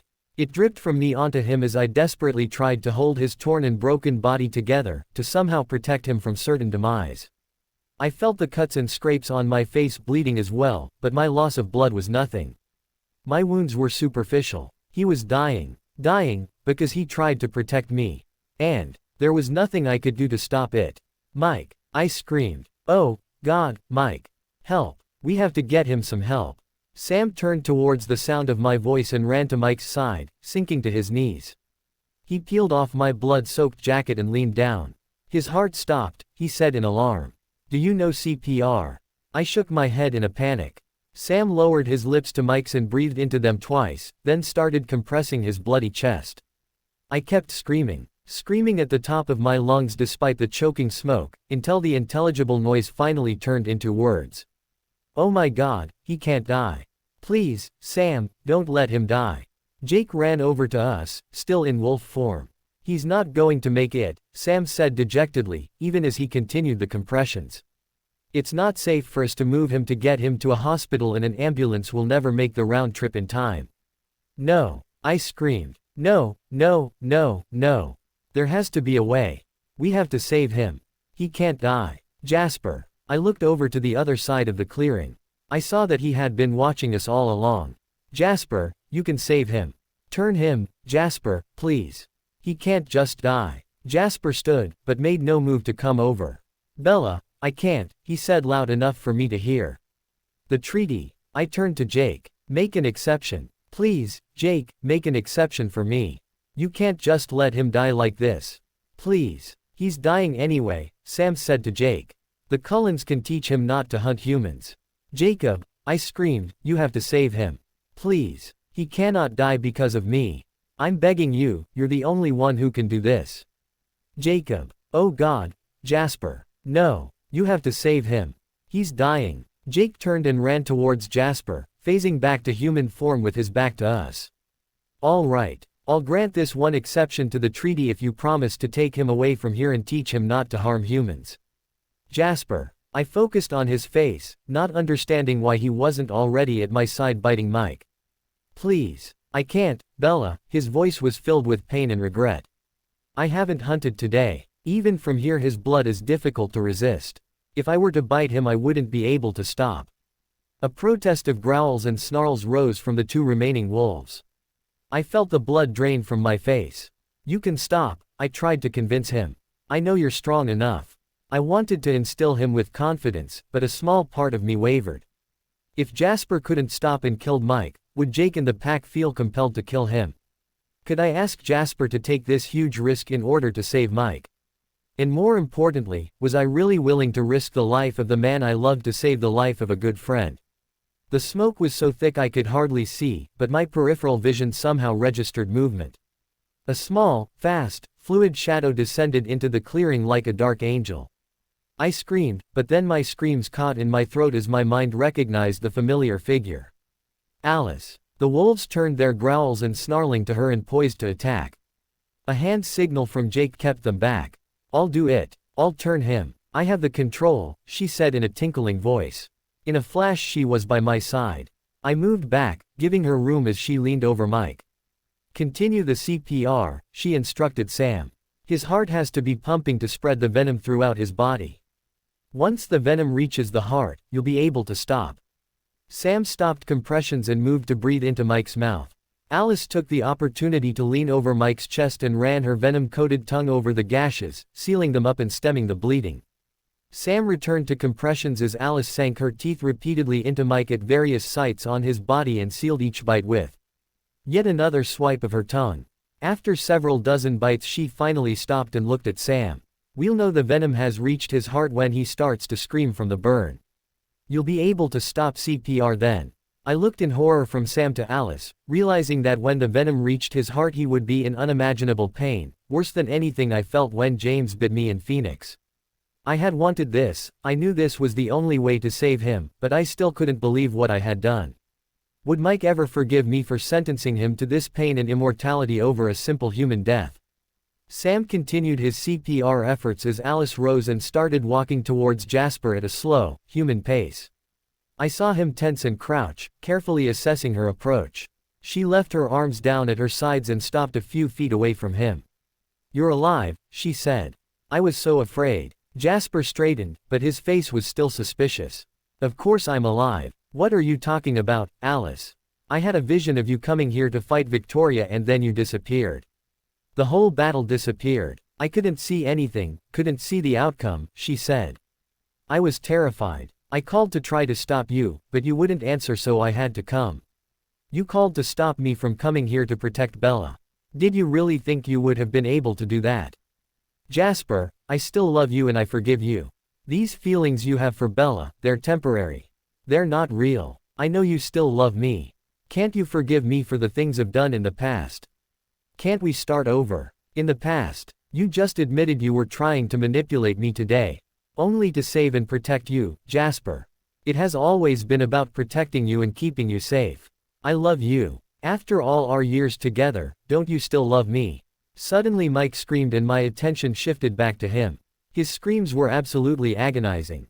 Sam leaned away from him and watched with a horrified expression. What's happening to him? He whispered. The venom burns, I said quietly. It's the most horrible pain I've ever felt. Sam looked at me sharply, clearly shocked. How do you know? You're not a. I rolled up the sleeve to my shirt and showed him my scar. Last spring a vampire named James wanted to kill me and very nearly succeeded. He bit me. Edward got there in time to pull him off me. Emmett and Jasper killed him and Edward cut out the venom before it could change me, but not before I felt some of what he's going through right now. How long? Sam asked. Paul, who had phased back to human form, came over to us and waited for my answer along with Sam. 3 days, I said. This bad? Sam asked. I nodded. Maybe worse, I added in my head. Jake and Embry walked over to us. Jared's running the perimeter, making sure we didn't miss anything. Otherwise it's all over. All the pieces have been burned, Jake reported. I looked at him in shock, then to the fire which was smaller now, no longer being fed with wood and vampire flesh. And then I remembered Laurent, and burst into tears. In all the confusion of the fight and concentrating on Mike and Jasper, I had completely forgotten about Laurent. I knew the newborns had ripped him into millions of shreds, but Carlisle might have been able to put him together if we had all the pieces. But I didn't tell the wolves and they tossed all the vampire shreds into the fire, including Laurent. Like Mike, he had given up his life to keep me safe. At the sound of my sobbing, Mike's screams became even louder and more terrifying. Jake leaned down to scoop me up and took me away from Mike's side. I twisted in his arms, trying to get back to Mike. Apparently he can sense your emotions. And your being upset is making things worse for him, Bella. Let's get you calmed down and then I'll bring you back to him, I swear. I stopped struggling, realizing he was right. I buried my face in his chest, trying to stifle my sobs. Jake held me close, rubbing circles over my back with his large, warm hand in an effort to soothe me. It's all right, Bella. You're safe. All of the bad vampires are gone. We made sure we burned them all. My sobs increased again at the reminder of Laurent's death. Bella, what's wrong? Talk to me. It's Laurent, I sobbed. Who's Laurent? I kept sobbing as I explained the entire story to Jake, starting with the baseball game in the clearing in the spring, James's attack and death, Laurent's return this fall and his decision to join Victoria again only to protect me. He put himself between me and Victoria and the newborns and he died, Jacob. He died trying to protect me. And I didn't do anything to stop you from burning him. Bella, you can't blame yourself, Jake said. If we hadn't come along, I'm sure Victoria would have burned his remains just as we had, and I'm sure he knew that too when he decided to step in as your shield. He died a hero, Bella. He died doing something he believed in. He wouldn't have done it if he didn't believe it was the right thing to do and if he wasn't willing to accept the consequences. All of us who were here fighting today knew the risks and were willing to accept them. But I could have saved him. He didn't have to die. If I had saved the pieces Carlisle could have. No, I could not have allowed that. All of the vampire parts had to be burned. There was no time for sorting. And you had Mike to worry about. He was the only true victim here. Totally innocent, a bystander getting pulled into this conflict. You made the right choice, Bella. I know Laurent would agree with me. I realized that at some point I had stopped sobbing. I wiped off my eyes and looked at Jake carefully. Are you all right? Were you hurt? And the others? Just superficial wounds that already healed. We had surprise and numbers on our side. They didn't know what hit them. And it helped that Jasper showed up to deal with the female. I glanced over in Jasper's direction. He and Alice were standing closer now, speaking in tones low enough for me not to be able to hear them. Their body language suggested that she was still pleading her case. I couldn't evaluate his reaction. Feeling like I was eavesdropping on a private moment even though I could hear nothing, I lowered my eyes. Jake, even before I found out Mike was kidnapped, I wanted to talk to you. I love Jasper with all my heart and I can't bear to be apart from him. I can only hope that after all this he can forgive me and still want me. If he does, then I will be with him. I would like to stay in Forks, but only if you promise that you and the pack will uphold your part of the treaty and leave him alone. If you can't do that, then I will leave with him. Jake pulled back to look into my eyes. You'd leave Charlie and me and all of your friends. I looked at him, trying to convey how serious I was about this plan. I wouldn't want to leave, Jake, but I need to be with him. I know you don't understand and I'm not trying to force your hand. I know with the way you feel about this, it could be too much for you. If you can't guarantee his safety here, I will understand and we will go somewhere else. Jake looked away from me. He didn't speak for a long while. His brows came together in a concentrated frown and I could tell he was trying to go through all the available options. Damn, Bella, could you make this any harder for me? I'm already questioning myself over what I did for you today with Mike. Was that the right decision? Bringing another vampire into the world. But you just can't leave it at that, can you? He was hurting and he didn't deserve that after everything he did for me. I couldn't ask him for more than he already gave. It's okay, Jake. I understand. Just forget I asked. I was going to leave Forks eventually anyway to go to school. This will just be a little earlier. I'll come up with a cover story that will make it easier for Charlie. I looked over at Jasper and Alice and my heart constricted when I saw that they were still standing close together as he spoke to her earnestly while holding her hands in his. Besides, it may not even be necessary. Jake followed my gaze then turned back to me, taking my chin in his hands to make sure my eyes were on him. Now, you listen to me. I still think this is madness and I can't pretend to understand it, and I sure don't like him or the thought of you being with him, but I know he cares about you a hell of a lot. We would have never known the other vampires were here if he hadn't contacted us. Paul, Jared, Sam and I were helping Charlie with the search, and we were all phased, so we weren't reachable. Embry was running patrols on the res. Jasper called my house first, but Billy didn't know where we were or how to reach us, so he called Emily who ran out into the forest yelling that you were in trouble and needed help until Embry found her and she could tell him the whole story. As soon as he knew what was happening we all knew and ran over here, and it looks like we got here just in the nick of time. Which brings up a good question. Why the hell didn't you tell us that there was a coven of human-killing vampires in Forks? What were you thinking coming out here all by yourself? God, Bella, if I didn't love you so much I swear I'd strangle you myself. I looked away, embarrassed. My logic seemed to make sense at the time. I knew that they were just here for me.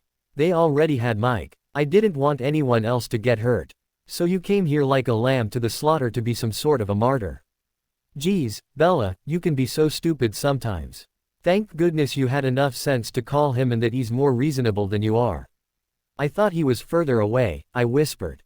I only called him because I didn't think he could get here in time. I didn't want him to get hurt either. Lucky for us he was nearby or that damn female would have gotten away.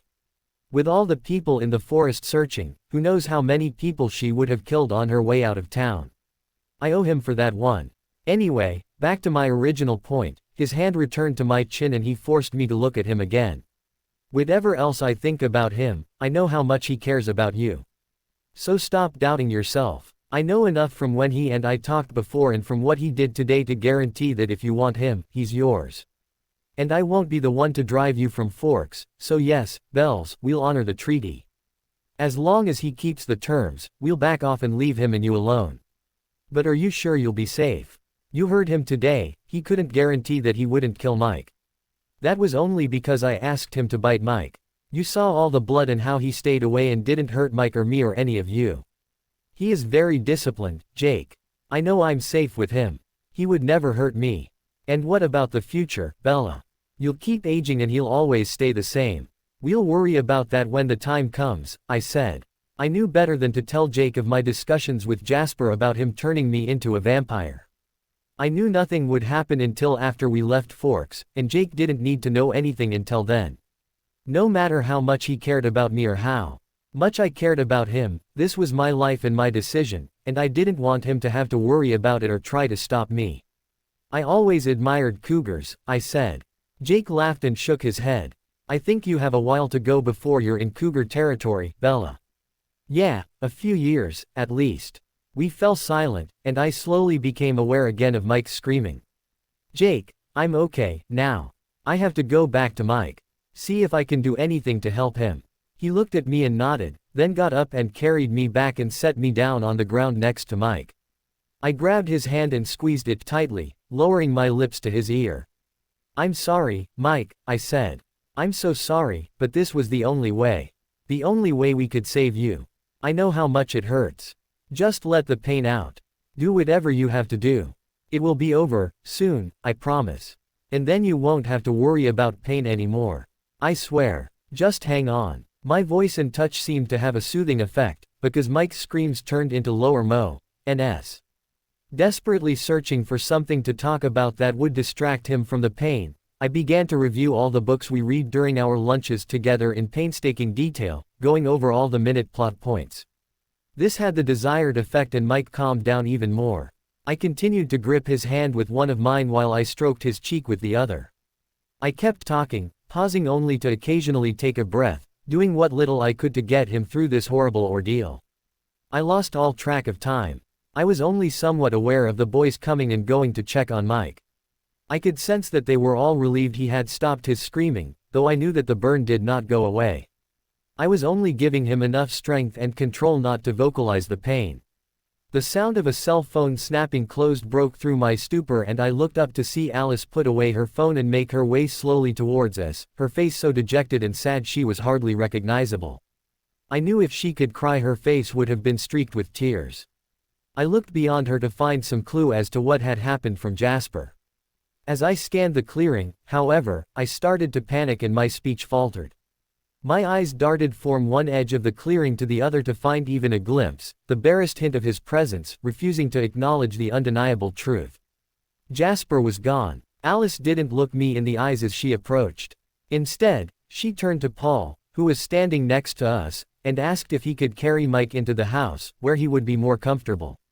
Paul looked to me for confirmation and I nodded. Embry, Paul called, I need to take Mike into the house. Can you come over and carry Bella?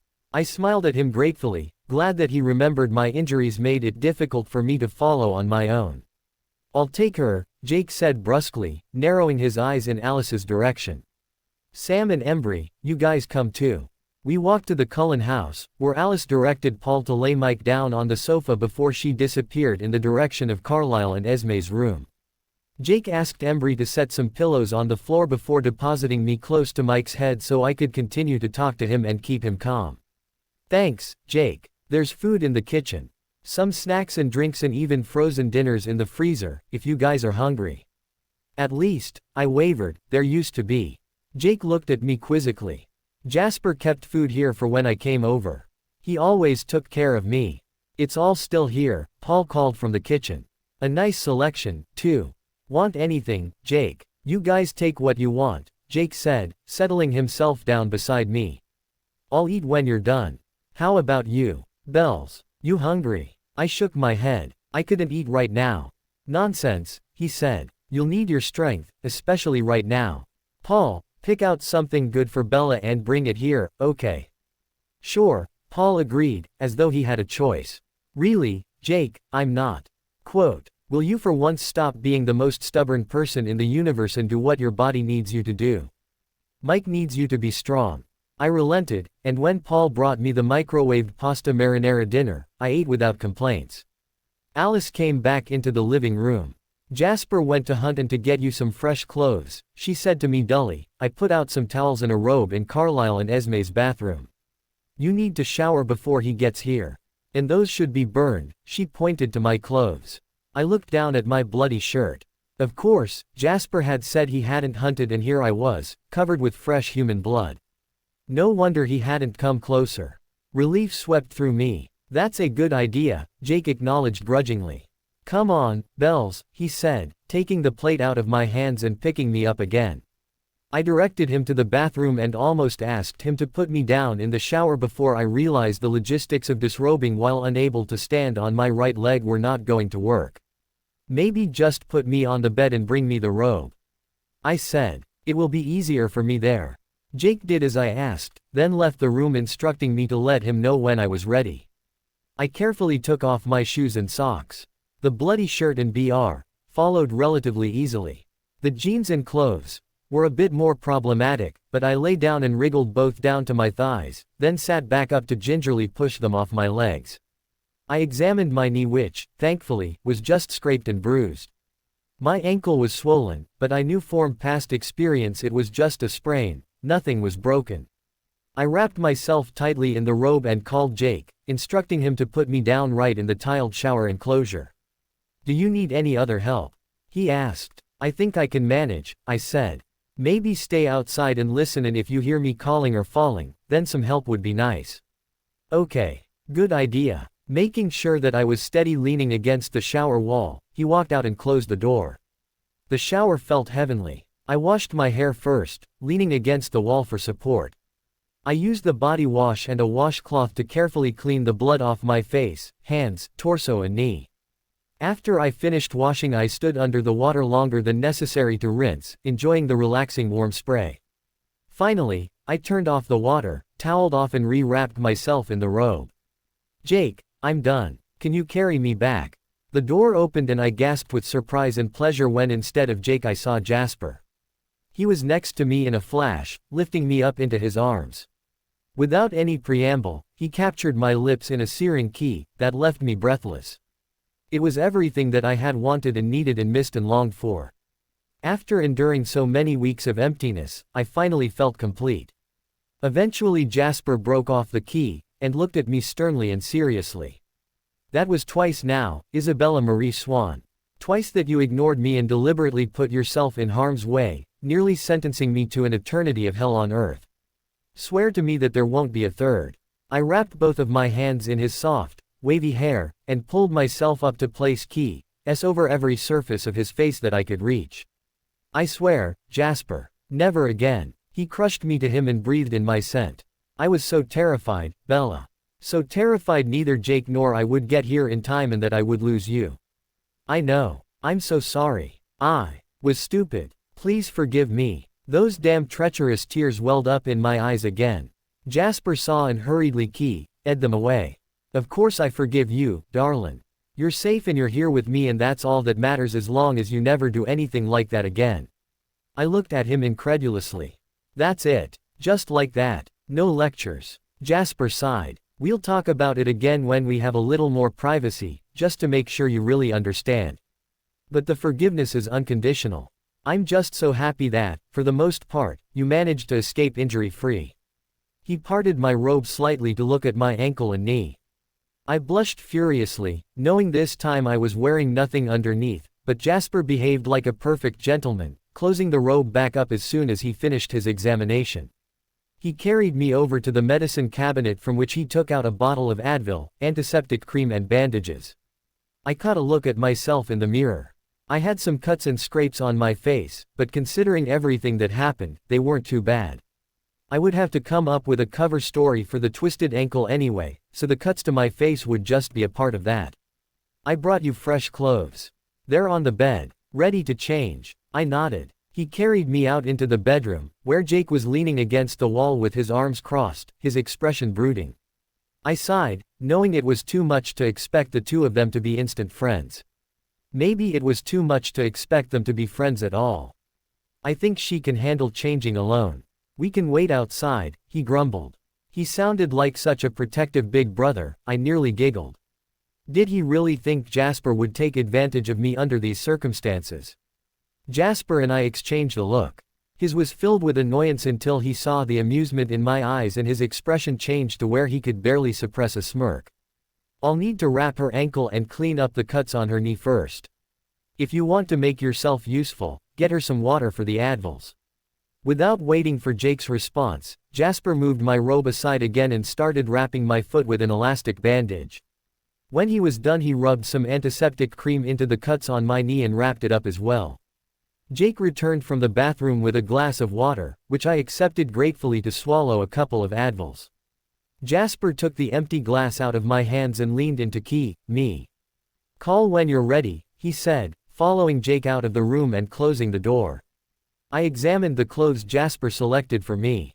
I noticed that the top was the one I wore on the day we went to Seattle, which brought a nostalgic smile to my face. The jeans were pretty standard and he had selected a matching set of cotton and clothes. I said a little prayer of thanks that I hadn't yet had a chance to unwrap my Victoria's Secret purchases. Tonight was hardly the appropriate time to debut those, and I was glad that, when the time came, they would still be a surprise. I dressed as quickly as I could and called out when I was ready. Jasper was instantly there to pick me up and carry me to the living room.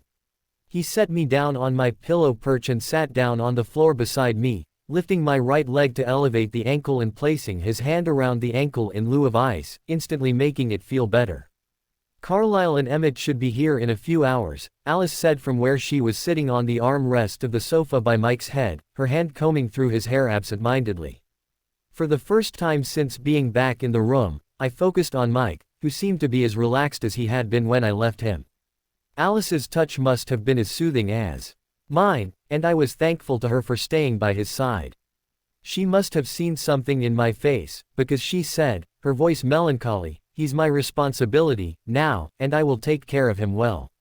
I knew what I was taking on when I agreed to change him. "Why are Emmett and Carlisle coming?" I asked no one in particular. "We need to take Mike to Alaska," Alice answered. "It would be most comfortable for him to transport him in a car, rather than carry him, but someone will have to carry him over the border. We don't have enough time to get the right documents to go through an official border crossing. I could carry him easily enough, but someone needs to be on the other side with a car.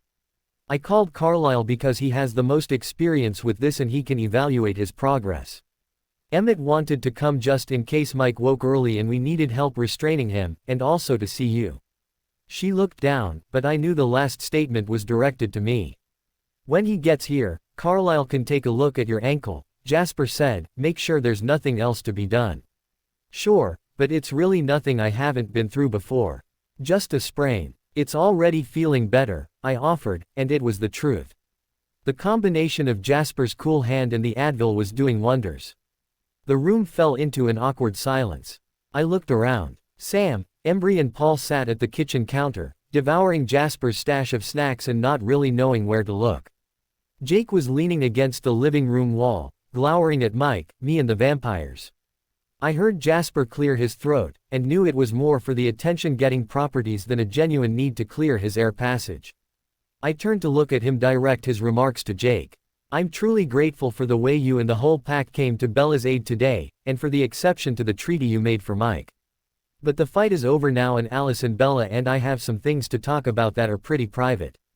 Jake opened his mouth to argue but Jasper, sensing his mood, quickly cut in. "I will make sure Mike and Bella are safe." Jake closed his mouth and glared at Jasper, then turned to look at me with question in his eyes. I sighed. I wasn't looking forward to the conversation with Alice, but I knew it was necessary. "It's okay, Jake. I bet the search organizers are wondering where you guys are. Maybe one of you should go back to check in. And Jake, maybe not you. It will be easier to explain the ankle to Charlie if he thinks I was in the woods with you searching for Mike when I fell. Also, Sam needs to talk to Emily. I'm sure she's frantic with worry." "I already called her, Bella," Sam said. "But I know she'd appreciate seeing me in person," he directed his last comment to Jake. Jake looked annoyed, but he didn't protest as he pushed himself off the wall and walked over to the guys. I couldn't hear if he had said anything to them or if the signaling was silent, but they stood in near unison and all four filed out of the house. Alice sighed with relief. "Finally," she said, the stench was getting unbearable. I looked at Jasper, puzzled. "The wolves smell horrible to us," he explained. "I've met them before and had a little more time to get accustomed to the odor, but this is Alice's first time and in such close concentration." Quote. I glanced over at Alice, though I didn't feel particularly compassionate. What I saw, however, filled me with alarm. Alice's eyes were rolled back. She was clearly experiencing a powerful vision. I felt Jasper's hand tighten slightly around my ankle, and I saw he wore a worried expression. Alice's fingers curled in Mike's hair and she must have tugged on it, eliciting a painful moan, and from Mike, which snapped her back to reality. She loosened her fingers and slowly refocused her eyes on us. "What is it?" Jasper asked. "It was, I don't know. I don't understand. I saw Emmett and Carlisle coming. They will be here in 2 hours and," she glanced at the clock, 17 minutes. "I saw all of us talking. I saw us leaving for Alaska and Mike completing the final phases of the change, but then nothing. The vision disappeared, just as before." She let out a frustrated hiss. "What is wrong with me?" I looked at Jasper, thoroughly confused. "Alice has been having problems with her visions. Sometimes they're clear and other times they disappear. She didn't see anything that happened after I rescued you from Quill or my conversation with Jake or the outcome of the battle tonight. You've been disappearing for her visions on a regular basis as well, for extended periods of time. And now, it's apparently spreading to Mike." I was surprised that Jasper had such a complete explanation, but this must have been one of the things they talked about in the clearing. I glanced at Alice again. She was looking down at Mike. I was glad. I didn't want to look her in the eye out of fear she could see my satisfaction. Knowing how much pain her one vision cost me, I was glad Jasper and I were regularly disappearing from them. I could only hope in the future this would become a more regular occurrence. Suddenly Alice turned to me. "Well," she said, "I suppose congratulations are in order. I wish I could say that the best woman won, but it was never really a contest. Not that I didn't try to make it one. I did everything I could think of to keep him. But I should have known better. I should have realized that in the end he would always end up with you." I scrunched my eyebrows in confusion. "What are you talking about, Alice?" She sighed. "From the moment I first saw Jasper in one of my visions, I knew he would not stay with me forever." A deep, menacing growl rumbled from Jasper's chest. "What are you talking about, Alice?" he asked, his voice gravelly. "Even before we first met, I always knew that we would be together for a finite period of time, and that eventually you would leave me. At first, I couldn't see who you were leaving with. Gradually, as time got closer and closer to our move to Forks, I started seeing more details, but still I never clearly saw any distinguishing features. Once we moved here the visions became even sharper and then, on the day Bella started school, the vision crystallized and I saw the two of you together." "What?" I asked in disbelief. "You had a vision of Jasper and me together on the day I started school." Jasper was no longer growling. I turned to him and noticed that he was dumbstruck. "From the very beginning you always told me we would be together forever, that you had a vision of us that way. You've been lying to me since the moment we met." Alice could not look at Jasper. Instead she turned her body to look through the back windows out into the yard. "I loved you. I was hoping that if I didn't mention the visions to you, if I didn't plant that idea in your head, I could do something, make some decisions that would change the final outcome. But you didn't just not mention the visions, Alice. You affirmatively told me that I would fall in love with you and be with you forever. And I believed you. Our entire relationship has been a lie from the beginning." "No," she shook her head vehemently and looked back to him, her eyes begging for forgiveness and understanding. "We were always meant to meet in the diner and to find the Cullens and to be together all those years. None of that was a lie. And what about the other things? My weakness around humans. The need to monitor me." Alice looked down at the floor. "In the beginning it was all genuine. You were more attracted to human blood than the rest of us and you needed monitoring. There were many near misses.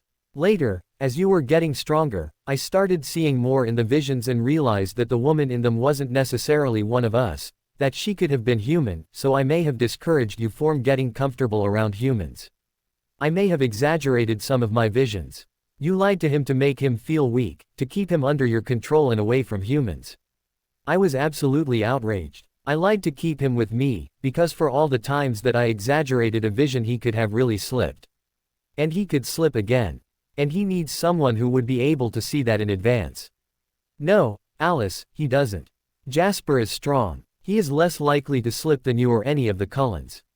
He just needs to believe in himself, and to be with someone who believes in him and his strength, instead of convincing him that he has a weakness that doesn't really exist. What would you know about it, Bella? Spending a few weeks with him suddenly makes you a Jasper expert. I've been with him for over 6 decades. I think I know better than you what Jasper needs. You don't, Jasper said, his voice hard as steel, because in those 6 decades you never once took the time to get to know the real me. Not the way Bella has. You assumed things about me and you made decisions for me and, like a supreme fool, I let you, because I believed you. I believed the lies. When you told me we were meant to be together forever, I had no reason to doubt you, even though deep inside I felt there was something missing. But I thought it was my past with Maria that was bothering me all this time, when all along it was the knowledge that I was with the wrong woman. What about Edward? I asked Alice. If I was supposed to be with Jasper, why did Edward get involved with me? Edward, Alice scoffed. He played right into my hands. As soon as I realized he couldn't read your mind, I knew he would find you irresistible. It was never about your blood, Bella, no matter what he told you or anyone else. He would have been able to resist your blood just fine if he only had entry into your vapid little teenage mind. But he couldn't have your thoughts and it drove him mad, so he came up with the whole blood farce because he couldn't admit to anyone, even himself, the frustration he felt at his power being thwarted by a human girl. But, of course, the blood theory was a perfect excuse to keep you and Jasper apart, so I played right along. But I thought you were my friend. Ever hear the saying, keep your friends close and your enemies closer, Bella? You and I were never friends. Oh, you were fun to dress up, like a life-size doll, but friends. Please, what could you and I possibly have in common that would make us friends? How could I be friends with a woman whose existence threatened my eternal happiness? I shrank into the floor, mortified. Suddenly I understood exactly what Jasper was feeling. We had both been expertly manipulated and we both fell for it, hook, line and sinker. I had thought I was being manipulated since Alice's phone call, but it really started from before we even met. It made me feel so incredibly vulnerable and victimized. I wasn't sure I could listen to much more of this. I looked at Jasper and saw my thoughts reflected in his eyes. But then something changed in his expression, and my back straightened as I absorbed this new feeling of defiance and fortitude. No matter how much it hurt, I needed to hear everything. So what happened with James? Alice laughed bitterly. Yes, James. I had hoped that by delaying telling everyone about James's coven he would take care of things for me and kill you at the baseball game. But I must have misjudged their distance from us, because they arrived too late, and by then we had our defenses ready. I also didn't anticipate everyone being so protective of you, Bella. She looked at me curiously, cocking her head. I threw a glance at Jasper, who gave me a slight, I told you so, smile. So then someone had to take you to Phoenix and, again, I needed Edward to stay in Washington, so that he wouldn't arrive in time to stop James. Since Jasper couldn't read my mind, it was easy to keep your plans a secret from him so that you could escape. But then Edward's plane was early and, once again, my plans were foiled. James had time to bite you, but not drain you. Jasper started growling menacingly, but Alice didn't look alarmed. It's all in the past, Jasper. She's still here, isn't she? Very much alive, very much human. We can't change the past, and do you really want to take on the responsibility of raising Mike? Because that's what you'd have to do if you killed me. Jasper calmed a bit. I saw Mike shift and mow, and I placed my hand over his reassuringly. It's okay, Mike. Everything is fine. The most interesting thing about Phoenix was how far Edward was willing to go to stop you from turning into a vampire. He was absolutely terrified that once you turned, he would be able to read your mind, and then he would be stuck with you for an eternity without your most appealing quality. I know he gave you that line about your soul, but trust me, Edward's MO has always been wanting something he can never have. Once whatever the object of his desire is within reach, he becomes bored with it. So his need to keep you human and unreadable was very strong. To be honest, I didn't know he had that type of self-control, and all the way to the end the outcome was unpredictable. He could have killed you just as easily as James, something I would have actually preferred. But he managed to stop himself in the nick of time, and here you still are. I was absolutely amazed that she could speak about the many times that she wished me dead without any sign of emotion or remorse. It was as if she didn't see me as a person at all, just an obstacle in her path to keeping Jasper with her forever. So then I had to find all sorts of ways and reasons to keep you and Jasper apart until the next opportunity to change the future presented itself. I saw the paper cut incident at your birthday party and I made sure there was plenty of glass around to increase the odds of you blood spilling in the aftermath. I also made sure that Jasper was plenty thirsty prior to the party. One of the potential outcomes was that he would have actually gotten to you and killed you, but, again, there was that overprotectiveness on the part of my family that somehow kept you safe. Afterwards I regretted letting the incident go forward. It hurt you so badly. She was speaking directly to Jasper now. I felt absolutely horrible about the emotional pain you had to endure. Both your own and that of the other family members. I was thrilled when Edward insisted that we leave Forks and Bella behind, but then Carlisle had to suggest that you separate yourself from the rest of the family. I could have killed him. I tried to insist on staying with you, but you all wouldn't let me. And so I had to take a risk that I could still find a way to keep you, even from Alaska. I saw everything that was going on between the two of you. I kept a careful watch.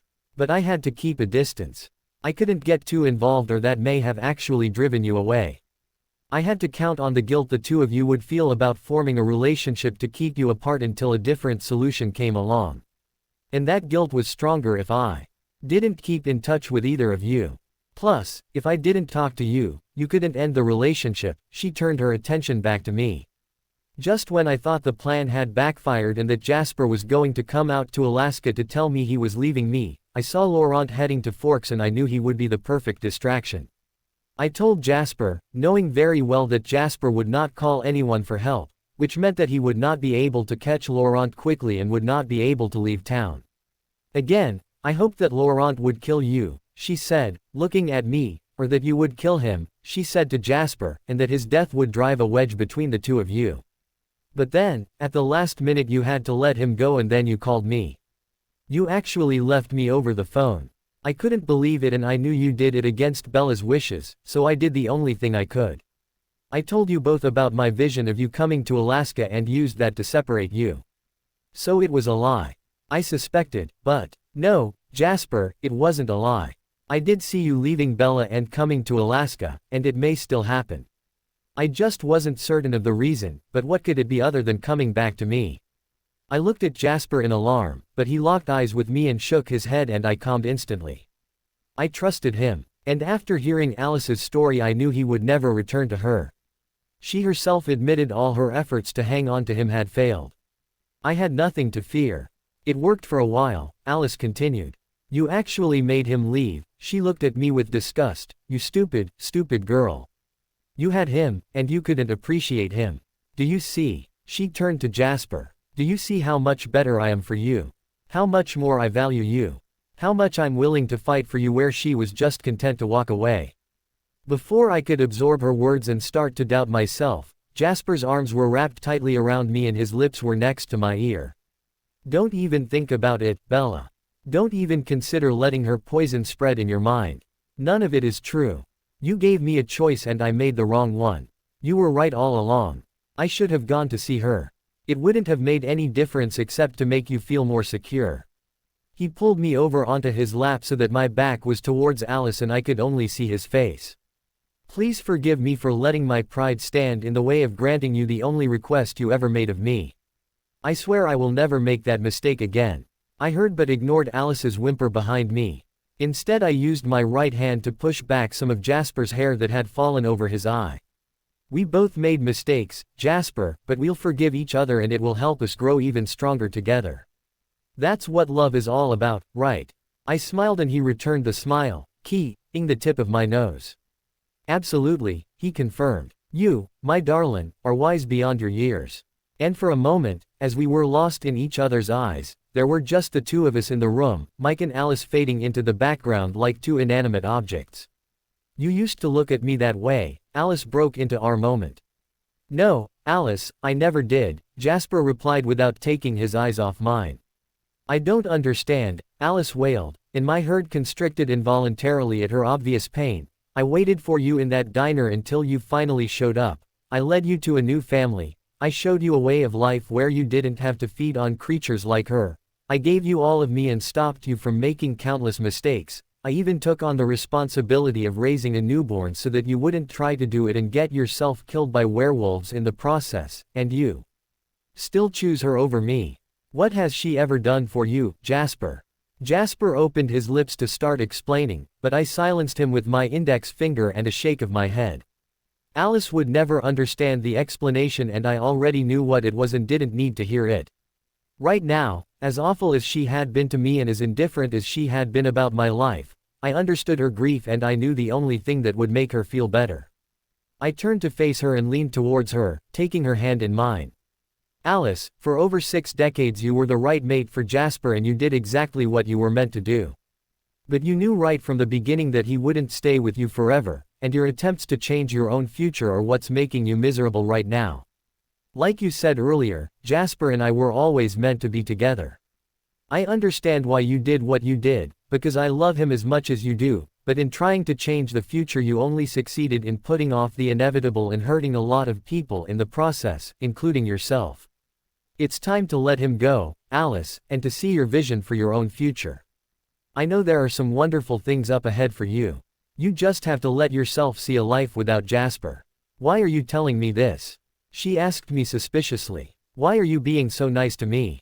Because even though you may not ever have considered me your friend, I always considered you mine, and this is what I would do for a friend. And because for the next year you're going to be responsible for the care of another friend of mine, and I want to make sure that you are as devoted to that responsibility as you possibly can be, without any distractions, because he knows nothing about this lifestyle and he will need all the help and guidance he can get. Alice looked down at Mike and her expression softened. I will take good care of him, Bella. I meant what I said, I will take my responsibility very seriously. He will never even want to taste human blood. I know you will, Alice. I know he's in good hands. Alice mused, I guess I lost a mate but gained a newborn on this trip. Won't Rosalie be jealous? She smiled slightly at her own joke. Given how morose she had been just a few minutes ago, I considered this a good sign. I wasn't sure what to say next, but I was saved from having to think too hard by the sound of the front door opening. All 3 of us turned to see Carlisle and Emmett stride into the room. They stopped when they saw us in the living room, assessing the situation. Hello Jasper, Bella, Alice, Carlisle said before focusing on Mike. Let me see how he's doing, he said, walking over to the sofa with his medical bag. Jasper lifted me out of the way and settled us both in the armchair. Hey everyone, Emmett said, only somewhat subdued. I see we missed quite a party. You should air the place out every once in a while, it stinks in here. Wrinkling his nose in distaste, Emmett continued, I'd walk over there to give you a hug, Bella, but there's a little too much blood in the air for me. I looked at him, puzzled, then realized that Mike still had on his bloody clothing. Obviously the scent didn't bother Alice or Jasper, who had just hunted, and Carlisle was so used to human blood he probably didn't even notice, but Emmett was having a problem. He started backing out of the room. I looked to Jasper, silently asking him to carry me over to Emmett. He understood and immediately stood up, complying with my request. Be careful with her, he said to Emmett in warning before handing me over carefully to his brother, she's injured. I felt a bit like an infant being passed from vampire to vampire and I thought the whole thing was silly. It was just an ankle sprain, for crying out loud. Nevertheless, I appreciated Emmett taking a bit more care than normal as he pulled me in for a hug. Missed you, Bella. Things just aren't as much fun without you around. I missed you too, Emmett. I said. I turned to say the same to Carlisle and saw he had finished examining Mike. He seems to be doing okay. The venom is healing his injuries. You did a great job, Alice. How long do we have before he wakes up? Alice shook her head. I don't know, Carlisle. I can see us driving to Alaska and some of his change, but then the vision disappears. Carlisle looked at Alice in alarm. Disappears? He asked, has this ever happened before? Alice looked down. It's been happening pretty frequently lately with my visions of Jasper and Bella. That's one of the reasons I came here. I saw Jasper heading to battle with Victoria and then he disappeared. I was so afraid. You saw Jasper and Bella in a battle with Victoria and you didn't tell us. Didn't you think we would all want to be here to protect Bella? Emmett asked, obviously confused. Alice was silent. I glanced at Jasper, whose face revealed his absolute loathing for her. Alice hasn't exactly been concerned with Bella's welfare recently, he said darkly, or ever, for that matter. The room was suddenly thick with tension. I felt Emmett's arms tightening around me as he protectively pulled me closer. My right knee pressed against his hard bicep and I winced at the pain, eliciting a growl from Jasper. I'm fine, I said quickly, noting that he was about to snatch me from Emmett's arms. Carlisle stood up and walked over to us, his eyes troubled. He noticed the bandage around my foot and ankle and asked Emmett to loosen his hold so he could examine my leg, picking it up gently and rolling up the fabric of my bootcut jeans. She thinks she sprained her ankle, Jasper explained. I wrapped it, gave her Advils, elevated it and applied cold. Carlisle nodded. That's exactly right, son. What else? She landed pretty hard on her right knee, but I think it's only scraped and bruised. I put antiseptic cream on it and wrapped it as well. Carlisle unwrapped the bandages and applied slight pressure to my knee. I winced, though it wasn't too painful. You did an excellent job, Jasper. I'm proud of you. You were able to handle the cuts okay. Jasper grimaced and I did as well. I forgot that Carlisle knew nothing of Jasper's training and how well he had been doing with his self-control. I was fine. I hunted before I saw Bella and she had showered so most of the blood was gone. Besides, I would never hurt her. He looked at me warmly and reached over to tuck a loose strand of hair behind my ear. His hand remained curled around my chin, his thumb stroking my cheek. I leaned into his hand and closed my eyes. When I opened them again moments later, I saw extreme confusion on both Carlisle and Emmett's faces. Hey, what's going? Emmett started to ask. Let me finish examining her, Emmett, Carlisle interjected. Then we have some logistics issues to work out before we can sit down and discuss this new. He looked from me to Jasper to Alice, development. In a typical Carlisle fashion, his tone was calm, completely noncommittal and non-judgmental. I had no idea what he was feeling, though I was certain that he had not known anything about me and Jasper before walking into the house tonight. He unwrapped my ankle and manipulated it gently, watching me for signs of pain. Can you stand and walk on it, Bella? He asked, rewrapping the bandages. I haven't tried since the sprain. It buckled immediately after and with Victoria around it seemed prudent not to experiment. Can you try for me now? Emmett lowered me to the ground and Jasper was instantly at my side, offering his arm for support, which I grabbed gratefully. Try to walk normally, without a limp, Carlisle instructed. I did as he asked, leaning heavily on Jasper. The pain was manageable. Nothing seems to be broken, Carlisle concluded, but you should get some crutches to help you walk normally. Now, he said turning back to Mike, we need to come up with an explanation of what happened that will satisfy his parents and Charlie. We could do nothing, Emmett said, just let them think he ran away. Carlisle shook his head. His parents would never stop looking, then. They would never have closure. For all practical intents and purposes Mike is dead to them now, and it would be more kind to let his parents deal with that. We can take his shirt and get a bear to rip it up even further, then let someone find it. Jasper offered. Everyone will assume that the bear dragged him away. They'll do some searching in the area, but when the body isn't found, everyone will assume he died. Yes, Carlisle agreed, I think that would work. I will take the shirt and find a bear, Jasper said. Emmett grimaced, but did not protest. The bloody shirt was making him uncomfortable. Good. Emmett, you can drive to the Port Angeles hospital to pick up some crutches for Bella. I'll call in the order. It's better if we don't make our presence known in Forks. Bella, you should go see your father, let him know that you're okay. Jasper said. Then see if you can find an excuse to spend the night away from your house. I frowned as I thought of possible reasons not to stay home. Then my face brightened. I'll tell him that I'd like to stay at Emily's because of the ankle. He'll be working on the search, so he won't be home to help me. I think he'll go for it. Perfect. Jasper smiled at me and leaned over to me quickly. And you said you were a bad liar. I answered Emmett's quizzical look with a guilty half smile. I knew he really wanted to know what was going on between me and Jasper. I saw him throw a furtive glance in Alice's direction. Alice was focused on Mike again, ignoring the rest of us. I can come up with the lies. I just can't deliver them very well. I have a feeling Charlie will be distracted enough today that you won't have any problems. Let's go see if we can find Jake. Jake? Emmett asked, clearly confused. Jacob Black, Jasper answered. Bella's Quileute friend. Ephraim Black's great-grandson. Carlisle seemed to be putting the pieces together. There are a couple of wolves patrolling the property. I assume they're Quileutes. Alice told us they helped with the newborns, so we assumed they were friendly and we didn't try to engage them. They are friendly, I said quickly. They'll help me find Jake.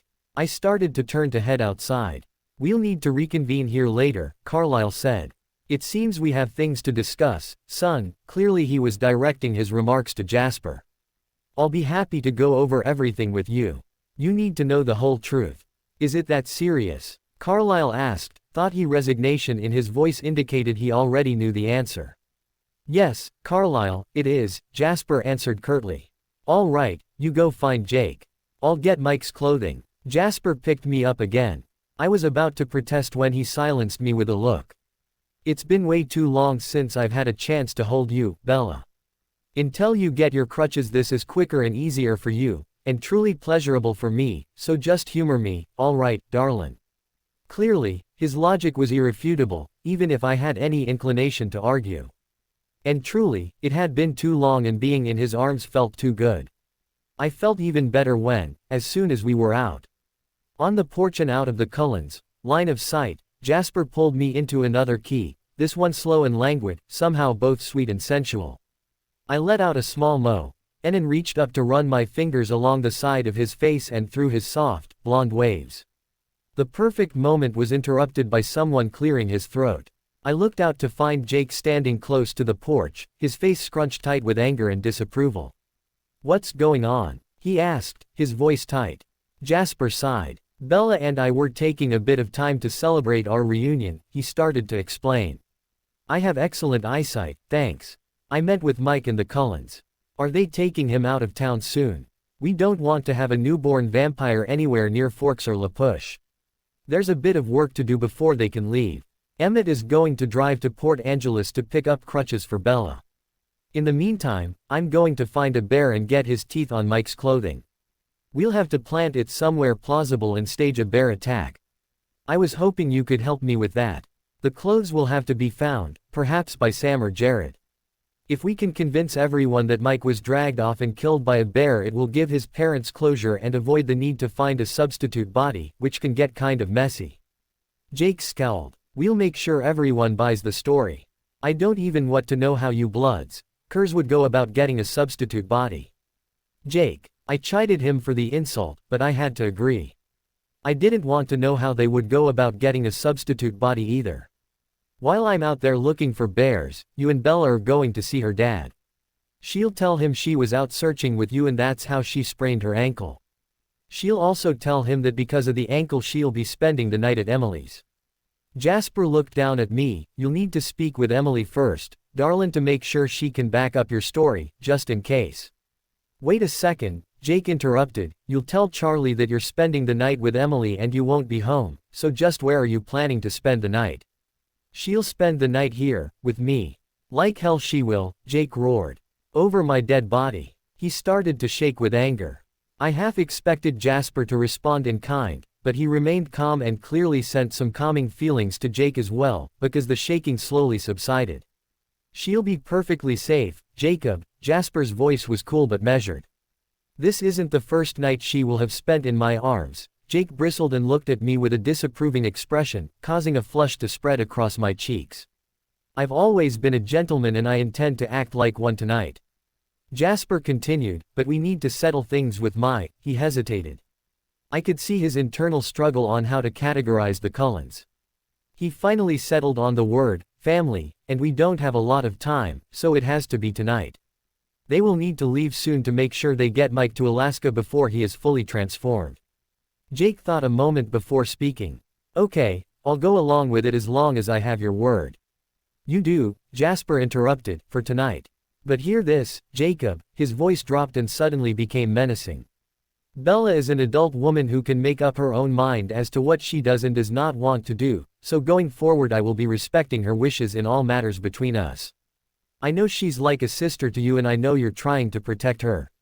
That and her love for you are the only things that are stopping me from ripping you apart for your interference. But if you ever try to get between us without her invitation, or if you disrespect her or make her feel bad about herself in any way, those barriers will disappear for me. Understand? Jake pulled himself up to his full height and I realized that he was actually taller than Jasper and a lot more muscular. I won't disrespect Bella, but if she needs my protection I will get between the two of you without hesitating and without waiting for her invitation. I'm not afraid of you, Leech. As fascinating and flattering it was to watch two of the three most important men in my life squaring off against one another in an effort to show who cared about and respected me more, this wasn't getting us anywhere. I needed to step in, figuratively if not literally, and break up this dispute.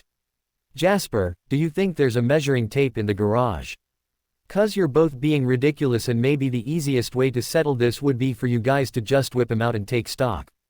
Jake and Jasper both looked at me in shock, Jake's mouth hanging open. I heard Emmett's guffaws from inside the house, and soon Jasper and Jake joined in. I started laughing too. Way to go, Bella, Emmett called. And if anyone's measuring I want in on it too. I bet I win. Shut up, Emmett, Jasper and I yelled in unison though our laughter. Shouldn't you be halfway to Port Angeles by now? Jasper added. Emmett stepped out onto the porch. I wanted to give you some privacy. Of course, had I known that you all would try to negotiate world peace out here tonight I would have left before you. Hi, he said, holding out his hand to Jake, I'm Emmett Cullen. Jake shook his hand reluctantly, Jacob Black. Whoa, dude, you're hot. Emmett said pulling his hand away. I meant your temperature, he said quickly and then, after appraising Jake, he added, though it would work as a general assessment. Emmett, I said, shocked. What? He said looking at me and winking. Just because I'm straight as an arrow doesn't mean I can't appreciate that wolf boy here is almost as good looking as I am. By the way, nice comeback. Way to put these two in their place. He held out his hand, palm facing me, and I clapped mine against his in a high five. Though I do have to question your taste in men, little sis. I mean, Edward and Jasper over me and Jacob, here. You sure like 'em scrawny. Jasper hissed at Emmett in warning and Emmett quickly backed away towards the rental car. Take mine, Jasper called after him, tossing him the keys. It'll be faster. I left it at the end of the driveway near the road. Emmett caught the keys and ran off down the drive. I was still basking in the glow of Emmett referring to me as his little sis, even though by now it was very obvious that Jasper and I were together. I realized I had been so prepared for all the Cullens to hate me, that Emmett's easy acceptance completely took me off guard, in the best possible way. Jasper looked down on me, sensing my emotions. He loves you, darlin', just like Jake does. And he's missed you. He keyed me quickly and then turned his attention back to Jake. We're wasting time. You need to take her now and get her back here as quickly as possible, he said, handing me over to Jake. This really was getting ridiculous. I felt like a sack of potatoes. I couldn't wait for Emmett to get back with the crutches. Jake turned without saying a word and ran for my truck, depositing me in the passenger seat before getting into drive. As Jasper suggested, we went to La Push first to speak with Emily. When we got there she pulled me into a long, tight hug that felt absolutely wonderful. Sam told me about Jasper, she whispered, but I would have known even if he hadn't, just by looking in your eyes. I'm so happy for you, Bella. Sam had already filled her in on the fight with Victoria and what happened with Mike, so Jake and I only needed to tell her about the plans for tonight. Emily easily agreed to play along. We paused only long enough for me to eat some banana bread that she had made earlier and for Jake to devour 3 platefuls of leftover spaghetti and meatballs before heading out to Newton's store to see Charlie. Despite the late hour, the parking lot was abuzz with activity.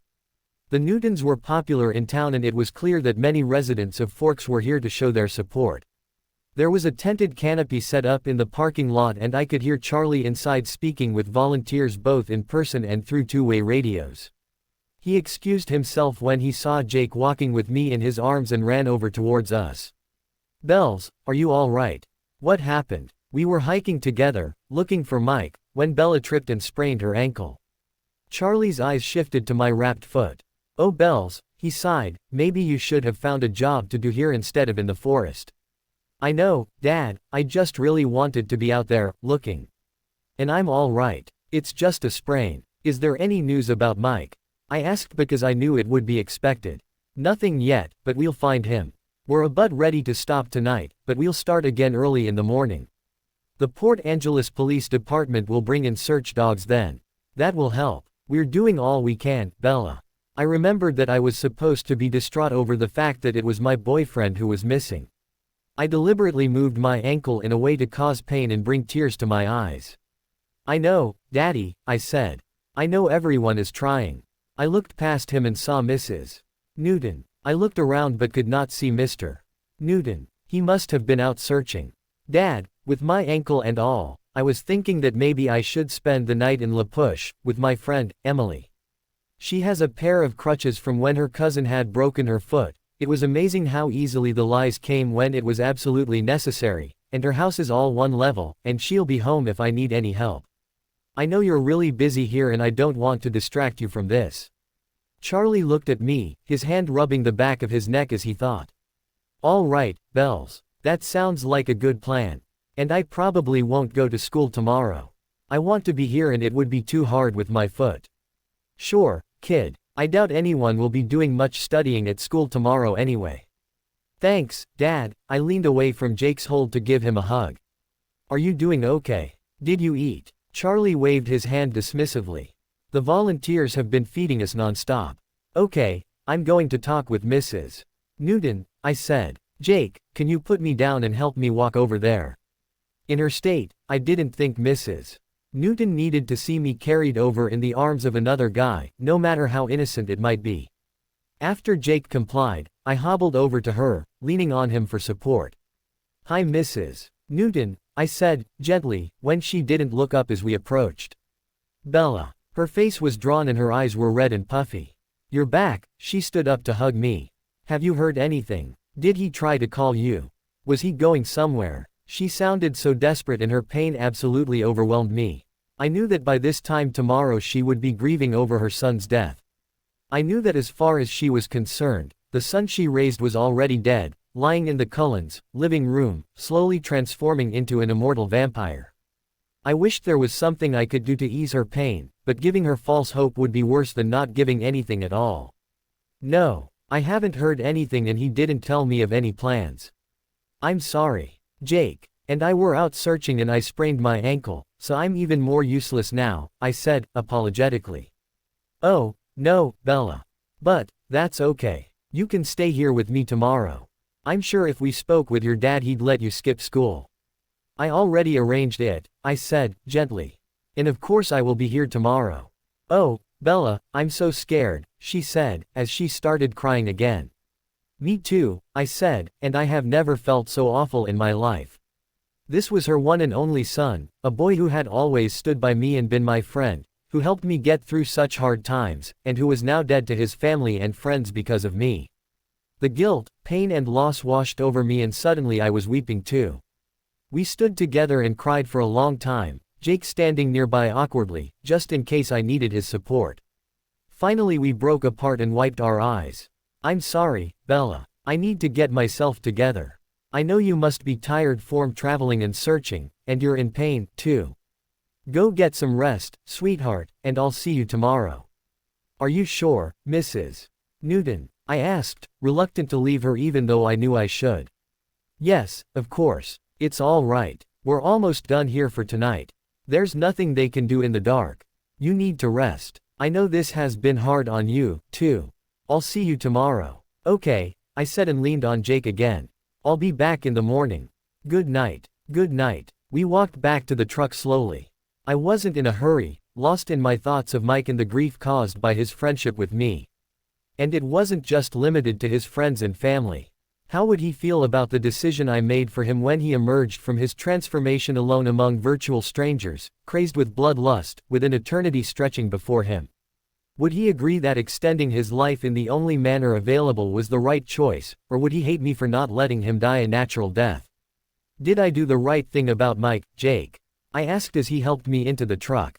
I don't know, Bella. I'm wondering the same thing. We drove back to the Cullen house silently, each pondering the wisdom of our decisions. Finally, Jake turned to me and said, if I was watching you die and the only way to save you would be to turn you into a vampire, I would do it without hesitation, consequences be damned. I think that's how you felt about Mike and that's why I allowed the Cullens to breach the treaty. So I don't know if we did the right thing, but we did the only thing we could do. He reached over, took my hand in his and squeezed. It'll be okay. The Cullens will take care of him. And maybe someday, once he learns to drink animal blood like the rest of them, you can go up and visit. Thanks, Jake. You don't know how much I appreciate what you did for me today. And I'm sorry that I make it so hard for you to be my friend. Jake shrugged. If it were easy, it wouldn't be worth it, he said. I was going to respond, but we were pulling up in front of the house and I saw Jasper come out to meet us. He opened the passenger door and pulled me out into his arms. We need to have a family discussion now, he told Jake, but can you come over in a few hours so we can stage the bear attack scene? Sure, Jake said. I'm not going anywhere. I'll just phase nearby and catch some sleep. Call out whenever you're ready. I looked at him in alarm. You're going to sleep out here. Why not come inside, there are beds. No thanks, Jake said, wrinkling his nose, it reeks of bloods, curs in there. I wouldn't be able to sleep if I tried. I sighed. I knew I wouldn't be able to change his mind. Be safe, I said. I will, he assured me, and you too. One of the other guys will be here. Too, running patrols just in case. I had a feeling that statement was as much for Jasper's benefit as for mine. And when you're ready tomorrow, I'll take you back to the store. You won't be able to drive for a while with that ankle. Thanks, I said again, and it seemed so inadequate. I'll see you in the morning. Good night, Bells, he said as he got out of the truck and jogged into the forest. Alice and I already told them everything while we were waiting for you. Jasper explained after Jake disappeared. I sighed in relief. I really didn't want to listen to everything for a second time. How did they take it? I asked. He didn't answer, but he gave me a reassuring key. I'll let you find out for yourself, he said, and he carried me inside. Carlisle, Emmett and Alice were waiting for us in the living room. I noticed that someone had redressed Mike in clothes that I could only assume belonged to Jasper. Alice was sitting on the sofa now, with Mike's head resting on her lap over a bed pillow. The fingers of her right hand flitted over his face, making random patterns as they barely touched his skin. The fingers of her left hand stroked his hair. Mike writhed in pain silently, his face twisted into a grimace so horrifying, I had to turn away. Carlisle and Emmett both looked up when we entered the room. Emmett looked a bit shell-shocked and angry. Carlisle walked up to us and took my hand in his. Bella, I am so sorry for all of the pain my family has put you through in the past year. Needless to say, the actions of some of my children have been a deep disappointment, but I haven't exactly set a good example. I should have never listened to Edward about the family leaving you the way we did. I am deeply ashamed of it, especially after hearing from Jasper what Edward did when he left. We have all hurt you and we should all beg for your forgiveness. Some of us more than others, Emmett growled, glaring at Alice. When we left, Bella, we thought we were doing it to keep you safe. Clearly we were mistaken, but what was done cannot be undone. We have Mike to think about now, so we have to go back to Alaska and, at least in his first year as a newborn, you will not be able to visit us there. Afterwards, though, I hope you will forgive us and that you will come up to see us. And in the meantime, I know Esme would love to visit you here. I'll come with her, Emmett added. I've missed hanging out with you, Bells. And now that I know you like pinball. I looked over at him and smiled. I'm not very good, Emmett. It won't be much of a challenge to beat me. Who said I was going to let you play? I was just gonna to let you watch the master. I've already seen the master, I said, looking up at Jasper. And I also figured out a way to make even the best player lose a turn. Jasper growled at me playfully, knowing I was only joking. Hey, no fair with the inside jokes, Emmett complained. Bella, Carlisle spoke again, and the jocular atmosphere was gone. No matter what happens now or in the future, I hope you know that you and Jasper will always be part of our family. And from now on we will always be there for you when you need us. Jasper will add all of our contact information to your phone, so that you can reach any of us anytime you need or want. There's obviously not enough time right now to work out all of the difficulties between us, but I hope in time we'll all be able to come to terms with one another the way a family should. I looked at Carlisle and saw that he was sincere. I was grateful that he didn't seem to hold anything against me or Jasper, and that he still considered us part of the family, but I really wasn't sure Jasper and I were ready to be as forgiving as we would both have to be in order to rejoin the Cullens. I looked up at Jasper and, as I suspected, his face was tightly drawn. He didn't look at all ready to make nice. I really appreciate that, Carlisle, I said cautiously. Jasper and I will have to discuss how we want to proceed. But, as you pointed out, with Mike being a newborn we don't really have to come to any conclusions for at least another year. For now, just please take good care of Mike. He is one of my closest friends and I hate the fact that he was hurt because of me. I know with your help he can experience the best of the vampire world, so please, help make his transition as smooth as possible. Of course, Bella. We will do everything we can to make him comfortable in his new life. And speaking of that, I was thinking, he looked at Jasper. With the exception of Edward, each time we welcomed a new member to the family we had Edward's mind-reading abilities to help us with training. Now Edward is away and Alice seems to have lost her power as well, and we really could use some help. Your power and your experience with training newborns would prove invaluable, Jasper. Would you consider coming back with us to Alaska to help train Mike? Jasper took a step back. His hold on me tightened and his face turned hard with anger. I know you haven't forgotten what I told you earlier this evening, Carlisle. Bella and I have just been reunited today. There is no way I'm going to leave her to go to Alaska with you and his creator. His voice was cold and full of contempt. We'll be okay by ourselves, Carlisle, Emmett added, and for once I knew it wasn't just his natural arrogance and self-confidence talking. He was trying to help Jasper and me stay together. Between the 5 of us we can handle one newborn, even without any special powers. Of course, Carlisle retreated. I simply thought it might be easier. But, of course we can manage without you. I glanced over to the sofa where Mike was still silently writhing in pain. I didn't want Jasper to leave just as we found our way back to each other, but I owed it to Mike to make his transition as easy as possible, and Jasper had both the experience and special ability to make that happen.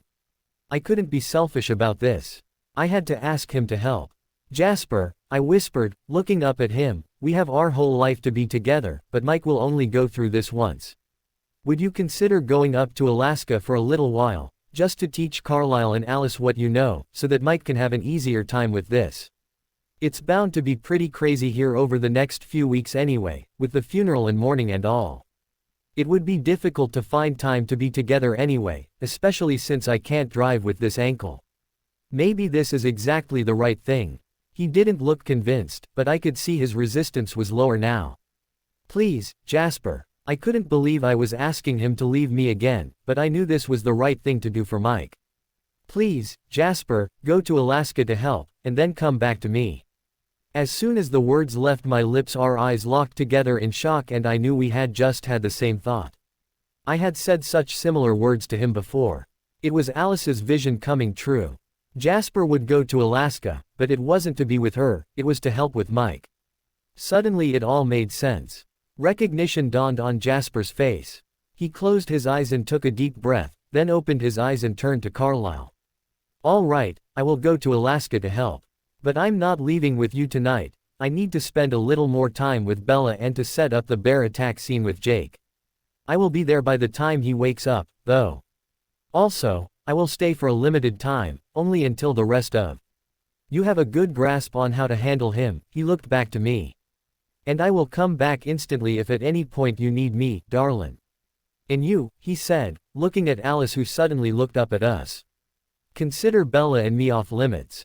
Don't try to look into our futures and if you have any more visions involving either of us, keep them to yourself. We're not going to play your games anymore. Stay away from us and maybe we can all stay civil for Carlisle and Esme's sake. Alice looked away again. I knew Jasper's words had hurt her, but I agreed with him wholeheartedly. The last thing I needed in my life was Alice calling to tell me of her visions. One experience with that had been enough to last me a lifetime. Thank you, Jasper, Carlisle said quietly and he placed his hand on Jasper's shoulder to give it a squeeze. I know how much of a sacrifice you and Bella are making and I really appreciate it. So will Mike, though probably not for a while. We'll leave right now, while Emmett can still carry him over the border in the dark. We will wait for you in Alaska. Carlisle, I asked, do you think before you leave I could have a moment with Mike? He can hear me if I talk to him, right? Yes, he can, and of course you can have a moment with him, Bella. Without being asked, Jasper carried me over to the sofa and set me down on the floor near Mike's head. He glared at Alice until she got up and the 4 vampires left the house to give us some privacy.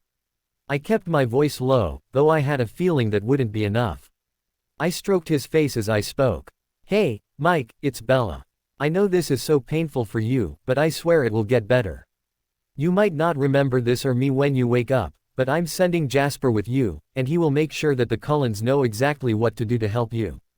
You'll be a vampire, Mike, an immortal. But you won't kill people. You'll live on animal blood, and over time you will get stronger and you'll be able to interact with humans too. And then I will come up to visit. Or maybe by then I will be a vampire too and we'll be able to hunt and run together. I'm going to miss you so much, Mike. I'll miss reading with you at lunch and hanging out after school. I'll do what I can to help your parents. I know they will miss you horribly. They can't know that you're a vampire, so we'll have to convince them that you died. But I will try to be there for them. I'm so sorry that you got dragged into all this because of me. Believe me, if I could change any of this, I would. If I could save your human life, I would. I tried to trade my life for yours, but Victoria, well, you heard her yourself. She lied. She never intended to let you go. I owe you so much, Mike. But all I have to give you is my friendship, forever, and Jasper for a little while, to help you in your hardest days. I won't be able to see you for a while, but I will call and, if you want to, you can always talk to me that way.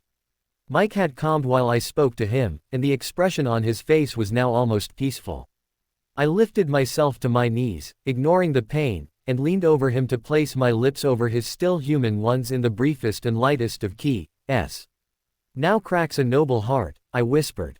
Good night, sweet prince. Then I sat back down and called for Jasper. He and Emmett came in to pick up Mike and me. Emmett carried Mike and his pillow to the back seat of the rented SUV where Alice was already waiting. They settled Mike so that he was as comfortable as possible. Emmett turned to hug me and promised to visit again soon. Carlisle hugged me as well. Then they too got into the SUV and drove away, leaving just me and Jasper in front of the house. When the SUV was gone, Jasper turned and carried me back into the house. He didn't pause in the living room, but carried me straight back to Carlisle and Esme's bedroom, drawing back the covers and depositing me on their bed. He knelt beside the bed so that his face was level with mine and me. The key was firm and possessive, but when I tried to place my arms around his neck to pull him closer, he stopped me and pulled back. Not yet, darlin', he said. Let me get you some water and more Advil and something to sleep in. I'll be right back. I didn't want him to leave, not even for an instant, but the throbbing in my ankle let me know that the medication was wearing off, so I didn't protest. He was back in a few minutes. He handed me a glass of water and pills, which I accepted and swallowed readily. He then gave me one of his t-shirts and left the room so that I could change. The t-shirt was roomy and came down to my mid-thigh, a fairly respectable length for a makeshift nightgown. I pulled the covers over my lower half as an additional layer of protection and called Jasper. He came in carrying the crutches, which he leaned against the bedside table on my side of the bed, and some throw pillows from the living room. He lifted the bed covers and my feet and used the pillows to elevate my right foot. Still without saying anything, he turned off the light and crawled into bed beside me, staying on top of the covers. Touching me only through the covers, he turned me so that I was on my side, my foot still elevated, and pulled me as close to him as the cover would allow. He buried his face in my hair and inhaled deeply. We both sighed. I can't believe I finally have you back in my arms only to have to leave you again, he said, not bothering to hide his frustration. I swore to myself that if I was ever lucky enough to be in this position again, nothing could tear me from your side. And yet here I am, about to break that vow less than 24 hours after I got you back. I flipped over to lay on my other side, facing him, using my folded left arm to support my head while I reached up to touch his face with my right hand. I know the timing is horrible and I hate the thought of you leaving, but without Alice and Edward's powers the family will have a harder time handling Mike, and, after everything that's happened, I owe it to him to make sure that his transition is as painless as possible. I know how big of a sacrifice you're making for me to do this, and I will always be grateful. He shook his head. I don't want you to feel like you owe me anything for doing this, even gratitude. I'm not going to pretend that I'm looking forward to going to Alaska and living with the Cullens again, but I owe Mike too. If he hadn't been in that clearing today, things may have turned out very differently. Victoria may have waited for you to come back to grab you, and then you wouldn't have been able to call me, and, he shuddered. He did more than just play victim, Jasper. Even though she had already hurt him, he tried to help Laurent to stop Victoria from capturing me. He actually charged her, Jasper. It was my turn to shudder as I recalled the sound of Mike's human body connecting with Victoria's marble-like frame. Then I owe him even more than I realized, Jasper said, and since this trip will be payback of my debt to him, you owe me nothing. But even though I know it's something I must do for him, I still hate leaving you right now. He leaned in and placed his lips against my forehead. You know I hate the thought of you leaving too, but even if you stayed it would be nearly impossible for me to see you for quite some time except at night, in secret. Everyone thought that Mike and I were dating, and in respect to him and his parents I have to go through some sort of a mourning period before moving on to another guy. Plus, with my ankle, I can't drive, so I wouldn't be able to come out and see you here. How long will you stay in Alaska? Jasper's brow furrowed. No longer than necessary, but newborn vampires are notoriously hard to control, so it will take a while to teach the Cullens how to handle him, and it would probably be best if I conducted some of the initial training myself. It may take up to a month. He looked at me with concern, undoubtedly wondering if I was going to object to the extended duration. I wasn't upset, though, a plan already forming in my mind. A month might be perfect, Jasper. Mike and I had only been seeing each other for about that long, so a longer mourning period shouldn't be required. Maybe we could ask Esme to pretend that Alice invited me to spend New Year's with the Cullens. I'm sure Charlie would agree to let me go. Then we can spend the new year here and you can come back with me afterwards and we can tell everyone that we fell in love while I was visiting Alice. It would be perfect. And highly ironic, Jasper pointed out. The irony that we were using Alice as the supposed catalyst for our relationship was not lost on me either, but in so many ways it was both the truth and a sort of poetic justice. I looked to Jasper to see what he thought of the plan. I'm going to hate being away from you for so long, but I like your strategy, not the least because it will finally let me pronounce my love for you publicly.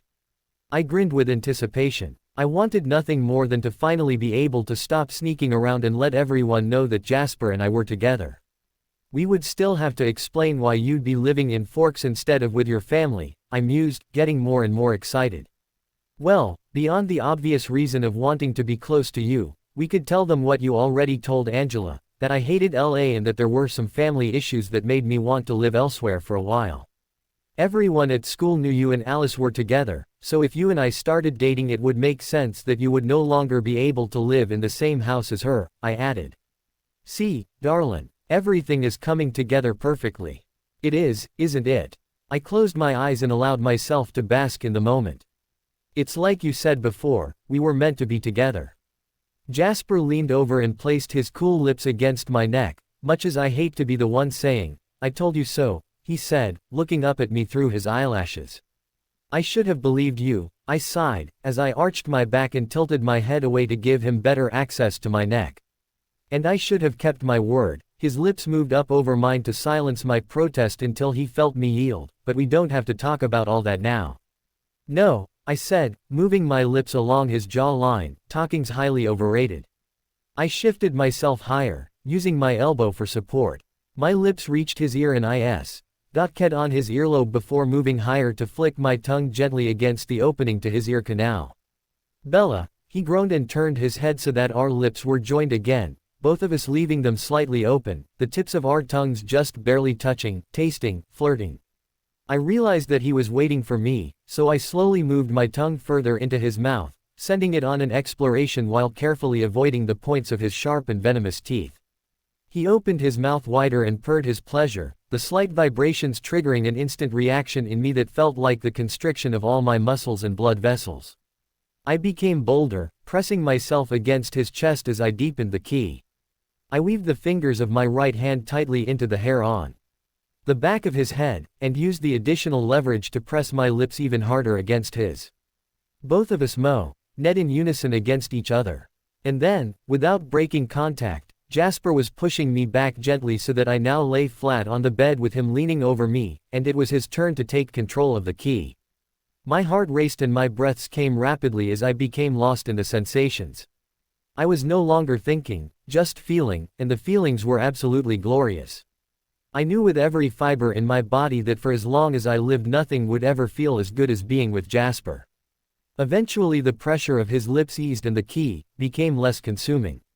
I opened my eyes to find him watching me, his own eyes dark despite the recent hunt.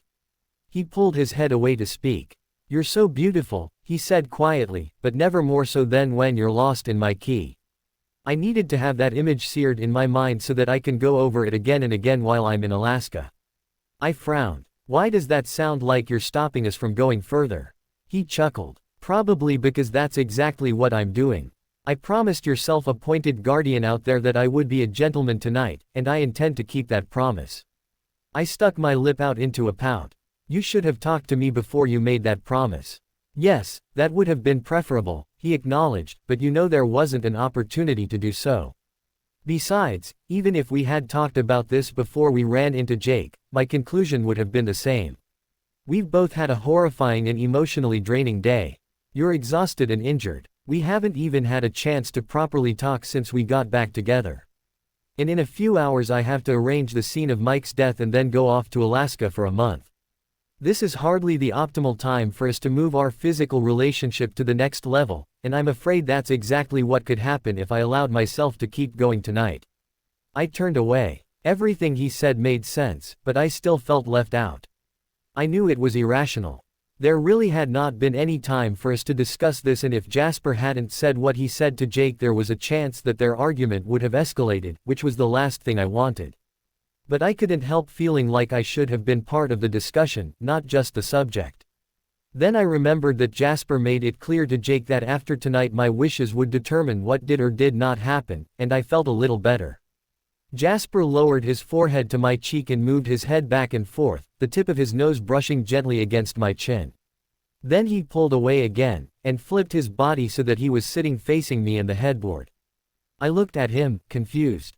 He reached down for my shoulders and pulled me as so I was sitting as well. He piled up pillows behind me so that I could lean back against the headboard and be comfortable. I watched him, feeling like something important was about to happen, but not having a clue what it was. My unease increased when he took my hands in his and looked straight into my eyes. "I love you, Bella. I love everything about you. I love your strength, compassion, selflessness, intelligence, sense of humor. And yes, I love your body. And I want you the way I've never wanted a woman before." He shifted his eyes to the side for a moment. "God, if you only knew," he looked back at me before continuing. "But I also want to do this right. There is no need to rush. You're still human. You're still fragile." I rolled my eyes and looked away. I'd heard this argument from a vampire before. I felt him squeeze my hands and looked back at him. "And that just means we have to be more careful. Go slower. Take it one step at a time. Kind of like my bloodlust training, remember? It may not be necessary. I may have enough control now. But I can't take that risk. Not with you. Do you understand?" I nodded slowly, remembering those first weeks when he had kept his distance. When the slightest physical contact, like my touching his hand, rattled him. Even if I was certain that he would not hurt me, I shouldn't be rushing him. He was right. We had forever. I needed to be more patient and understanding. And Bella, I looked back up at him. "It's not just me, darlin'. I can feel what you're feeling, you know. Sometimes, you're totally ready, but most often you have doubts, you're hesitant. Which is totally natural," he hastened to add when he saw me cringe, "given our rather unconventional and relatively brief relationship." I cocked my head at him. "Unconventional? Whatever could you mean?" He laughed in obvious relief that I hadn't been offended by what he said, then keyed the knuckles on both of my hands. "Anyway, we have the time to do this the way it's supposed to be done. Go on dates, spend time together, get to know each other." His eyes darkened and his voice got huskier, bass by bass. I flushed inside and out at his suggestive tone. The things this man could do to me with just a few words. Maybe he was right. Maybe I wasn't ready for a full-blown Jasper seduction. Heck, I could barely handle being in the same room with him without feeling like a tween fangirl when he spoke like that. Add a gentle touch or and I'd be completely over the edge. It was better to take it slower, let me get more comfortable, feel more confident. "So, what do you say?" And with that I was undone. Despite the fact that everything he said made all the sense in the world and that he was clearly right, and that he must have felt my total agreement with everything he was saying, he still asked. I still had a say. I was completely overwhelmed with love and with the sense of being exactly where I belonged, with the person that I was meant to be with, forever. "Bella, I withdrew my hands from his to support myself as I swung my legs around and, despite the slight pain, lifted myself to my knees and leaned over to key him. I say I love you, Jasper Whitlock, and I'm looking forward to getting to know you. I ed him again, bass, another key, bye, and another, bass. And as my lips touched his one last time he pulled me to him and proceeded to teach me everything I ever wanted to know about first base. Later that night, after I had fallen asleep in his arms, he met up with Jake and they staged the scene of the bear attack for Sam to find the next day. He was back with me when I woke up with a fresh set of clothes that he picked up at my house while I was sleeping. After I was showered, dressed and re-medicated we said our final goodbyes and he handed me off to Jake, with money and instructions for Jake to feed us both before we went back to Newton's. He reminded me to call him and then he was off to spend a month with his once and perhaps future family. The next month was at best difficult, at worst excruciating. Jake and Jasper staged the attack well, so no one questioned the story that Mike had been killed and dragged off by a bear. It would have been easy for me to feign grief, because I did grieve for the death of my human friend, had it not been for my daily conversations with the newly created vampire. Mike needed nearly constant handling. Jasper and the rest of the family were quite beside themselves at his utter unpredictability, mood swings and aggression. Jasper calmed him down as best he could and attempted to teach him control and self-discipline, but he was having a harder time than he had with other newborns. Apparently the only thing that calmed Mike down besides Jasper's power was my voice, and so I spent each lunch hour on the phone with him reading him the latest books by his favorite authors and more time on the phone each evening just talking to him about anything and everything, especially what was going on in Forks. It seems that unlike most newborns, Mike actually retained a great deal of his human memories, and he wanted to know more about his past human acquaintances than anyone suspected he would. Mike's funeral was a somber affair, with the whole town of Forks as well as many people from La Push showing up in full force. Only a small number of people could actually fit into the church for mass, so outdoor speakers were set up for the people gathered outside. Despite the cold weather, there was a large crowd. Even more people showed up at the cemetery. Charlie and I sat with the Newtons both in church and at the cemetery. Even though we were not technically family, Mrs. Newton had insisted, and neither one of us had the heart to deny her. The Newtons each spoke at the cemetery, recalling their favorite moments with Mike. I spoke as well, and while delivering the eulogy was difficult, composing it had been easy. I may not have loved him romantically, but Mike and I had grown close and developed a bond strong enough that I could write a completely honest and heartfelt goodbye. Other students from Forks High School spoke as well. Tyler and Ben each spoke about their friendship with Mike, and Jessica delivered a very poignant farewell.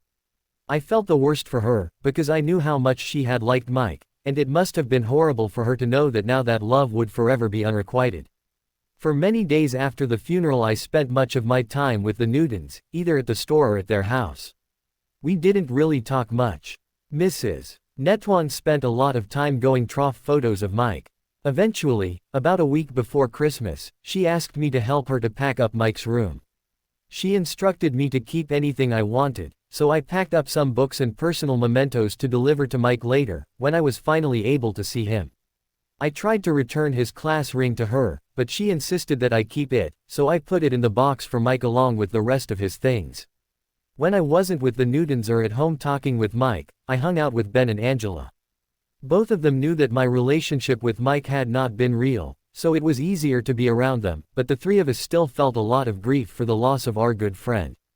Sundays were my days of refuge from Forks, as Charlie and I went back to having breakfast with Billy and Jake at La Push. After breakfast, Jake and I would hang out in the garage and talk while he worked on his car.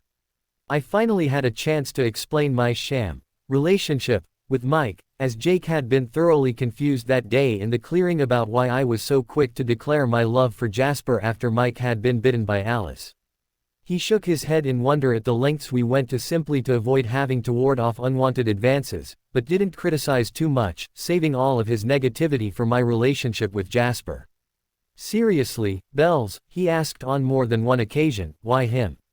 Why not a human? I should have been annoyed, but I knew he was only looking out for me and acting out of prejudices against vampires that had been ingrained in his genes for centuries. Jasper is perfect for me and you can't help who you love, Jake, I answered patiently. Don't I know it, he huffed one day.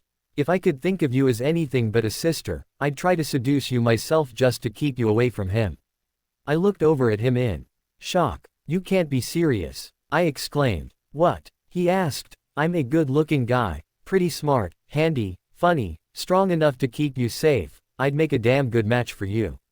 I think it's your modesty that would have won me over in the end, I said sarcastically. And was I going to have any choice in the matter? Oh yeah, 'cause if I really turned on the charm you would have been able to resist, he smirked. I'm not sure there's enough charm in the universe to make me think of you that way, Jacob Black. I think of you as a brother, for crying out loud. He hung his head. Yeah, I know. Like I said, that's my problem too. He looked so dejected I couldn't help but run my fingers through his closely cropped hair. I appreciate the thought, Jake, no matter how warped, but I don't need saving from Jasper. He loves me. He would never hurt me. He turned his head and looked at me from the corner of his eye. I guess deep down I know that, but I'm still scared for you. Scared of what you might be considering. I stayed silent. We both knew what he was alluding to, and I was not going to go anywhere near the subject willingly. No matter what his suspicions might be, I didn't need to confirm them to Jake, especially when there was a chance of a completely irrational reaction on his part, not to mention feelings of anger, pain and betrayal. There would be plenty of time to tell him later, when the time for my change finally arrived. The men spent Sunday afternoons watching sports at the Clearwaters, while I hung out with Emily. I told her about our plans for Jasper's return and was glad to hear that she approved. I also told her about the discussion Jasper and I had on our last night together, and she approved of that too. He's being responsible, Bella, and sensitive to your needs. I mean, how much experience do you have, exactly? I blushed. It's been a long time since Renee and I had the talk, and I really haven't spoken with anyone about this subject since then. Not a lot, I admitted. Edward would barely key me, he was always so afraid of losing control. Don't get me wrong, the keying was great, but he would always stop me if I tried. Well, let's just say he was more disciplined than I wanted him to be. Emily raised an eyebrow and her lips lifted in a knowing smile. And Jasper? Well, Jasper isn't as reserved. The keying is more intense. I thought back to the key, on the beach, before Alice's phone call ruined everything. Really intense. Emily's eyebrows drew together and she turned her head, puzzled. I felt myself turning an even brighter shade of red. Oh, she exclaimed suddenly, and he didn't. I shook my head. It was just a really hot key. Lucky girl, she said and smiled. I hope you appreciate how rare that is. It is, I asked, curiously. I didn't think it was that common, but I honestly didn't know. Yeah, she was laughing now. He must be really something. I didn't think it was possible for me to get any redder than I felt right now. Yes, he is, I said quietly, not looking at her. Hey, she said playfully, it's nothing to get embarrassed about. I think it's great. I mean, with keys like that you can really afford to take your time. But what if I don't want to take my time? I asked her, hesitantly. I mean, I'm over 18. I'm a woman. I don't want to wait too long. Emily shifted closer to me on the sofa and put her arm around me. You know, there's nothing wrong with waiting, Bella. Sometimes we rush things, convince ourselves that we're ready to do things we're not really ready to do. But it's not a race against time. These experiences that we're rushing to aren't going anywhere. And in your case, with Jasper, with all the harm he can cause if his control slips just a little, it makes all the more sense for you to be patient, take a little extra time, concentrate more on the keying. She laughed again. Oh, honey, if I were you and he was amenable, I'd be doing a lot more keying. Emily, I complained. The way she was teasing she almost made me regret telling her. Thankfully, she understood. I'm sorry, Bella. All I mean is that you have lots of time and you should enjoy the journey as much as the destination. Stop and see the sights along the way, enjoy the scenery. I giggled. I certainly had nothing against sights and scenery. Glad you like the metaphor, Emily said with a smile. Do you understand what I'm saying? If Jasper wants to be a traditional, for goodness sake let him, at least for a while. He's a mature man with mature needs and believe me, he wouldn't be trying to slow things down unless he really felt it was in your best interest. There's always time to pick up the pace later. Thanks, Emily, I said and looked down at my hands. I suppose considering I have no idea what I'm doing, slowing down is not the worst thing. Emily took a deep breath. Right, no idea what you're doing. I forgot about that part.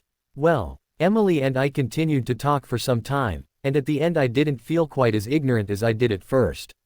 Before I left that afternoon I made her promise not to say a word about our conversation to Sam, and she readily agreed. We both realized that if Sam knew what we talked about, Jake would know as well, and neither of us wanted to know how he would react to even the possibility of me doing some of the things Emily and I had discussed. For that matter, Emily said Sam would probably feel the same as Jake. So I was fairly certain that my private discussion would remain private, as Emily and I both laughed at the fact that a wolf could keep nothing from his imprint, but the imprint did not have to share everything with the wolf. I didn't pay as much attention in school as I should have, but my grades didn't suffer, since most of the teachers seemed to go out of their way to cut me slack due to what happened to Mike. I would have felt guilty, except that most of the reasons why I didn't have time to study harder had to do with Mike. Still, I was glad when finals were over and we were out for winter break. I hoped everything would be back to normal when we returned in January. Christmas was a quiet holiday. Charlie got a small tree and we decorated it with a box of ornaments and lights he had stored in the garage. Many of the ornaments were handmade by me when I was younger, back when Renee believed store-bought gifts were too materialistic and insisted that we dabble in arts and crafts instead. I didn't enjoy making the ornaments at the time, but now they brought a certain sense of nostalgia. Jake and Billy came over for Christmas Eve dinner, and we exchanged presents. Everyone got Billy and Charlie new fishing lures, so the two were well equipped for the next fishing season. Jake had carved me a beautiful little wooden wolf figurine which hung from an adjustable leather cord that I promptly hung around my neck. I gave Jake a metal figurine which I commissioned specially for him from a Colorado artist I found on the internet. The figurine was of a wolf with a collar from which hung two small bells.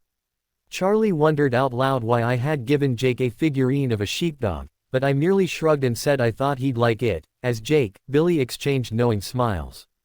Charlie and I ate breakfast Christmas morning together and exchanged our presents.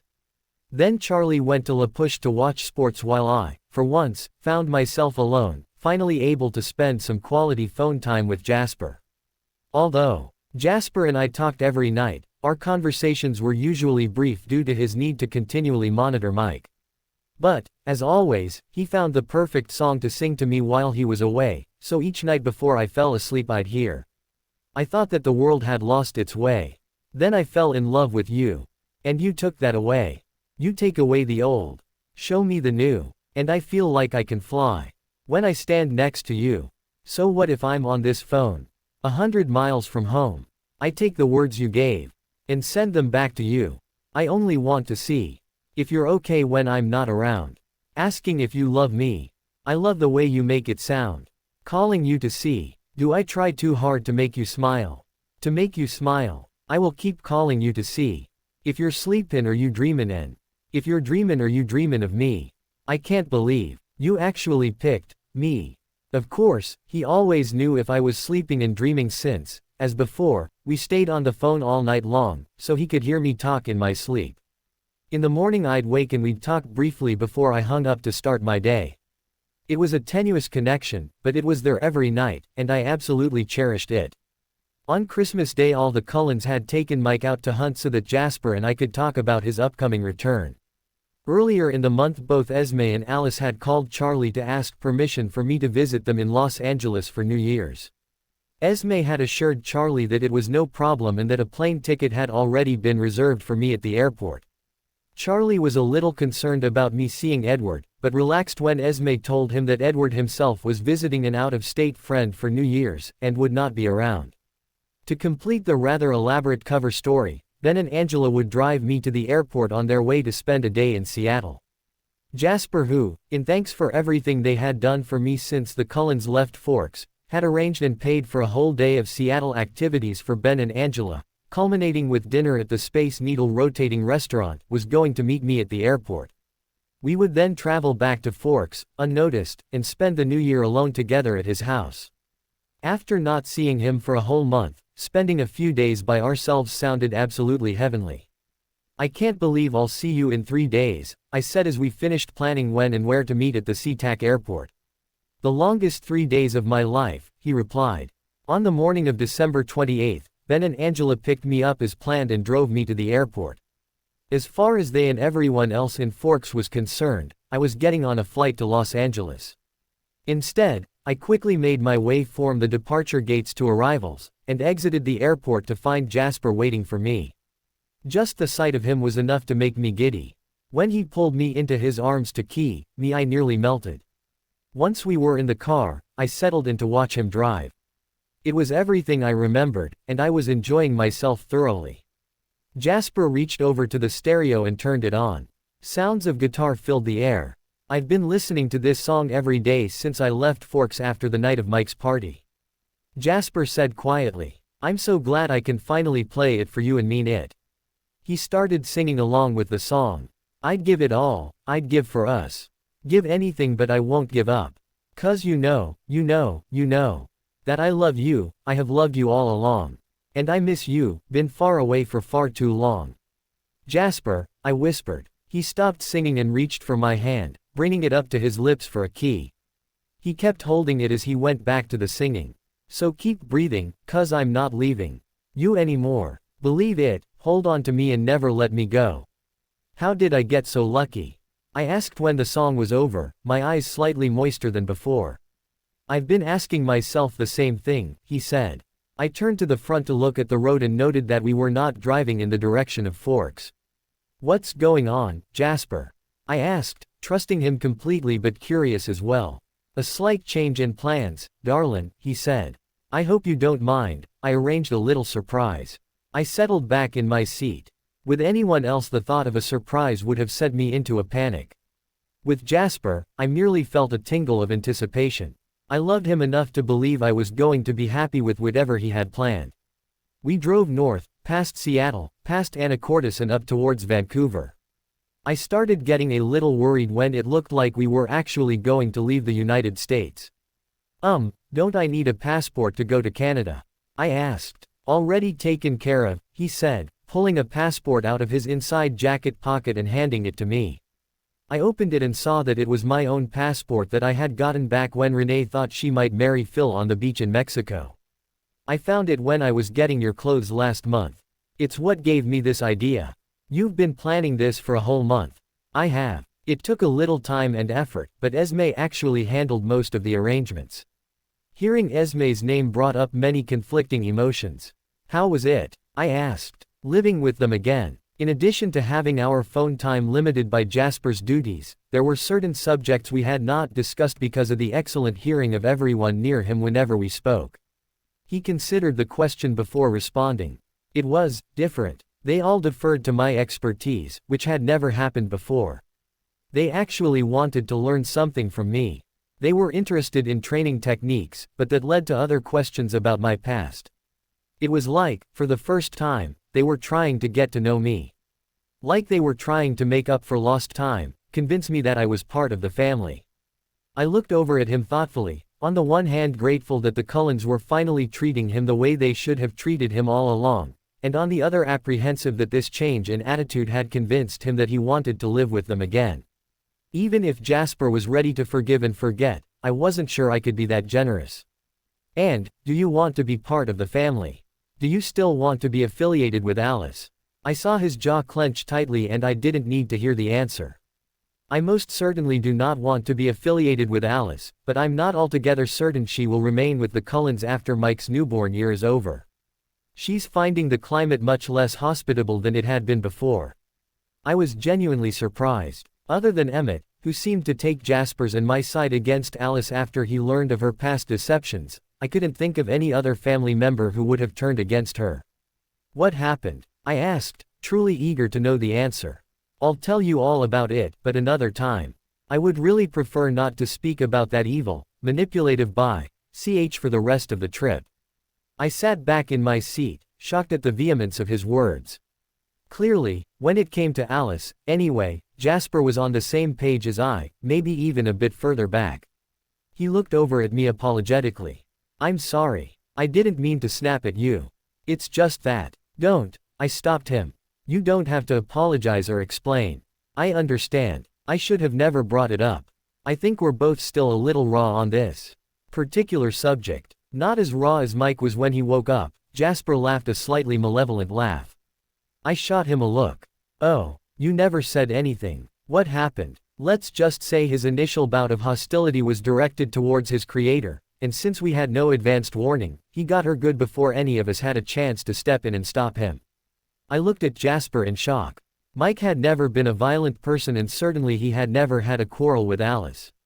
Jasper must have sensed my confusion. He heard everything while he burned Bella, and he heard it all 3 times. Once when she was explaining everything to us, once to Carlisle and Emmett, and the 3rd time for Rosalie and Esme. You know how protective of you he's always been, so when he heard multiple times how Alice hoped for your death, it didn't exactly make him happy. As soon as he could move he went after her. He was so fast and strong, none of us had a chance to stop him. It was hard enough to pull him off her.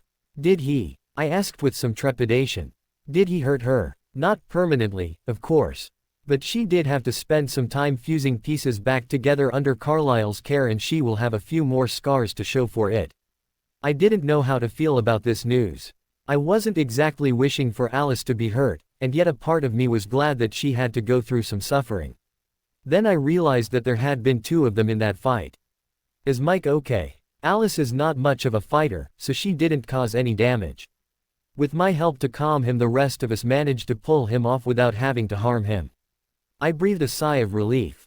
Jasper threw me a searching look, but didn't say anything. I know he attacked her, but it wasn't really his fault, was it? I mean, the whole thing about being a newborn is that he can't control himself, right? I just don't want him to be hurt anymore because of me. I already took everything from him. His family, his friends, his future. He had plans, you know. He had his entire life planned out before I even thought about what I wanted to do after graduation. And yet I'm still here and he's. A couple of tears slipped out of my eyes. Jasper reached over to take my hand. He's all right, darlin'. You spoke with him. You know he understands. I know. I sniffed. But still. He squeezed my hand and then relaxed his grip, but continued to hold it. We didn't talk for a while. Eventually I sighed and smiled over at him. I love you, Jasper. I love you, Bella. And just like that we struck an unspoken pact to stop talking about Alice and Mike, and to simply enjoy our reunion. We crossed the border into Canada without any trouble and soon we were approaching Vancouver. Jasper drove to a parking garage near the airport, where we left the car, taking a shuttle to the terminal. Where are we going? I asked, unable to stifle my curiosity. We're flying to Saskatoon, he said, sporting an enigmatic smile. From there we'll drive for a bit until we reach our destination. I rolled my eyes, but I knew he realized I was enjoying the mystery. The flight to Saskatoon was direct and relatively short. On landing we were greeted by a Canadian gentleman who supplied us with a Ford Explorer, which looked to be loaded up with supplies a couple might need for a long weekend getaway. Jasper drove us further north, following the signs to Prince Albert National Park. The roads became narrower as we drove, until eventually we turned off onto a snow-covered, barely marked path. Jasper just smiled when my eyebrows lifted in question as we headed straight for the tree line. Almost there, he said, laughing. I sniffed, refusing to take the bait. We drove into the forest and the snow-covered trees blocked most of the light, making the drive a little bit eerie. Not much later, however, we passed through the trees and we were in a huge, gorgeous clearing. In the center stood a large, beautiful log cabin. As Jasper drove around the cabin to the back, I realized that it had been built into a slope to create a lower level that was invisible from the front. I looked around the back of the cabin as Jasper got out to open the garage door. There was a deck that ran the full length of the cabin on the upper level. It looked like the lower lever was split between the garage and a room with a huge patio door that led to a lower tier of the deck with a built-in hot tub. Jasper pulled the Explorer into the garage, closed the garage door and turned on the lights before opening the passenger door to help me out. He grabbed my hand and pulled me towards the door that separated the garage from the rest of the cabin. We entered through a mud room, equipped with snowsuits and a variety of other winter gear. Beyond the mudroom was a large recreation room, complete with a home theater area, a pool table and several pinball machines. I looked at Jasper with wide eyes, but he just grinned like a little boy and pulled me to the oak staircase that led to the upper level of the cabin. Upstairs, the outside walls of the log cabin had been left unfinished and remained relatively unadorned except for their own rustic beauty. The front of the cabin was a large open space with a kitchen, dining area, and a living room equipped with another large screen TV as well as a computer workstation built into a wall of fully stocked bookcases. I barely had time to absorb what I saw before being pulled into a narrow hallway in the back of the cabin which led to the sleeping quarters. The bedroom on the left had an adjoining bathroom that could also be entered from the hall. The bedroom on the right, obviously intended as a master bedroom, had a large, private, adjoining bath. Every room was beautifully decorated in a simple and tastefully subdued manner. "Wow," I said after I finally had seen everything and we were back in the living room. "What is this place? Do you like it?" Jasper asked. "As if you didn't already know," I replied. "I love it. It's beautiful." "Whose is it?" "It's ours." "Ours?" I scrunched up my face in question. "Well, technically it's mine, but of course what's mine is yours now and I purchased this property expressly with you in mind." He was looking at me intently, as if willing me to understand something unspoken. "I hope to spend a lot of time here with you real soon," he prompted, when I didn't respond. Oh, even I couldn't miss a clue that big. This was where he intended for us to live during my newborn year. I looked around again with fresh eyes. The cabin was truly lovely and comfortable, but I wondered how much of this I would be able to appreciate as a crazed newborn. "I wanted to spend this time here with you so that you could get used to it. So that when we come back it will already be familiar. I think that will help you." "I'm sure it will," I said quietly, looking around again. "Is something wrong, darlin'?" Jasper asked. "If there's anything you don't like, we can change it. If anything seems missing, we'll get it. Or we can choose to stay elsewhere altogether." He was always so caring, so considerate, trying to anticipate and meet my every need. How could I explain that it wasn't the place that worried me, as much as what it represented? "Are we far enough away?" I asked timidly. "From people?" "We are. The nearest human neighbors are over 40 miles away. Much too far to smell their blood. There may be hikers who get closer, but I will be sure to keep a lookout for them and we'll do most of our hunting at night." "I see." Suddenly it all felt too real, too close. I wasn't ready for it. I loved Jasper and wanted to spend eternity with him, but I just couldn't see myself hunting animals and draining them of their blood. Jasper came up behind me and wrapped his arms around me, resting his chin on my shoulder. "Trust me, Bella," he said, misunderstanding my distress, "I will make sure you never harm a human. We won't need to go far to hunt around here. There is a creek behind the house, so some animals will actually come to us. And, as you know," he lowered his voice to a breathy whisper, "I plan on keeping your mind focused on other activities." Ah yes, other activities. I had forgotten of his cunning plan to redirect my attention away from my newborn bloodlust. Suddenly all apprehensions about hunting animals faded into the background. I turned my head just as he turned his and our lips met in a soft key. "You're a tease, Racer." "Maybe," he said against my lips as he turned my body in his arms in what felt like a luxurious slow dance. "Do you want me to stop?" His right hand slid leisurely along the length of my left arm, gently lifting it over my head so that my back arched and my chest pressed into his. He pushed me lightly to lean against the bookcase as his lips crashed into mine. I didn't have to respond to his question verbally. My throaty "n" was response enough. Suddenly I felt a vibration and Jasper pulled back, grimacing as he pulled the phone out of his pocket. He glanced at the display and his frown deepened. "Hello, Carlisle," he said after accepting the call. I watched as he listened to what Carlisle had to say. "We've discussed this," he snapped, clearly irritated. "I thought you all would be able to handle him. This isn't exactly convenient." I could hear Carlisle's voice on the other end of the line, but I couldn't make out what he was saying. "Fine," Jasper finally said. "I'll ask her. But she can't just be at your beck and call. You all have to figure out how to do this without her." My eyebrows shot up in question. "Apparently Mike is quite agitated because you missed your noon call with him and they haven't been able to come up with a way to calm him. Carlisle is wondering if you wouldn't mind speaking with him for a little while." I bit my lip. My first instinct was to agree right away, but then I realized that Jasper clearly was not expecting to share my time with anyone on this trip. I didn't know what to do. It's all right, Bella, he said resignedly. Here, talk to him, he said as he handed me the phone. I'll unpack the car. I put the phone up to my ear. Hello, I said hesitantly. I'm so sorry I'm asking you to do this, Bella. I know I'm intruding on your and Jasper's time together. But without Jasper here we just haven't been able to think of anything to reduce his anger. Carlisle sounded both apologetic and distraught. I'll see what I can do, I said. Put him on please. Bella. There was a note of mistrust in Mike's voice. It's me, Mike, I replied, trying to make my own voice as soothing as I could. You didn't call to read. He was clearly hurt and I felt bad for failing to plan for this. I should have warned him that when Jasper came back I wouldn't be able to call him as often. There was a slight change in plans today and we've been traveling. I didn't have a chance to call. Traveling? Where are you? Are you coming here? He was both anxious and hopeful. I hated having to disappoint him. No, Mike. We talked about this, remember? I won't be able to visit for a while yet. Being so near a human would be too tempting for you. I don't think so, Bella.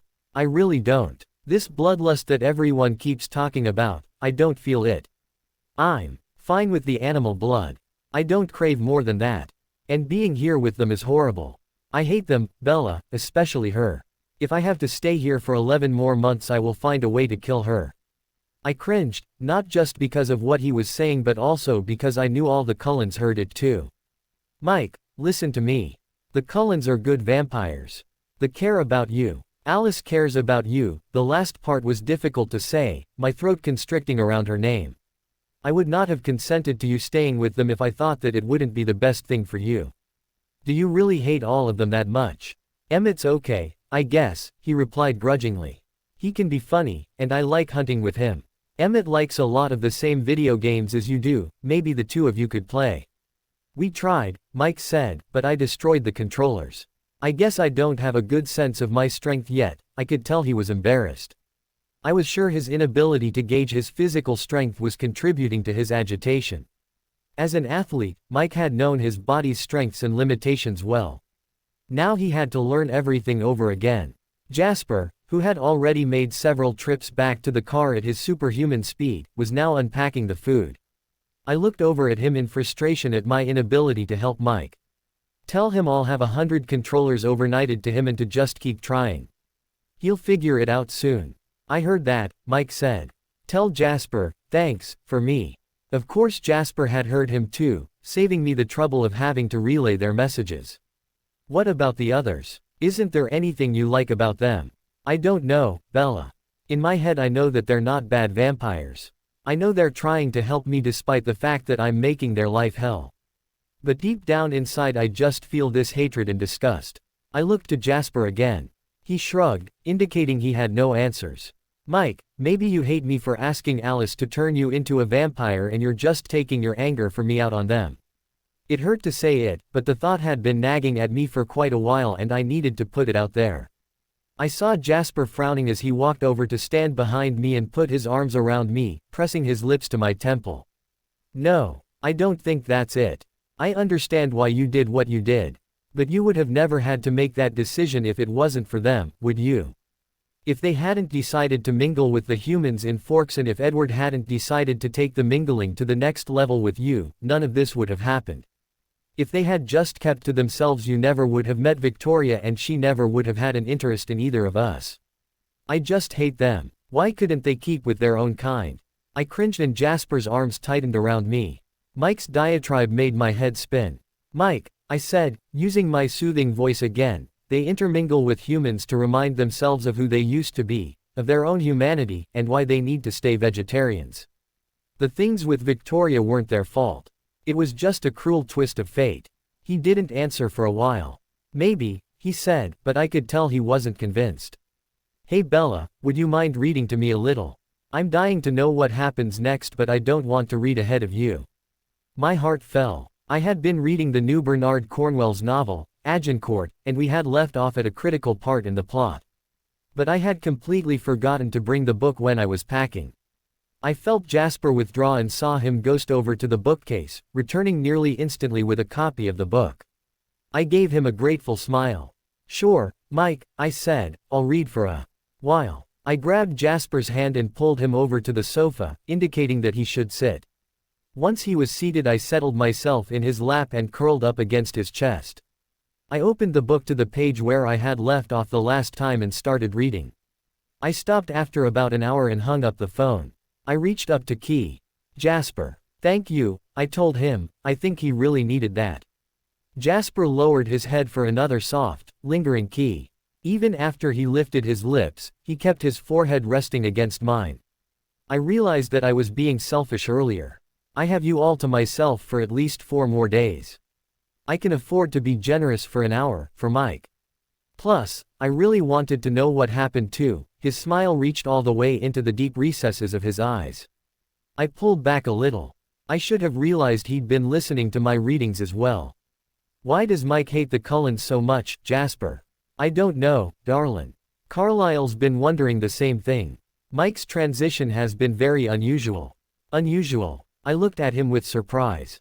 You never said anything. We didn't want to worry you, or him, especially since it may not mean anything, but there were several things that are, he corrected himself, a bit odd.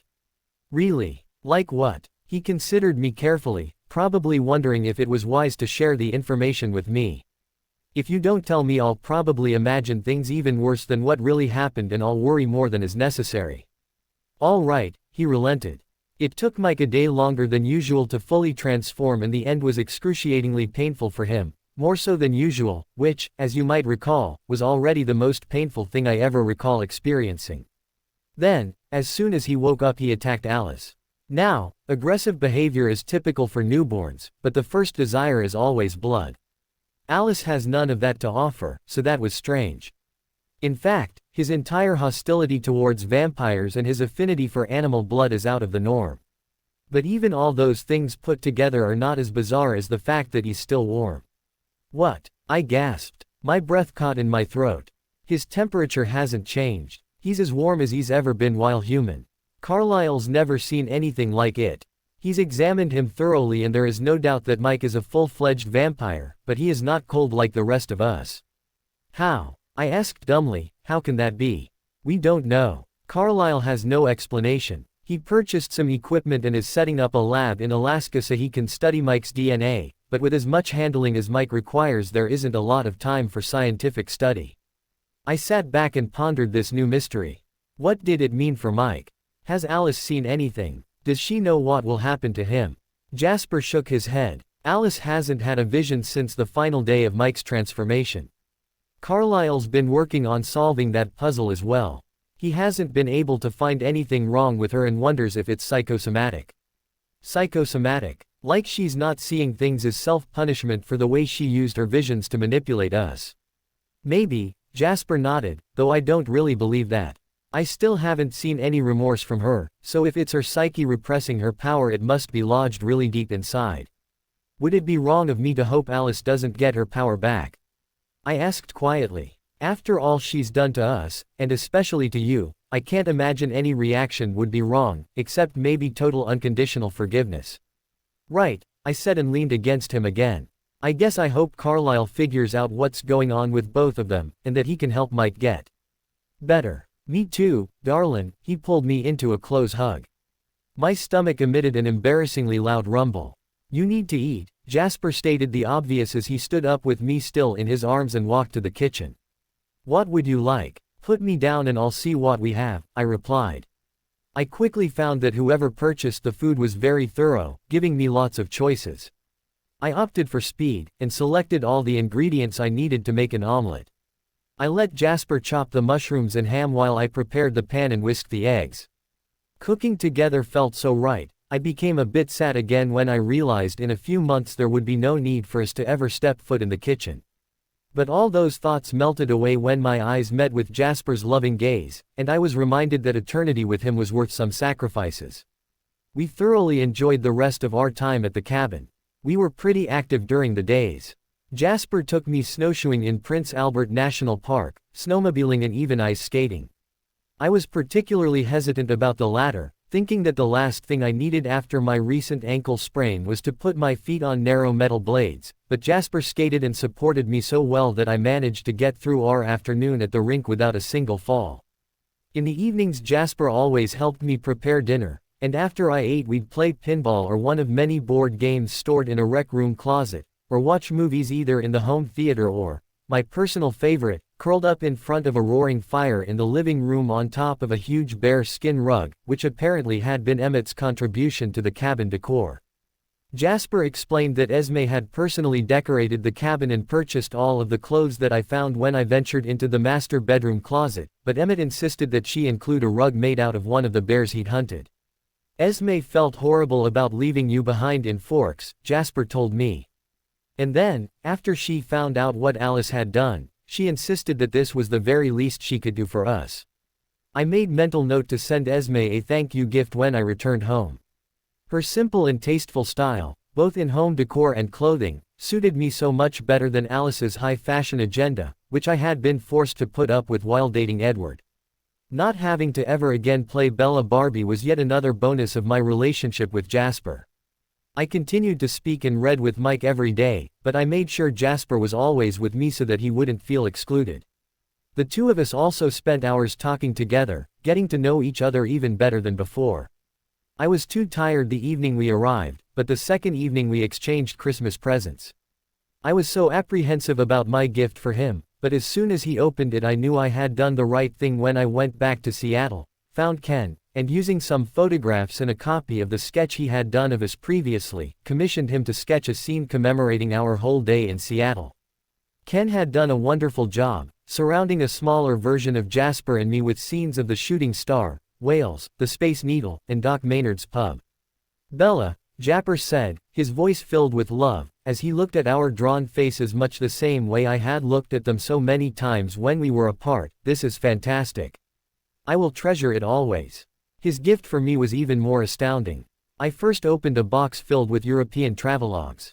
You remembered. I remarked excitedly, can we watch a few of them right now? In a minute, he replied, after you finish opening your present. I was confused, not knowing exactly what he meant, until I saw an envelope taped to the bottom of the box. I opened the envelope to find undated plane tickets and a trip itinerary. I quickly scanned the different stops: London, Paris, Brussels, Amsterdam, Barcelona, Vienna, Prague, the list went on. I lifted my eyes in question, not willing to believe what I was reading until I heard it from him.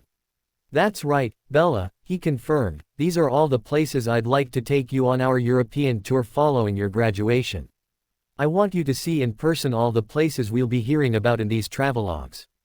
I was too excited to speak, so instead I leaned forward, resting my weight on my arms, planted firmly on either side of his hips, and covered his face with so many keys. He soon was laughing with me and we were tumbling backwards onto the rug as the keys turned from playful to passionate. As our lips and tongues and hands teased and explored, all I could think about was how perfect my life was turning out and how lucky we both were to have found each other. Later that evening we went out for a walk. Moonlight reflected off the freshly fallen snow, illuminating the clearing better than streetlights. We walked holding hands, or as close to that as was possible given the thickness of my gloves, and we said little, preferring to listen to the silence of the perfect night. I looked up at a sky full of brilliantly bright stars and felt my universe align. And as self-conscious as I was about singing in front of Jasper, he of the idyllic honeyed voice, I couldn't help but softly start singing the song that jumped into my head. Suddenly the world seems such a perfect place.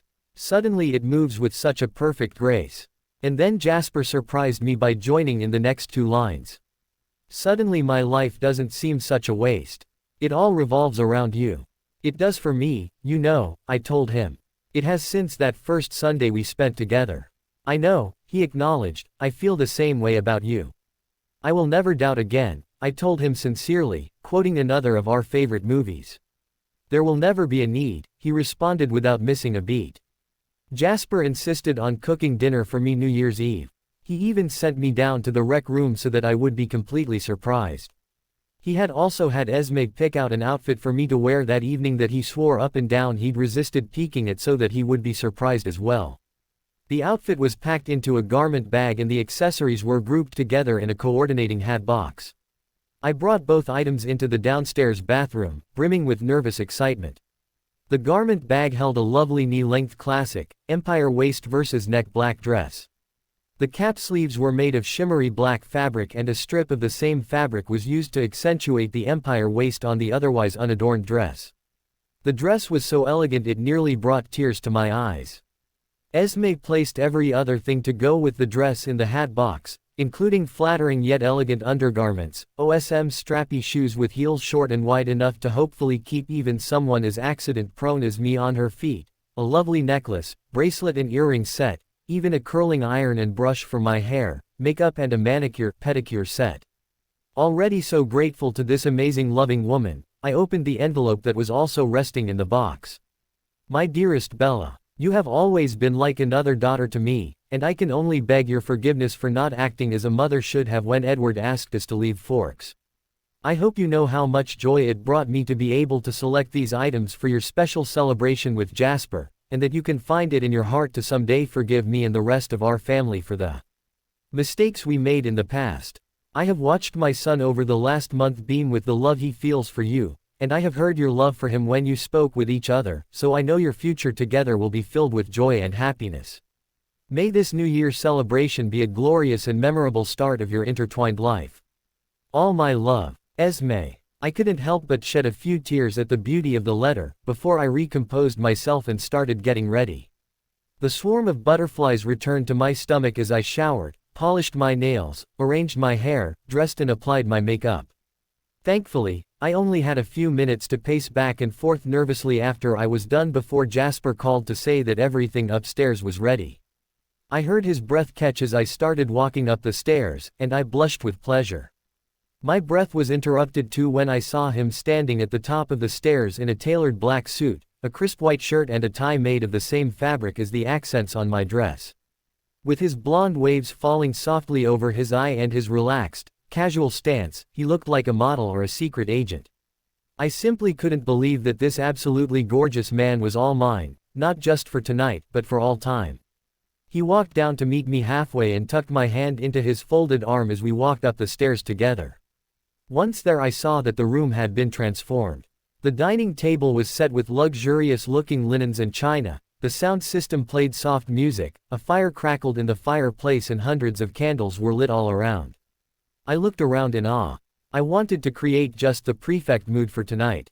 Did I succeed? Jasper asked quietly, though he had to sense already how amazed I was. It's so beautiful, I said breathlessly. Not nearly as beautiful as you, my love. I looked down, pleased but a bit embarrassed too. Esme gets all the credit. She did a wonderful job picking out the. He reached for my chin and tilted up my face, silencing me with a key, before I could finish my sentence. Esme may have helped with the setting for tonight, darlin', but you are the diamond, the only true beauty in this room. Oh, I don't know, Racer, I teased, you're pretty amazingly handsome yourself. I stifled his protest in the same manner as he stifled mine.